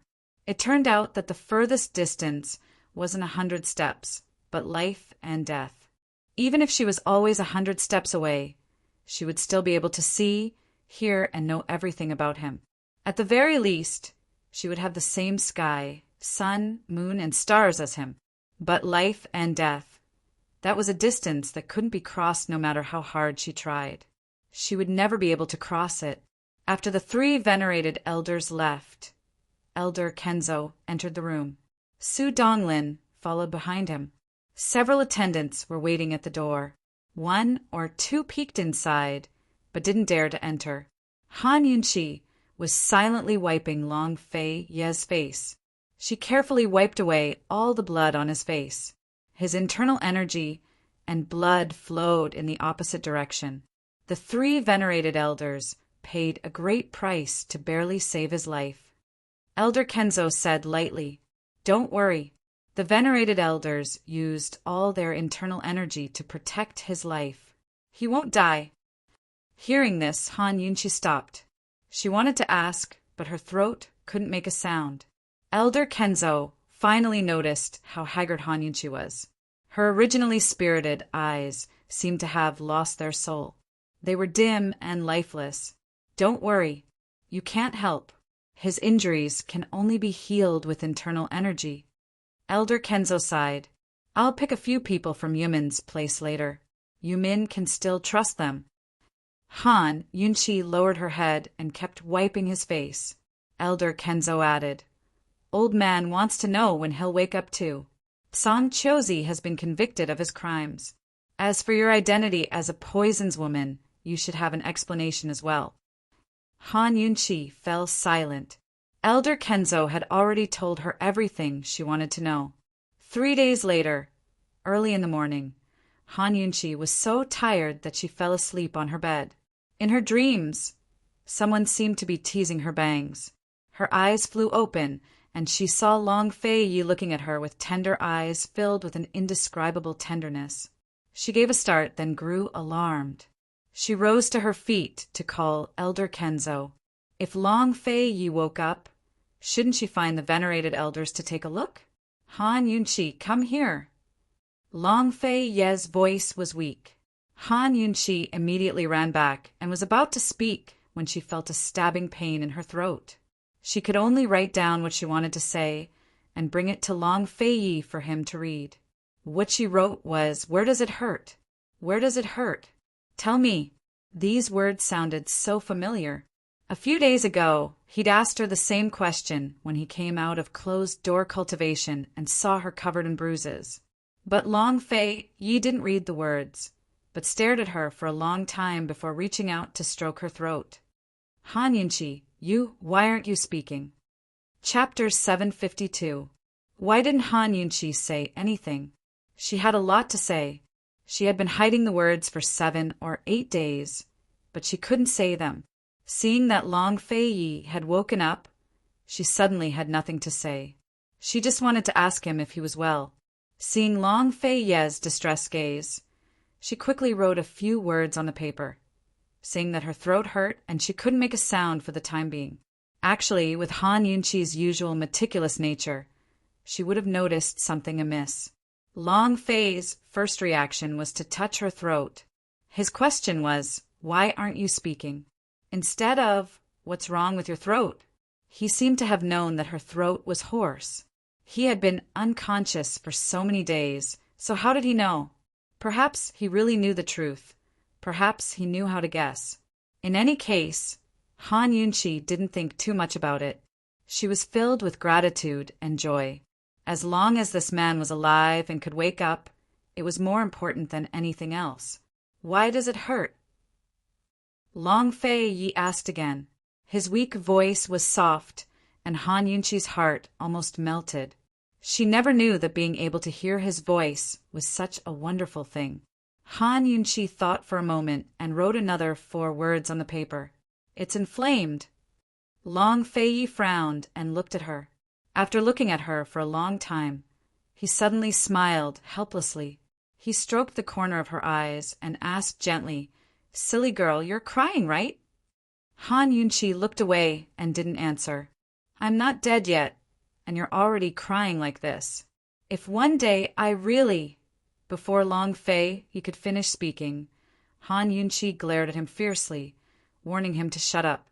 Long Fei Yi continued, "If one day I really die, what will you do?" Han Yunchi stopped writing. She opened her mouth and answered silently, "If you really die, I won't cry any more." She gritted her teeth as she spoke. Even though she didn't speak, Long Fei Yi could still distinguish every word from the shape of her mouth. "Don't cry?" Long Fei Yi thought about it for a long time and said indifferently, "If you don't cry, then what do you want to do?" Was she going to travel the world with Gu again? "Aren't you afraid that this prince will really break his legs?" Han Yunchi immediately wrote on the paper, "You don't have that ability now." It was rare for Long Fei to get angry at the mention of Gu Qixiao's name. He originally wanted to tease Han Yunchi, but he didn't expect to be teased by her. He really didn't have the ability to break Gu's legs now. He didn't know how long it would take for him to recover from his internal injuries. He only hoped that he could recover before mid-autumn. If Han Yunchi made fun of him, he wouldn't get angry. Instead, he would laugh. Seeing that he could still smile, Han Yunchi felt like she'd lost to him. She looked at him in annoyance. But as she looked, she couldn't help but smile. She hadn't smiled in so many days. "Come over here and let this prince hug you properly. Hurry up." Long Fei Yi was anxious. Han Yunchi immediately leaned over. Afraid that she would hurt him, she put her hands on both sides of him. Who knew that Long Fei Yi would wrap his arms around her and press her down hard? "Do you believe it?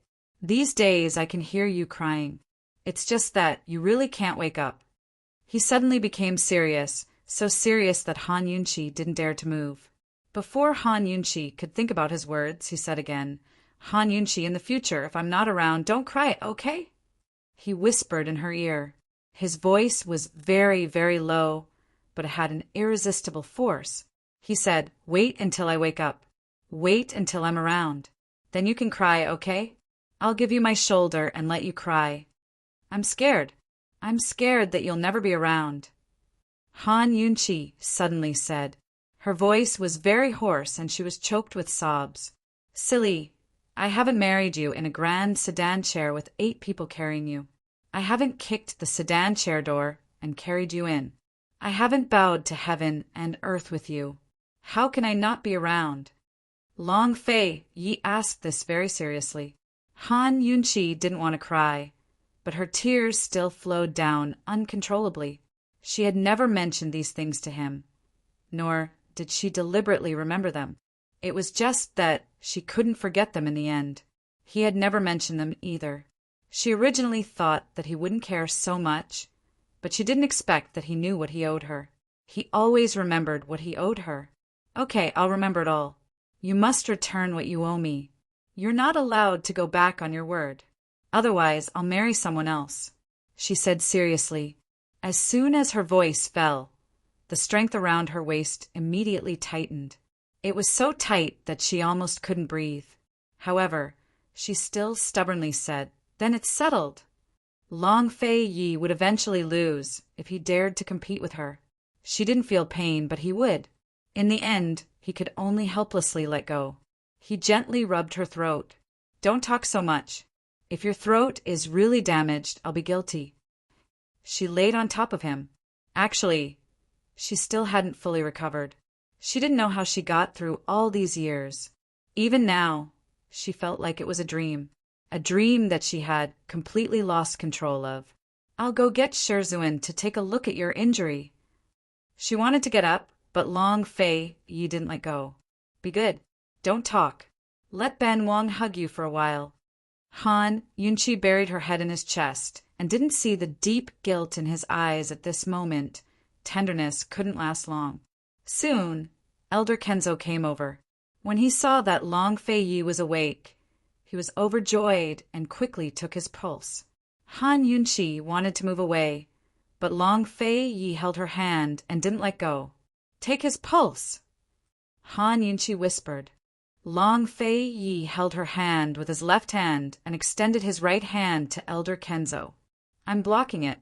Stop fooling around," Han Yunchi reminded him in a low voice.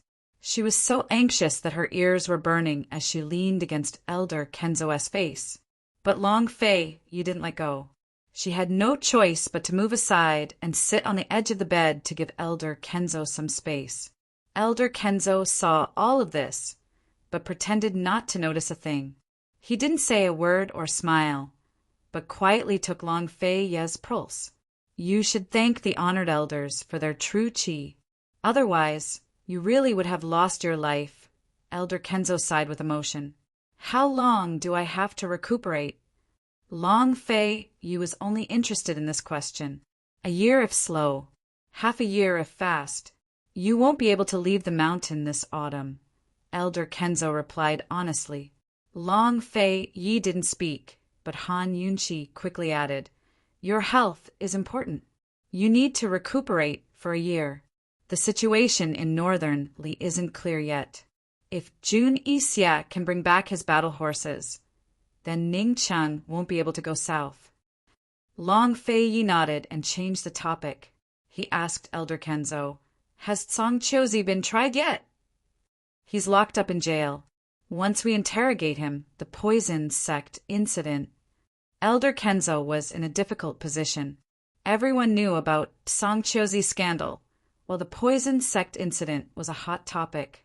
Although there were plenty of rumors at the foot of the mountain, Elder Kenzo hadn't held a trial yet. Thus, there were no final conclusions. The poison sect, let's not admit it for now. Long Fei Yi said, So many people saw the poison beast that day. How could we not admit it? Han Yunqi retorted, We didn't say we wouldn't admit it, just that we're still investigating. Elder Kenzo chuckled at Long Fei Ye's words. He was all too familiar with the government's evasive tactics. So what if he personally identified Han Yunqi as a poison sect descendant in front of all the disciples of the 2 depositories and courtyards? He hadn't announced it in front of the world, much less made any public announcements. News from the foot of the mountain had spread through small channels. Now that Song Chiozi had been defeated and the 2 depositories and courtyards had surrendered, which celestial mountain disciple would dare to stand out and identify the sect leader as the one who spread the news? In this world, there were many things that everyone knew that would never become reality until the government acknowledged them. Although Han Yunqi detested such evasive tactics, she had to admit that it was an excellent idea. Long Fei Yi had defeated Song Chiozi and killed Helian. Then he'd unleashed such a powerful strike that the rebels in Lockhart Courtyard had all withered away. A few days ago, scouts had reported that the heretical sword sect forces at the foot of Celestial Mountain had all retreated as well. By now, Celestial Mountain was stable. However, Long Fei Yi was still injured, while Elder Kenzo had lost all of his internal energy. If anyone found out, the consequences would be unthinkable. Thus, Celestial Mountain's situation was still grim. Long Fei Ye's original plan to take control of the mountain and openly oppose Medical City had to be delayed. Under these circumstances, they couldn't fight head-on against Medical City, so they could only resort to roundabout tactics. They used the excuse of still investigating to buy time for Long Fei Yi to recover and for Gu Beiwe and Bailey Yuanlong to stabilize South Ning's commander-in-chief's estate. As long as Celestial Mountain didn't acknowledge them, Medicine City would have an excuse to supply supplies, and Gu Beiwe would have a reason to shut up the mouths of the clan heads in South Ning's estate. Han Yunqi sighed. At the very least, doctors with a bit of conscience should be able to hold on. The scariest thing about Medical City's ban wasn't Medicine City's lack of medicine, nor would the great clans of South Ning take the chance to strip her of her position as Wangfei. Instead, it was the fact that all of the medical centers in South Ning would retreat. Seeking medical treatment for illness wasn't the same as eating. You didn't need it every day, but it was just as important. Think about it, if all those doctors withdrew from South Ning, then no one would be able to seek medical treatment for their illnesses. How frightening would that be? Before this, Han Yunqi only knew of Medical City's strength and status in Cloud Realm Continent, but she'd only heard about it from hearsay and had never seen it for herself. She didn't even want to believe it or understand it. Medical City had neither military nor martial prowess, and wasn't even in the top 3 in terms of wealth. Didn't they just control Cloud Realm Continent's medical community? Where did such a high status come from? But now she believed it. An incurable plague could destroy an entire country or even civilization. Medical City's strength was as frightening as a plague. As far as she knew, the medical community had no borders even in a world war. There would always be doctors from all over the world willing to rush to the battlefield and save the dying and heal the wounded in a hail of bullets. It had to be said that Cloud Realm Continent's medical academy was a marvel of the medical world. Han Yunqi grew curious. Why did the Medical Academy destroy the poison sect in the past? Just what kind of heinous crimes did the poison sect commit? Or was it just to get rid of dissidents? The Kenzo old man glanced at Long Fei Yi before saying, "Have you heard of the undying and indestructible people?" Chapter 753. Undying and Indestructible People? Long Fei Yi naturally knew of them and had seen them before. Han Yunqi, however, had only heard of them. Supposedly, undying and indestructible people were poison goo humans created through poison nurturing techniques. Like zombies, they looked like normal people, but were undying and indestructible. They wouldn't even age. Is it because of poison goo humans? Han Yunqi asked. Kenzo nodded and began to talk about the history of the Medical Academy and the poison sect. The Medical Academy had existed in Cloud Realm continent for a very long time, even longer than the Great Qin Empire. At first, it was just a school that taught medical skills, but after hundreds of years of growth, it grew into the #1 power in Cloud Realm continent today. The true rise of the Medical Academy should have come after the Great Qin Empire was destroyed. At the same time, it established a medical association to control all the doctors in the world. Because the Medical Academy was the beginning of Cloud Realm Continent's medical community and the medical sect, most doctors learned their medical skills from there. Thus, the establishment of the association won the support of all doctors without much resistance. After all doctors hoped to gain the protection of the association and rely on its strength to further their medical skills and careers. While the medical association provided the doctors with protection, it also had the power to restrain and even control the doctors in the world. Once the association grew strong enough, a single doctor wouldn't be able to contend against it. Once they did, it meant that they'd run into walls everywhere in the industry and be restricted in every way until they couldn't make a living. There were bound to be plenty of doctors who refused to accept the Medical Academy's actions against the South Central Region's Commander-in-Chief's estate today, but most of them didn't dare to voice their discontent. That's why it's best for the imperial court to keep control of industries that affect the people's livelihood, such as military equipment, grain, medicine, and irrigation. Otherwise, they'll be blackmailed by these industries sooner or later, Han Yunqi said. She'd understood this principle long ago, but said it especially for Long Fei Ye's benefit. Cloud Realm Continent's commerce was very advanced, but the various countries' imperial courts only controlled the land. They were too lax in many of the key industries. Long Fei Ye glanced at her before nodding thoughtfully. Kenzo admired Han Yunqi even more now. He sighed in his heart. If only this girl wasn't a daughter of the poison sect. He took a sip of tea and continued. The poison sect used to be an important part of the Medical Academy. It was an independent branch of the Medical Academy known as the Poison Doctor and had a long history. The Medical Academy's poison sect was known as Cloud Realm Continent's head of 10,000 poisons. Whether it was Jun Yixie's 100 Poison Sect, the Tang clan's former poison sect branch, or other powers in the poison world, their poison skills all originated from the poison sect. Before the poison sect was founded, the concept of poison in Cloud Realm Continent was limited to snake venom. Even the treatment of snake venom was considered ordinary. Medicine and poison were one and the same. It was precisely because medical doctors found more and more fatal cases of accidental ingestion of poisonous herbs in the process of medical practice that the medical school began to research poisonous herbs and began to develop the concept of poison. Gradually, doctors discovered that many medicinal herbs contained a certain amount of toxins. If they were not used properly or matched properly, it would cause the human body to show signs of being poisoned. It could even be fatal. Other than medicinal herbs, there were also some unknown plants that had no medicinal value but were highly toxic. Not only poisonous snakes, but many animals also carried a certain amount of toxins. Thus, the Medical Academy established its own independent school of thought and called it the Poison Sect. It organized a group of doctors to specialize in the study of poisons.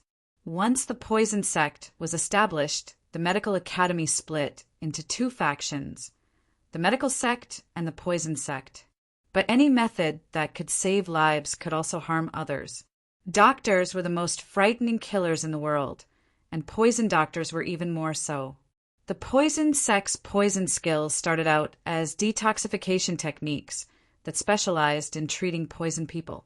The poison sect had strict prohibitions that forbade any poison master from using poisons for any reason except for the research and development of antidotes.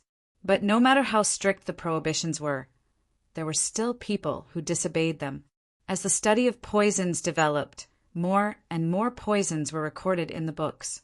Gradually, outside powers began to infiltrate the market and tempt poison masters with all sorts of conditions to buy ready-made poisons and even their prescriptions. Humans died for wealth and birds died for food. No matter how strict the prohibitions were, it was impossible to resist the temptation for everyone. Less than a decade after the poison sect's establishment, the number of poisoned people in Cloud Realm continent each year was already skyrocketing. Thus, the poison sect began to investigate the spread of poisons and ferret out many poison doctors to execute as a warning to others.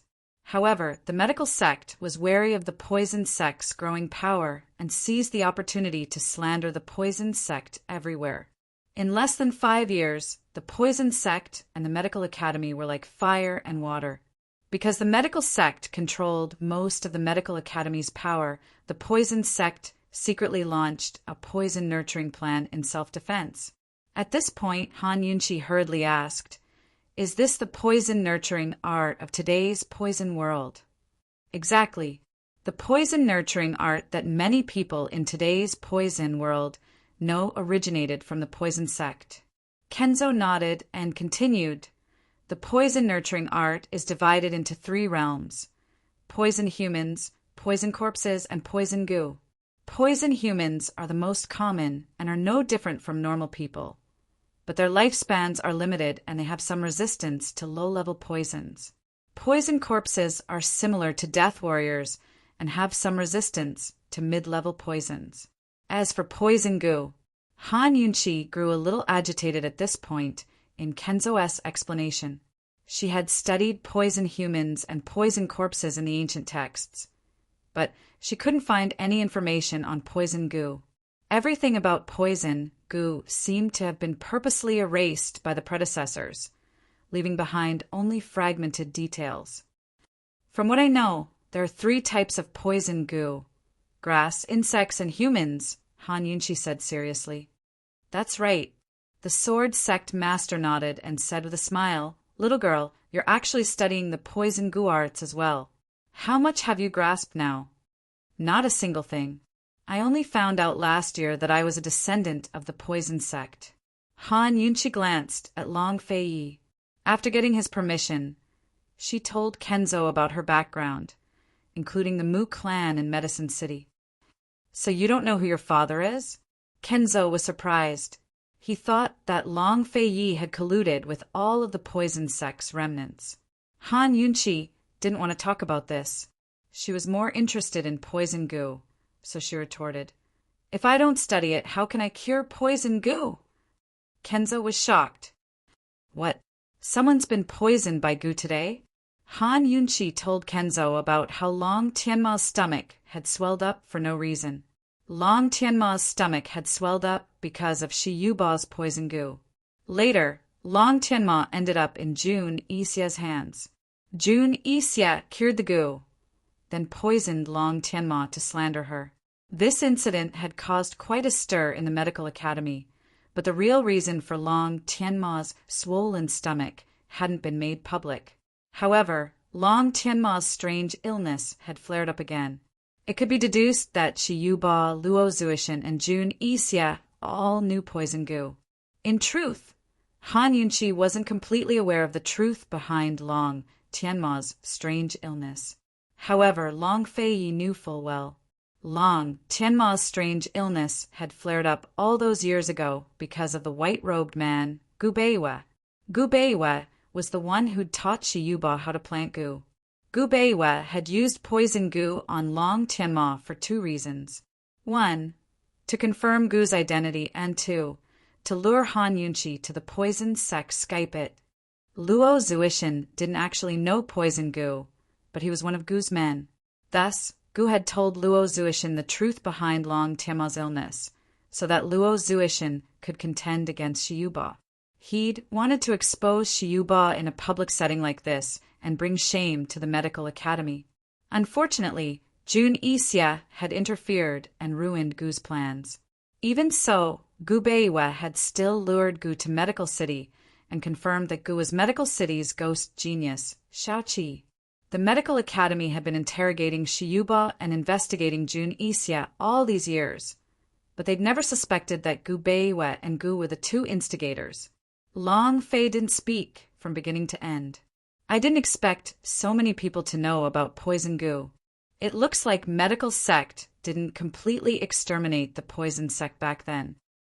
Kenzo sighed with emotion. What happened back then? Han Yunqi asked. Medical City exterminated the poison sect because of the poison Gu technique. The highest level of the poison Gu technique involves using humans as Gu to raise poison Gu humans who won't age, die, or die. As soon as Kenzo finished speaking, Han Yunqi anxiously asked, Did they succeed? Long Fei Yi was also curious about this matter. He knew that Gu had an undying and indestructible body, but he didn't know if he was immortal or not. Long Fei Yi didn't know the real reason why Gu had been expelled from Medical City when he was very young, or when he'd gained an undying and indestructible body. No, Kenzo was very certain. Using humans as Gu was nothing more than a hypothesis. There weren't even any poison Gu recipes or poison Gu techniques. There were only grass Gu and insect Gu. Moreover, Medical Sect destroyed the poison sect back then, and destroyed all records related to the poison Gu technique. Han Yunqi furrowed her brows. So the poison sect didn't do anything outrageous, and the medical sect destroyed them just because of a hypothesis? It was only now that Kenzo realized that Han Yunqi was a descendant of the poison sect. Before this, he'd almost forgotten that this girl was a member of the poison sect. She really sounded like an outsider when she talked about the poison sect. After all, anyone who could make the poison beast submit had to be a direct descendant of the poison sect. No matter what, they were still connected by blood. Kenzo couldn't understand why Han Yunqi was so cold to the poison sect. This noble one only knows the rough details. As for how the medical sect destroyed the poison sect, how many people they killed, and how many orphans escaped, I'm afraid only the medical academy knows. Kenzo said indifferently, after the poison sect was destroyed, the medical sect took control of Medical City and the medical academy. One day, we'll get to the bottom of this.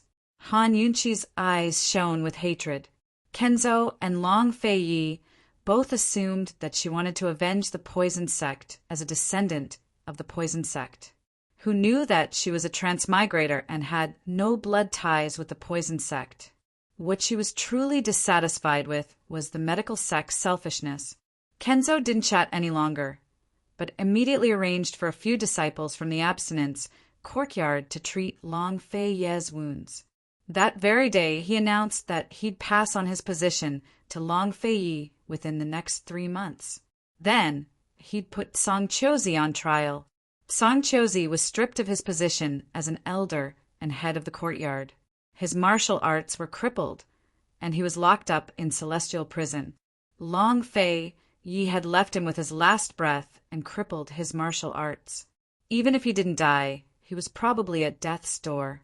Granny Yu was temporarily the head of Lockhart Courtyard.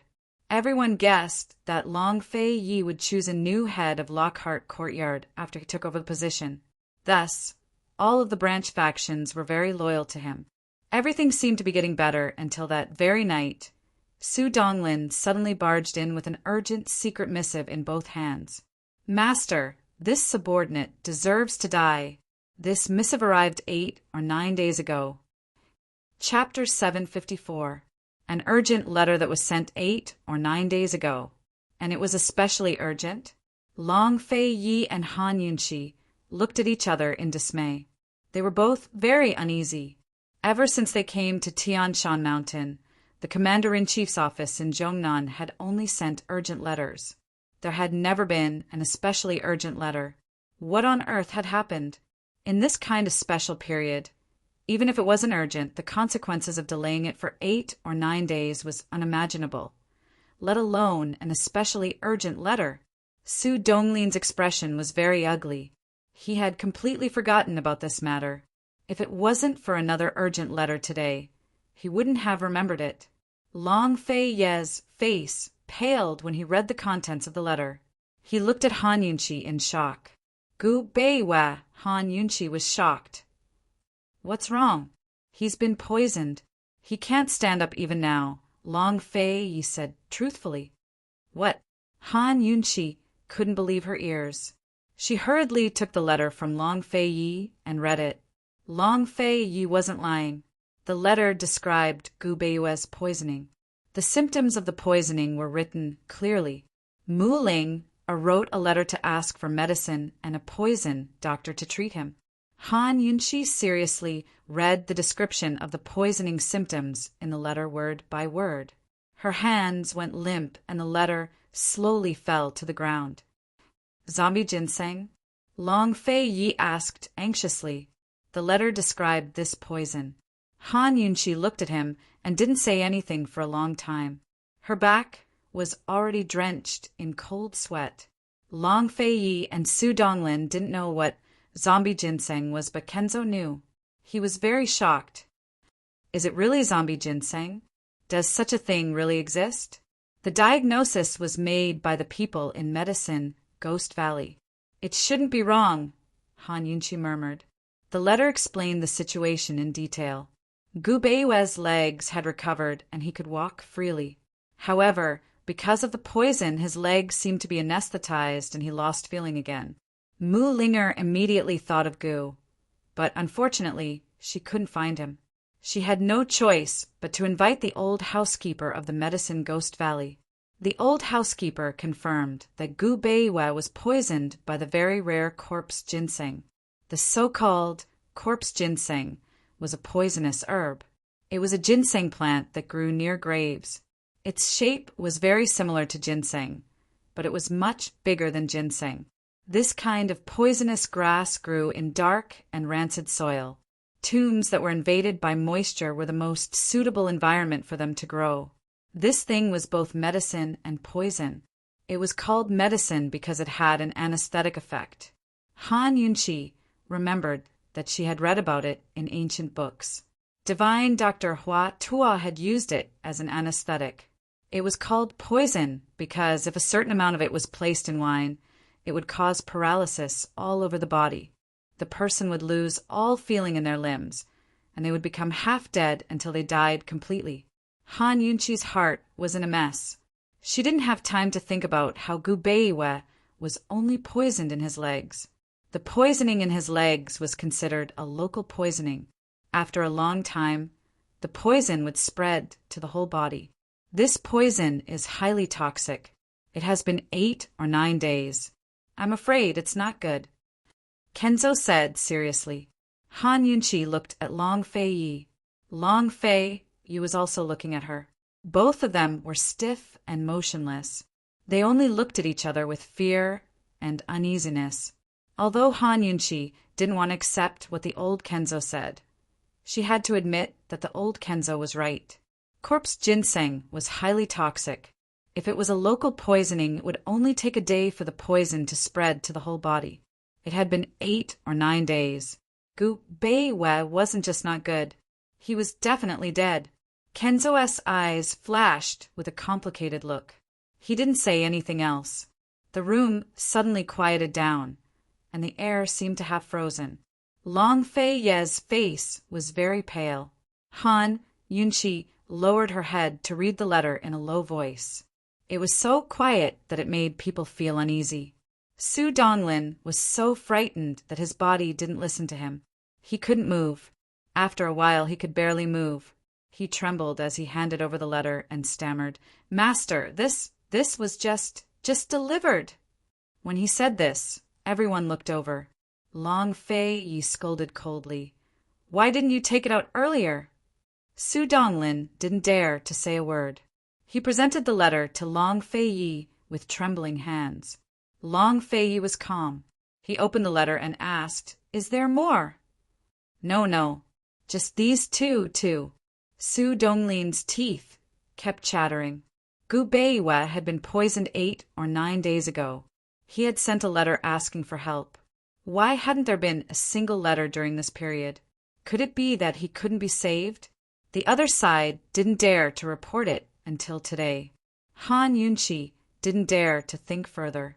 She looked at the letter in Long Fei Ye's hand and prayed in her heart that it wasn't bad news. This was the first time she realized that she was so easily frightened. She had been frightened by Long Fei Yi for the past few days. She couldn't take any more shocks. She prayed inwardly, but she couldn't wait any longer. When Long Fei Yi opened the letter, she asked, "What does it say?" "Gu Beiwa he." Long Fei Yi looked at her and exhaled. "He can still be saved, right? He's still alive, right?" Han Yunqi asked anxiously. "He's still alive. The poison only started spreading last night." Long Fei Yi sighed in relief. Even he didn't understand why he couldn't bear to see Gu Beiwa, the Shadow Clan's orphan. Han Yunqi's heart finally settled back into her chest. She was so moved that she wanted to cry. Of course, she didn't have time to cry, much less rejoice. She immediately took the letter in Long Fei Ye's hand and found that it was written this morning. It explained Gu Beiwa's current situation in detail. Because they hadn't received a reply, Mu Linger went to look for Bailey Yuanlong. They didn't know the situation on Celestial Mountain, so they didn't dare to rashly send another letter. Gu Beiwa's poison had been sealed in his leg with acupuncture. In addition, the medicine Ghost Valley had provided him with some medicine to temporarily slow down the poison's outbreak. That was why he had been able to drag it out for so many days. But since last night, the poison couldn't be sealed and was showing signs of moving to his upper body. Gu Beiwa was worried that something would happen on Celestial Mountain, so he didn't allow Mu Linger to send another letter to urge him. This letter was secretly delivered by Mu Ling. Idiot! Han Yunqi was worried and angry. He's a doctor. He's simply courting death. The corpse ginseng's poison didn't just spread from the wound to the entire body. There was also a terrifying phenomenon. Once the corpse ginseng's poison stayed in the human body for a long time without being expelled or erupting, the poison would treat the human body as soil and grow the corpse ginseng in the organs. In the end, even if the person died, the corpse would be taken over by the corpse ginseng. If they had used the antidote from the start, they could have completely cured the corpse ginseng's poison. But now, the antidote wouldn't be able to completely remove the poison. They had to find blood and use needles to expel the poison. Han Yunqi didn't dare delay. She immediately took out the antidote from the detoxification system and wrote a letter for Su Donglin to send back immediately. As soon as Su Donglin left, before Han Yunqi could speak, Long Fei Yi asked, "Do you really have to go down the mountain?" Before coming up the mountain, he had made all sorts of preparations for her to leave, but he hadn't expected that he would be so reluctant and worried when she really needed to leave. Even if Celestial Mountain hadn't given the Medical Academy an official reply, the entire world knew that she was a descendant of the poison sect. Once she left the mountain, how much blame and rejection would she face? How much trouble and danger would she have to face? The antidote can remove 70% of the poison, but if the remaining 30% isn't expelled, it'll definitely gather in his organs in less than half a month and grow corpse poison grass, Han Yunqi said mildly. "If I don't leave the mountain, he'll die." Long Fei Yi had just woken up from his serious injuries and was too weak to leave the bed. How could Han Yunqi bear to leave? How could she not worry? But this was a matter of life and death. She had to be cruel to Long Fei Yi and herself. Gu Beiwa was her best friend. How could she leave him in the lurch? Moreover, it wasn't easy to get poisoned by corpse ginseng. She suspected that there was a spy by Gu Beiyue's side. Third, Bailey Yuanlong was a military general and didn't know how to play politics. Long Fei Yi had been away from her for so long, but Gu Beiyue had been supporting Bailey Yuanlong from the back. Especially now that her identity as a poison sect disciple had been exposed, it was Gu Beiyue who had turned the tide and stabilized the situation. If anything happened to Gu Beiyue, Long Fei Ye's current situation would cause internal strife in the south-central region. Whether it was for public or private reasons, Han Yunqi had to leave the mountain as soon as possible to save him. Long Fei Yi knew these complicated relationships better than Han Yunqi did. He hid his reluctance in his heart and said calmly without hesitation, "I'll immediately arrange for you to leave the mountain in secret. Tell the outside world that Celestial Mountain is still investigating you and won't let you leave until the matter is clear." "All right." Han Yunqi hesitated. "There's only one way down the mountain, and you'll leave tonight. Have the shadow guard pick you up at the foot of the mountain," Long Fei Yi said. Han Yunqi was very obedient. The two looked at each other and didn't say anything else. When night fell, Han Yunqi packed her things. Before she left, she said to Long Fei Yi, "Recuperate well. Once the poison is cured, I'll be back." Long Fei Yi was very obedient. Han Yunqi was silent for a moment, then said, "I'm leaving, so you don't have to send me off. Wait for me to come back. Can you pick me up at the foot of the mountain?" Long Fei Yi didn't reply immediately. He stared at her for a long time before finally replying, "All right, then I'm leaving." Han Yunqi said. The old Kenzo and Su Donglin had been waiting outside for a long time. Long Fei Yi nodded. Han Yunqi looked like she still wanted to say something, but in the end, she bit her lip and turned to leave. Just as she reached the door, Long Fei Yi called out, "Han Yunqi." Han Yunqi immediately stopped, but she didn't turn back. She waited for a long time, but Long Fei Yi didn't say anything. Finally, she turned back. "Is there anything else?" He smiled. "Why don't this prince go down the mountain with you?" She smiled back. "Sure, then I'll help you pack up. Let's go together." "Okay." He agreed happily. However, she didn't move. They both knew that this was just a joke. He had to recuperate, so he couldn't go down the mountain. "Long Fei Yi, goodbye." Han Yunqi became serious. Long Fei Yi didn't say anything. He waved his hand, indicating for her to leave quickly.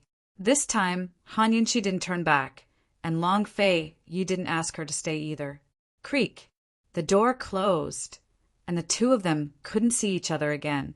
They were separated by life and death, and they didn't even have time to say a few words. How could they be separated so quickly? Han Yunqi's clear eyes glistened with tears under the moonlight. "Shizhuan, let's go." Under the old Kenzo-S arrangements, several imperial bodyguards and Su Donglin escorted Han Yunqi down the mountain secretly. However, she didn't expect that there was a group of people waiting for her at the foot of the mountain. Chapter 755. Han Yunqi was planning to leave Celestial Mountain in secret, but ran into a group of Jianghu men as soon as she reached the foot of the mountain. It wasn't clear whether they were here every day or had received news of her arrival and came to intercept her. It wasn't convenient for the guards to act, but Long Fei Yi had arranged for enough shadow guard to protect her. Soon enough, they killed off all but one of them to be sent up the mountain for interrogation. Once that was done, old Kenzo emerged from his hiding place and said, "Lass, it looks like you'll run into a lot of trouble on your way back. I'll have to trouble you." "It's my own business to begin with, so there's no trouble at all," Han Yunqi said simply. All of this trouble had come because of her identity. If it wasn't for Old Man, Kenzo felt guilty. If he hadn't ignored Sangchozi all these years, perhaps none of this would have happened. Celestial Mountain is the head of the martial arts circles. It's only right and proper for them to kill the remnants of the poison sect. "Yunqi still has to thank Master for protecting me," Han Yunqi said. I can only blame my poison sect for being useless and being framed for nothing all these years. Since I'm a descendant of the poison sect, one day I'll demand an explanation from the medical academy. Old Kenzo looked at Han Yunqi's stubborn gaze and couldn't help but admire her again. This girl was now the target of all of Cloud Realm Continent.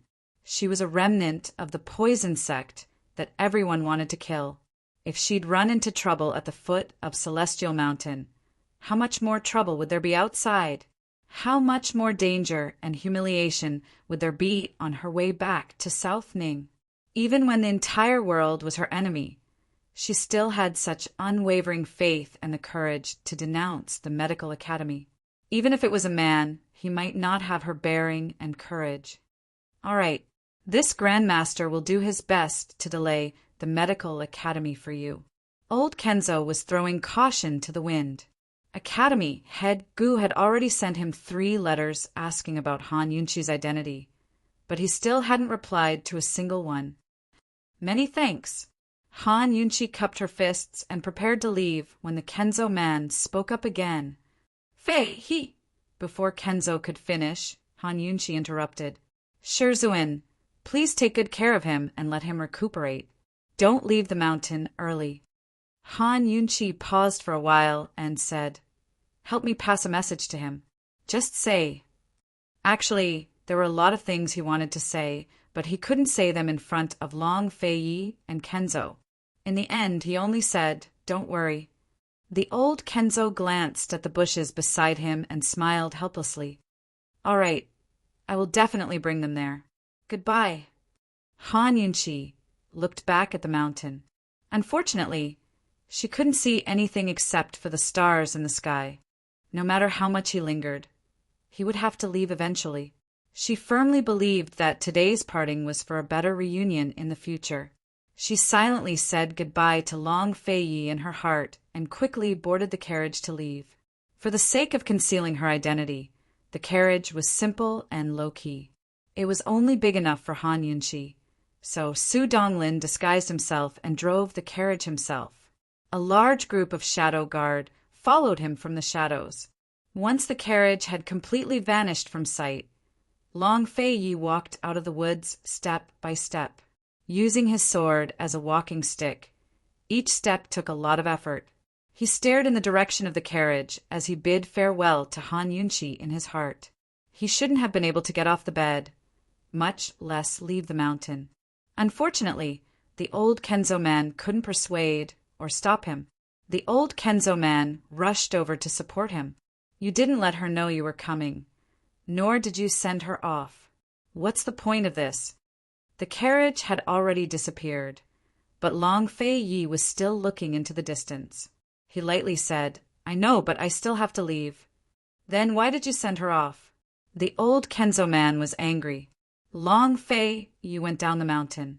How much true qi did he use? I just left the mountain, and I'm already surrounded. It seems like that person from 9 Mystical Palace knows everything. Long Fei, coldly said. The old Kenzo man's eyes were gloomy. He never thought that there would be a spy by his side. He was really too muddle-headed these past few years. If Long Fei hadn't defeated Heilian and learned of this news, he would probably never have known. That day, Heilian didn't tell Long Fei who'd instructed him to stall for time, but he did provide Long Fei with an extremely important clue. Heilian had said, There's a spy in Ninshan Palace. They've even reached out to Celestial Mountain. It seems like the old fox behind the scenes has been watching you for a long time. The old Kenzo man said seriously. Long Fei denied it. No, he's probably been watching Cloud Realm for a long time. What was the use of watching him? The only reason he was watching him was because he wanted to compete with him for Cloud Realm's territory. His hands not only reached Celestial Mountain, but also the Duke of Qin's manor. Long Fei said, This prince will make him pay the price for messing up my plans. He didn't pay much attention to Su Xiaoyu's disappearance. It wasn't because he was too busy with Celestial Mountain's affairs, but because he already knew. After Su Xiaoyu lost her memories, she continued to stay by Han Yunqi's side. He had always sent people to keep an eye on Su Xiaoyu's whereabouts. No matter what, South Ning Prefecture was still his territory. It wasn't easy to lose a person. He was only using Su Xiaoyu as bait to beat her at her own game. He hadn't told Han Yunqi the truth because he was worried that Han Yunqi wouldn't bear to part with Su Xiaoyu. Su Xiaoyu would suffer if she fell into those people's hands. It was hard to say whether she could even keep her life. Gu Beiyue's poisoning probably has something to do with that old fox as well, the old Kenzo man murmured. Yunqi's trip this time was dangerous. Your heart is even more ruthless than Master's. Long Fei Yi didn't reply. Actually, if he could keep Han Yunqi, he would definitely do so. He'd rather have South Ning's commander-in-chief's estate fall into chaos than let Han Yunqi take the risk. Nor did he want Han Yunqi to face the world's curses alone. But even if he told Han Yunqi the truth, that woman would still fearlessly return to South Ning. It wasn't that he didn't want to stop her, or that he was willing or heartless, but that he couldn't keep her. In the end, Han Yunqi was different from other women. She wasn't afraid of trouble, much less hiding behind a man's back to avoid storms. Almost all of his shadow guards were sent to protect Han Yunqi. At the same time, he kept an eye on Lockhart Courtyard, Sword Depository, and Scripture Depository. As long as those three didn't make a move, no one in the world would be able to oppose the shadow guards he'd sent this time. He only hoped that her journey would be smooth. At this moment, a white-haired, honored elder emerged from the shadows to urge Long Fei Yi to return. He was here to help Long Fei Yi control the lust-bite energy. Fei, have you forgotten the taboo of the lust-bite energy? The honored elder Cold asked. Long Fei Yi and Elder Kenzo didn't understand the lust-bite energy, but the honored elder had discovered it while treating Long Fei Ye's injuries. The honored elder's understanding of the lust-bite energy far exceeded theirs. The lust-bite seal's greatest taboo was the word desire. Thus, before the seal was lifted and the user could control the energy, all their previous efforts would be wasted if they lost their virginity. Meanwhile, the lust-bite seal's greatest taboo was the word affection. The lust-bite energy was the highest level of martial arts in Cloud Realm Continent. Once one mastered it, they would be invincible in the martial arts circles. But when faced with a loved one, the lust-bite energy would be completely suppressed. In other words, if Han Yunqi faced him with a sword one day, he would lose all of his internal energy in front of Han Yunqi. The so-called lust-bite meant that emotions could devour a person. In other words, if someone wanted to kill him, the best way wasn't to face him with a sword, but to borrow Han Yunqi's hand. I remember. Long Fei Yi replied to the honored elder seriously. Because of this taboo, he was afraid that he would have to rein in his love for Han Yunqi. The old fox behind Heilian must know something to let Heilian stall for time. If by any chance that old fox understood the lust-bite energy as well, then Han Yunqi would be in even more trouble. Long Fei Yi looked into the distance again before suppressing his worries and returning to the mountain with the honored elder. This night was especially long. Han Yunqi sat in the carriage. Although she kept telling herself to use this free time to cultivate and familiarize herself with the second level of the poison storage space, she couldn't calm down. She couldn't help but wonder what Long Fei Yi was doing. Was there an antidote in the world that could cure the lovesickness poison? At least, Han Yunqi wouldn't be able to develop one. However, she didn't have time to think about the lovesickness anymore, because the moment they left Tianshan, before the sun had even risen, she ran into trouble again. A large group of righteous sects suddenly appeared and surrounded the carriage tightly. The news spread so quickly. Looks like we can't hide our whereabouts anymore. Han Yunqi said softly, Master, you can continue to rest. It's not a big deal. Su Donglin said seriously. He sat in the carriage without moving, allowing the accompanying shadow guard to deal with those so-called righteous sects. The shadow guard that Long Fei Yi selected to protect them were naturally the best of the best. One of them was enough to fight against 10 people. Very quickly, the group of people was wiped out. The Shadow Guard wanted to silence them, but Han Yunqi stopped him. In any case, we can't hide our whereabouts anymore. Let's just spare their lives so that people won't gossip. Only the heavens knew how many more people she would encounter along the way. If she killed all of them, the medical academy would definitely make a big fuss about it. Even if we don't kill them, we still have to teach them a lesson. We have to let them know that we're not easy to bully. Su Donglin said as he drove the carriage over a pile of injured people. As expected, the news spread very quickly. Han Yunqi and the others had been on the road for 3 days, but they had already been ambushed and attacked 20 times. Almost every 4 hours, they would be ambushed and attacked once. She could recite all the curses that were thrown at her. They were nothing more than witch, disaster, scourge, hypocrite, and so on. They said that she had an ulterior motive for opening Pill Fiend Pharmacy, and that she had used bewitching techniques to gain the favor of the King of Medicine. If it weren't for the fact that Long Fei Ye's shadow guard was strong enough, Han Yunqi would have been killed by his sword a long time ago.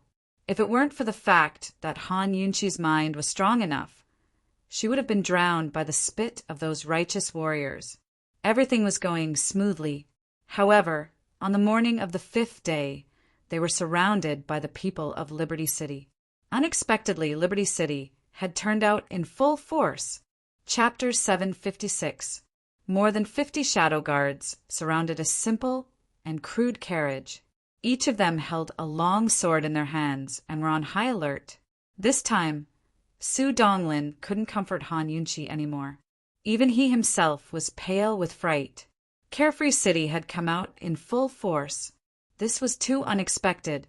The shadow guard surrounded them 3 times in a tight circle. The people of Carefree City were right in front of them. There were 3 rows of people, and the first row was made up of Carefree City's elders and a few of their sons who were skilled in martial arts. Su Donglin had seen all of them in the City of Daughters last time, but there was one person he didn't recognize. That person was in his early 50s. He held a double-edged sword in his hand and had a full beard. His eyes were cold and stern, and he exuded an imposing aura. He stood there like a ferocious god. Even Han Yunqi, who didn't know martial arts, could clearly sense his killing intent. "Mistress, is he, Su Donglin stammered. Han Yunqi was relatively calm.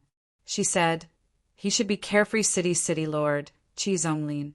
He's ranked 4th in Cloud Realm Continent, second only to Tang Zijin."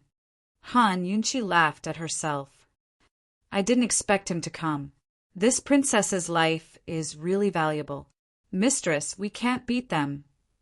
Su Donglin wasn't belittling himself, nor was he trying to boost their morale. He was speaking the truth. "We really can't beat them." Han Yunqi was calm, but a chill ran down her spine. Qi Zonglin alone was enough to deal with more than 50 shadow guard, to say nothing of the others. Just how determined was he to kill her? "Mistress, could it be that Medical City hired them?" Su Donglin guessed. Han Yunqi immediately rejected the idea. The City of Daughters and Carefree City didn't have good reputations.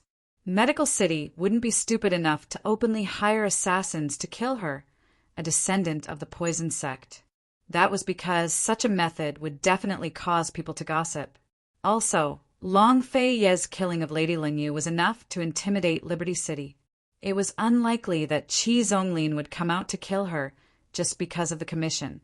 Without enough temptation, Qi Zonglin would not act rashly, because he could not afford to offend Long Fei Yi, let alone Sky Mountain. There must be something fishy behind this. If he doesn't have an ulterior motive, then he must have gotten some information, Han Yunqi guessed.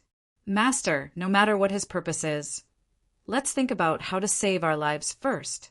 When the fight starts, I'll take you away. There's a fork in the road about 1 li ahead. Let's split up." Su Donglin was very serious. "Master, you have to remember this. You go to the right and I'll go to the left. I'll try to lure them away. Don't worry about anything.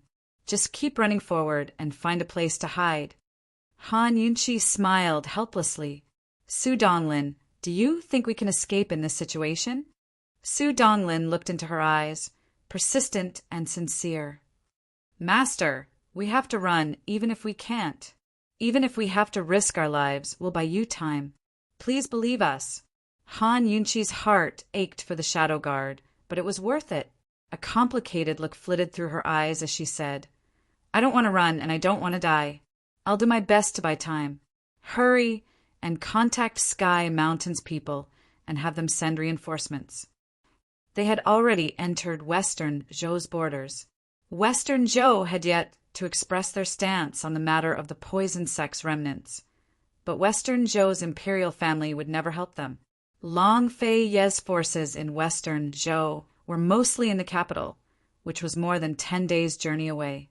Thus, her only choice was to turn back and ask for reinforcements from Sky Mountain. It was only 5 days' journey from here to Sky Mountain. With Su Donglin's Qinggong, he could cover the 2-day journey in half a day if he tried his best. He didn't need to go to Sky Mountain himself. All he had to do was send out a distress signal, and reinforcements would definitely come. Han Yunqi didn't know how long she could stall for, but she had to do her best no matter what. She had to survive. Gu Beiwe was still waiting for her to save him. Long Fei Yi was still waiting for her to return. Her life was very precious.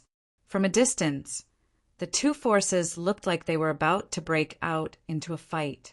Han Yunqi walked out of the heavy protection to face the people of Carefree City. Her appearance attracted the attention of everyone in Carefree City. Su Donglin used this opportunity to slip away from the back. Hee, I presume this must be the famous Qin Wangfei Han Yunqi? Qi Zonglin was surprised. I presume this distinguished one must be the 4th strongest expert of the martial arts circles, the City Lord of Carefree City, City Lord Qi? It's an honor to meet you at last. Han Yunqi was very polite, but Qi Zonglin was no longer polite. Cold, he said. Since you know who the old man is, then why don't you surrender yourself before the old man makes a move? Yunqi wants to know the reason for her death. I wonder who wants to buy Yunqi's life? Han Yunqi asked modestly. Qi Zonglin said seriously, this time Carefree City is enforcing justice on behalf of the heavens and the people of the world. We won't take a single cent. Han Yunqi finally laughed, but it was a cold, mocking laugh. What are you laughing at? Qi Zonglin asked. City Lord Qi, when did you start enforcing justice on behalf of the heavens? What? Has Carefree City been frightened by the Duke of Qin? Are you so eager to curry favor with those righteous sects? Why stick your warm face to someone's cold? But Han Yunqi guffawed. You're still so stubborn even in the face of death. This city lord would like to see how long you can keep laughing. Qi Zonglin was furious. He was about to make a move himself when Han Yunqi turned serious and asked loudly, Qi Zonglin, who told you that this Wang Fei is a descendant of the poison sect? Qi Zonglin never expected Han Yunqi to ask such a question. A complicated look flitted past his eyes, but he quickly replied, only the direct bloodline of the poison sect can control the poison beast. Han Yunqi, your identity hasn't been a secret for a long time. Old man advises you to be tactful and surrender yourself. Poison beast? Dare I ask City Lord Qi, which eye of yours saw the poison beast? Han Yunqi asked again. Qi Zonglin naturally hadn't seen the poison beast with his own eyes, but he was certain. The disciples of Celestial Mountain's 2 pavilions and courtyards all saw it with their own eyes. Could it be false? Celestial Mountain disciples. Han Yunqi shook her head, helplessly. Then may I ask which disciples saw it with their own eyes? Also, when did Celestial Mountain step out to accuse this Wang Fei of being a descendant of the poison sect? Qi Zonglin had no answer. Han Yunqi's identity had never been officially acknowledged aside from rumors. Even Medical City sanctions against the South Central regions, Commander-in-Chief's manner had only been to hand it over to Han Yunqi and cooperate with Medical City's investigation. They hadn't explicitly stated Han Yunqi's identity. Qi Zonglin had only dared to block Han Yunqi's path this time because he'd received pointers from an expert. That expert had told him that Long Fei Ye's internal injuries were extremely severe and wouldn't recover in a short time. Han Yunqi would leave Celestial Mountain on her own and return to South Ning. He hadn't believed it at first, but that expert had actually described the time and route Han Yunqi would take when she left Celestial Mountain. Qi Zonglin had sent people to investigate, and the results were accurate. No matter how stupid Qi Zonglin was, he knew that the expert was someone from Celestial Mountain, so he believed him. Carefree City and Han Yunqi had an old grudge to begin with. After being threatened by Long Fei Yi, Qi Zonglin had long been dissatisfied. How could the assassin's world be trampled underfoot by Long Fei Yi and his wife? Qi Zonglin wanted revenge and to vent his resentment. That was why he'd come out with all his might today. He wanted this matter to shake Cloud Realm Continent and let the entire world know that Carefree City wasn't to be trifled with. Of course, Qi Zonglin was also certain that Long Fei Yi wouldn't travel with them due to his injuries. That was why he dared to block their path. Han Yunqi's words now made him uneasy. Seeing Qi Zonglin waver, Han Yunqi hurriedly added, "City Lord Qi, I won't hide it from you. I came down the mountain, this time precisely because I wanted to go to Medical City with Master Kenzo and His Highness Duke of Qin to explain the poison sect. They've been delayed by other matters, so I'm sure they'll be here soon. Oh, that's right. Kenzo's master will bring a few more disciples over in a moment. I'll have to ask City Lord Qi to help me identify which disciple leaked this Princess Consort's whereabouts." Han Yunqi spouted this monumental lie very calmly and easily. She'd long guessed that there were spies in Celestial Mountain. She'd also guessed that Carefree City had come out with all their might to block her path because they'd received some sort of information. Otherwise, Qi Zonglin wouldn't have had the guts. That was why she'd hardened her heart and taken a gamble. Qi Zonglin's heart grew alarmed at Han Yunqi's words. He wondered if that expert had been discovered, so Long Fei Yi had decided to beat him at his own game and lure him out. He didn't speak. Cold eyes sized up Han Yunqi. This woman didn't look like she was lying at all. Her words could be false, but her eyes couldn't be. There wasn't the slightest fear in this woman's eyes when she was faced with the assassins of Carefree City. How could she be so fearless if she wasn't confident? Even a man would be scared when faced with such a situation, let alone a woman. Han Yunqi's entire back was soaked in sweat when she was faced with Qi Zonglin's sharp gaze. Nobody knew how scared she was in her heart. If anything went wrong, if Qi Zonglin willed it and Carefree City took action, she would be dead for sure. However, she still held on. She looked down at Qi Zonglin's sharp gaze from high above. She was calm and fearless like a queen. Qi Zonglin was hesitating. Han Yunqi was about to continue her threats when a figure suddenly flew over from behind them and was thrown to the ground heavily. "Su Donglin!" Han Yunqi shouted. Su Donglin was thrown to the ground. He was vomiting blood and dying. The shadow guard next to Han Yunqi was about to rescue him when a figure suddenly flew over. It was none other than Qi Yaotian, the young master of Carefree City. He stepped on Su Donglin and shouted, "Father, don't be fooled by this woman. She was stalling you while she sent someone to call for reinforcements. Long Fei Yi and Kenzo didn't follow her at all. Let go of him." Han Yunqi was infuriated. Hardly had she finished her sentence when she shot out several gold needles. Qi Yaotian was caught off guard and could only retreat. The shadow guard then took the opportunity to rescue Su Donglin. Han Yunqi had barely supported Su Donglin when Qi Zonglin had already drawn his sword. More than 50 shadow guards charged forward together. Han Yunqi supported Su Donglin and retreated to the back.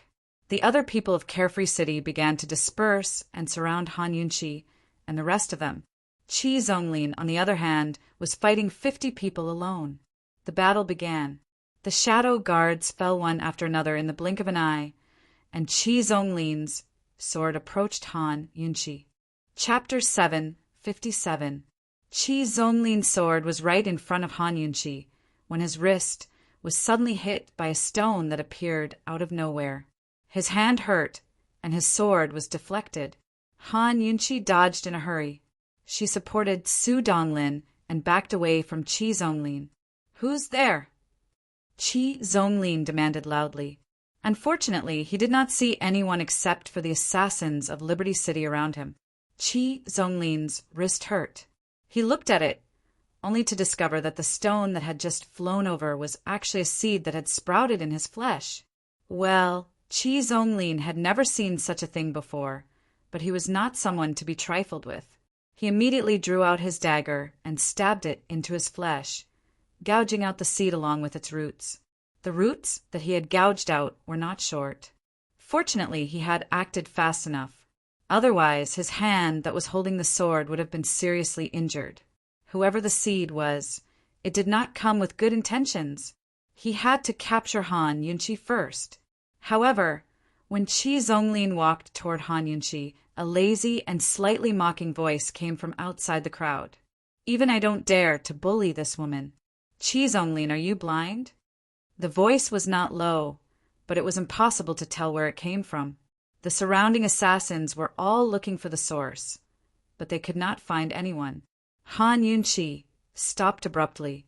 She looked around in disbelief, but she could not see anyone either.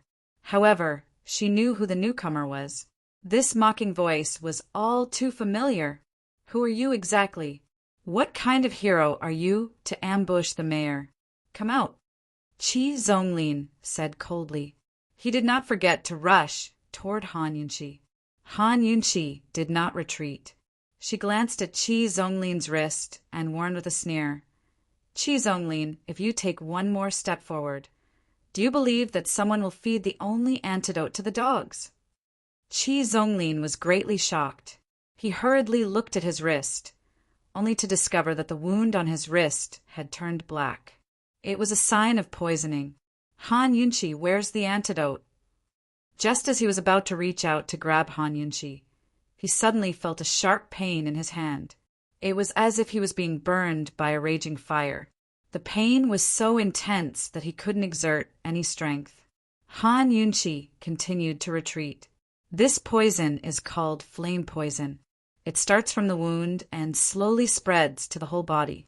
City, Lord Chi will soon know what it feels like to be burned by fire. Chi Zonglin was not easily intimidated. He immediately ordered, "Men, catch this bitch!" Only by capturing Han Yunqi would he have the capital to negotiate with the poisoner.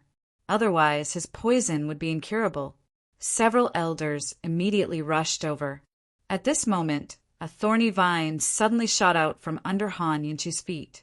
It madly grew countless branches, bearing their fangs and brandishing their claws in the air. The thorny vines had grown out of the seed Chi Zonglin had dug out just then. They protected Han Yunqi in the center, while their countless branches danced in the air, frightening everyone who saw them. No one dared to draw near. So beautiful! Han Yunqi looked at the dancing thorny vines.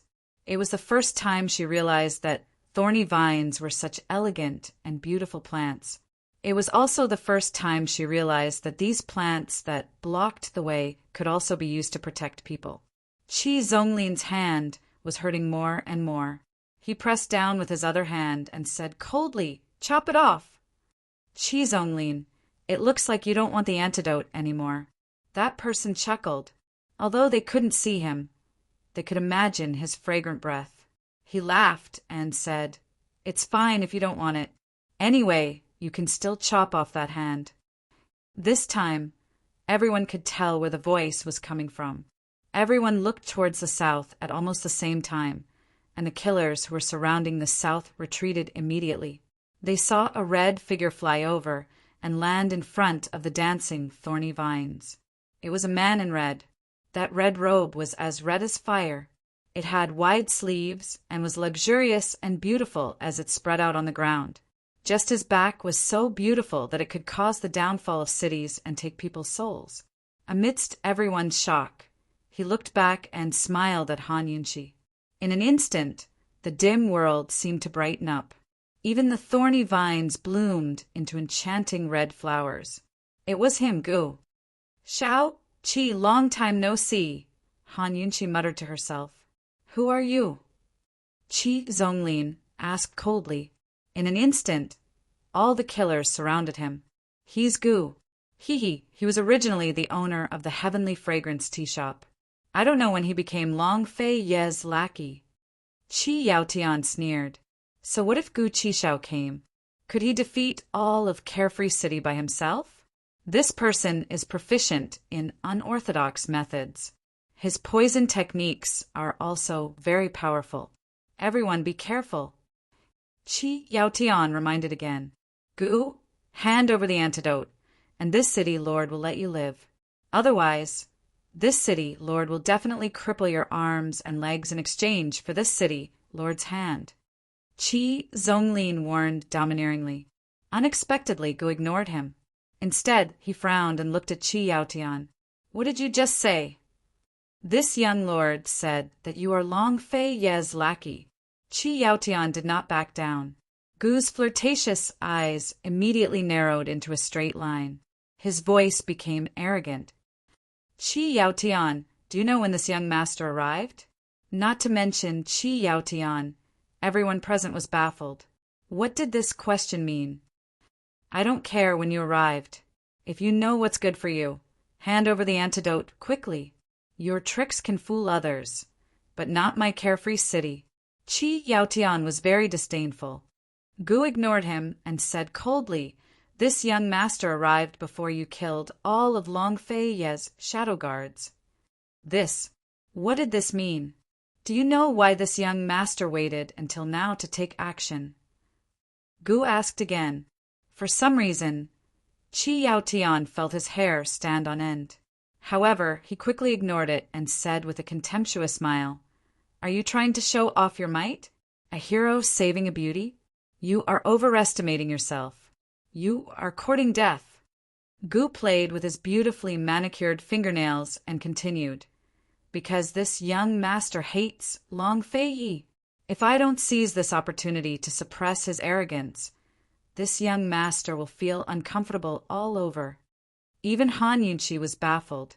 What was Gu doing? He had arrived a long time ago, yet he had waited until now. He was alone. How was he going to deal with an entire city of experts? Last time, he had been wounded to such an extent when he responded to the archers of the Chu family. This time, he was facing the entire Carefree City. Han Yunshi almost wanted to run over and knock Gu's head and tell him, "Dear, stop being so pretentious." Then tell me, how are you going to suppress Long Fei Ye's arrogance? Why, are you going to fight 10 people alone? Qi Zonglin sneered. "Why don't you have a fight with me? If you win, Carefree City will retreat. If you lose, hand over the antidote, and I'll take Han Yunshi away." How does that sound? Gu Qishao arched a brow at him, his eyes as charming as silk. Forget about women. Even men would fall for his charms.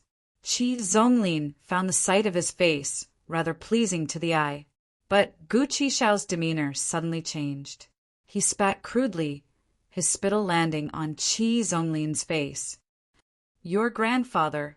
Do you think I'm an idiot? 1 against 10? Won't I be beaten to a pulp? Let me tell you, not just 1 against 10. I can't even fight you one-on-one. I've brought my men here today, too. I'm going to fight 100 against 10. Aside from Han Yunshi, everyone else was given a fright by Gu Qishao's sudden change.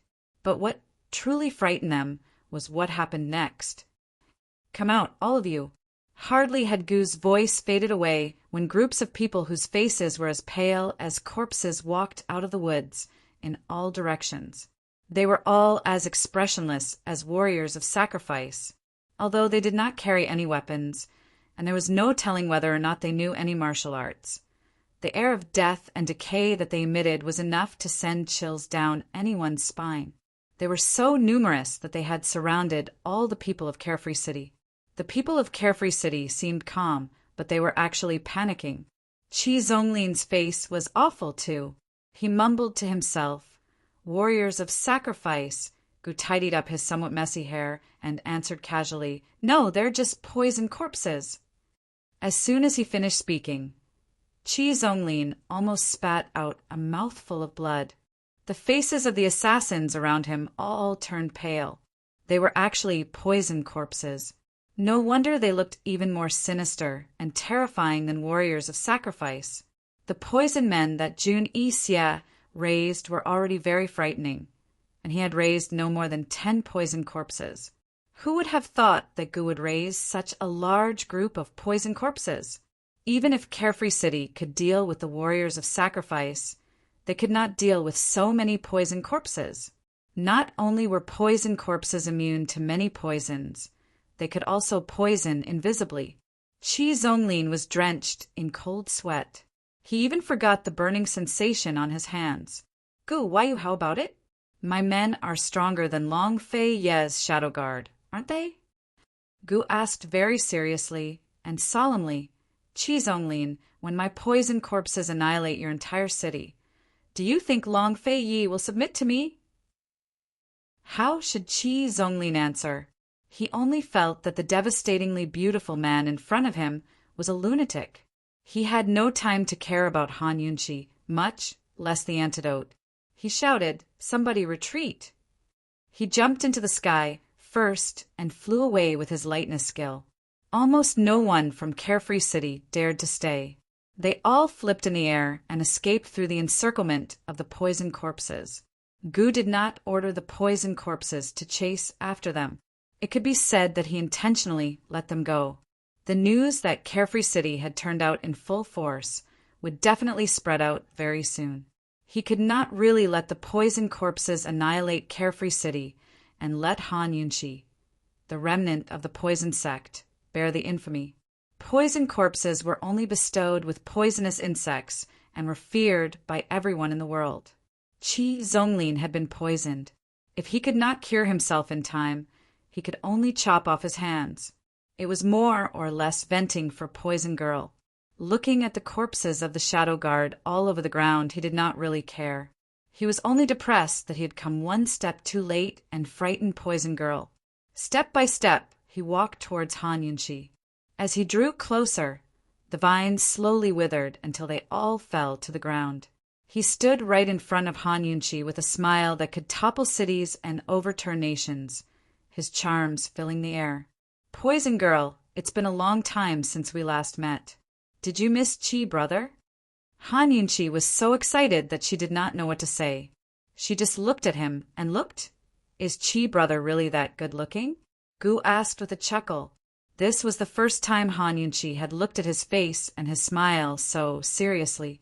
Although she had always known that he was very good-looking, she did not know that he was this beautiful. Gu's devastatingly beautiful and otherworldly beauty had only lasted for a moment. In front of Han Yunqi, he was just an ordinary man in the mortal world. He was not cold, not beautiful, and not enchanting. He was just like an ordinary man who loved his sweetheart and cared about the most ordinary things, such as food, oil, salt, soy sauce, and tea. He hurriedly took out a water bottle from his sleeve and handed it to Han Yunqi. "You must be thirsty. Drink quickly. It's warm and neither too hot nor too cold. Don't drink too much. I even brought you some food." He rushed to the carriage in the forest and brought back a 3-tiered food box. When he opened it, it was filled with piping hot food. He said, "Poison Girl, after such a long journey, you must have not eaten hot food for several days, right? Drink some soup to warm your stomach first." As soon as he learned of Han Yunqi's whereabouts this morning, he had personally prepared food and brought it over.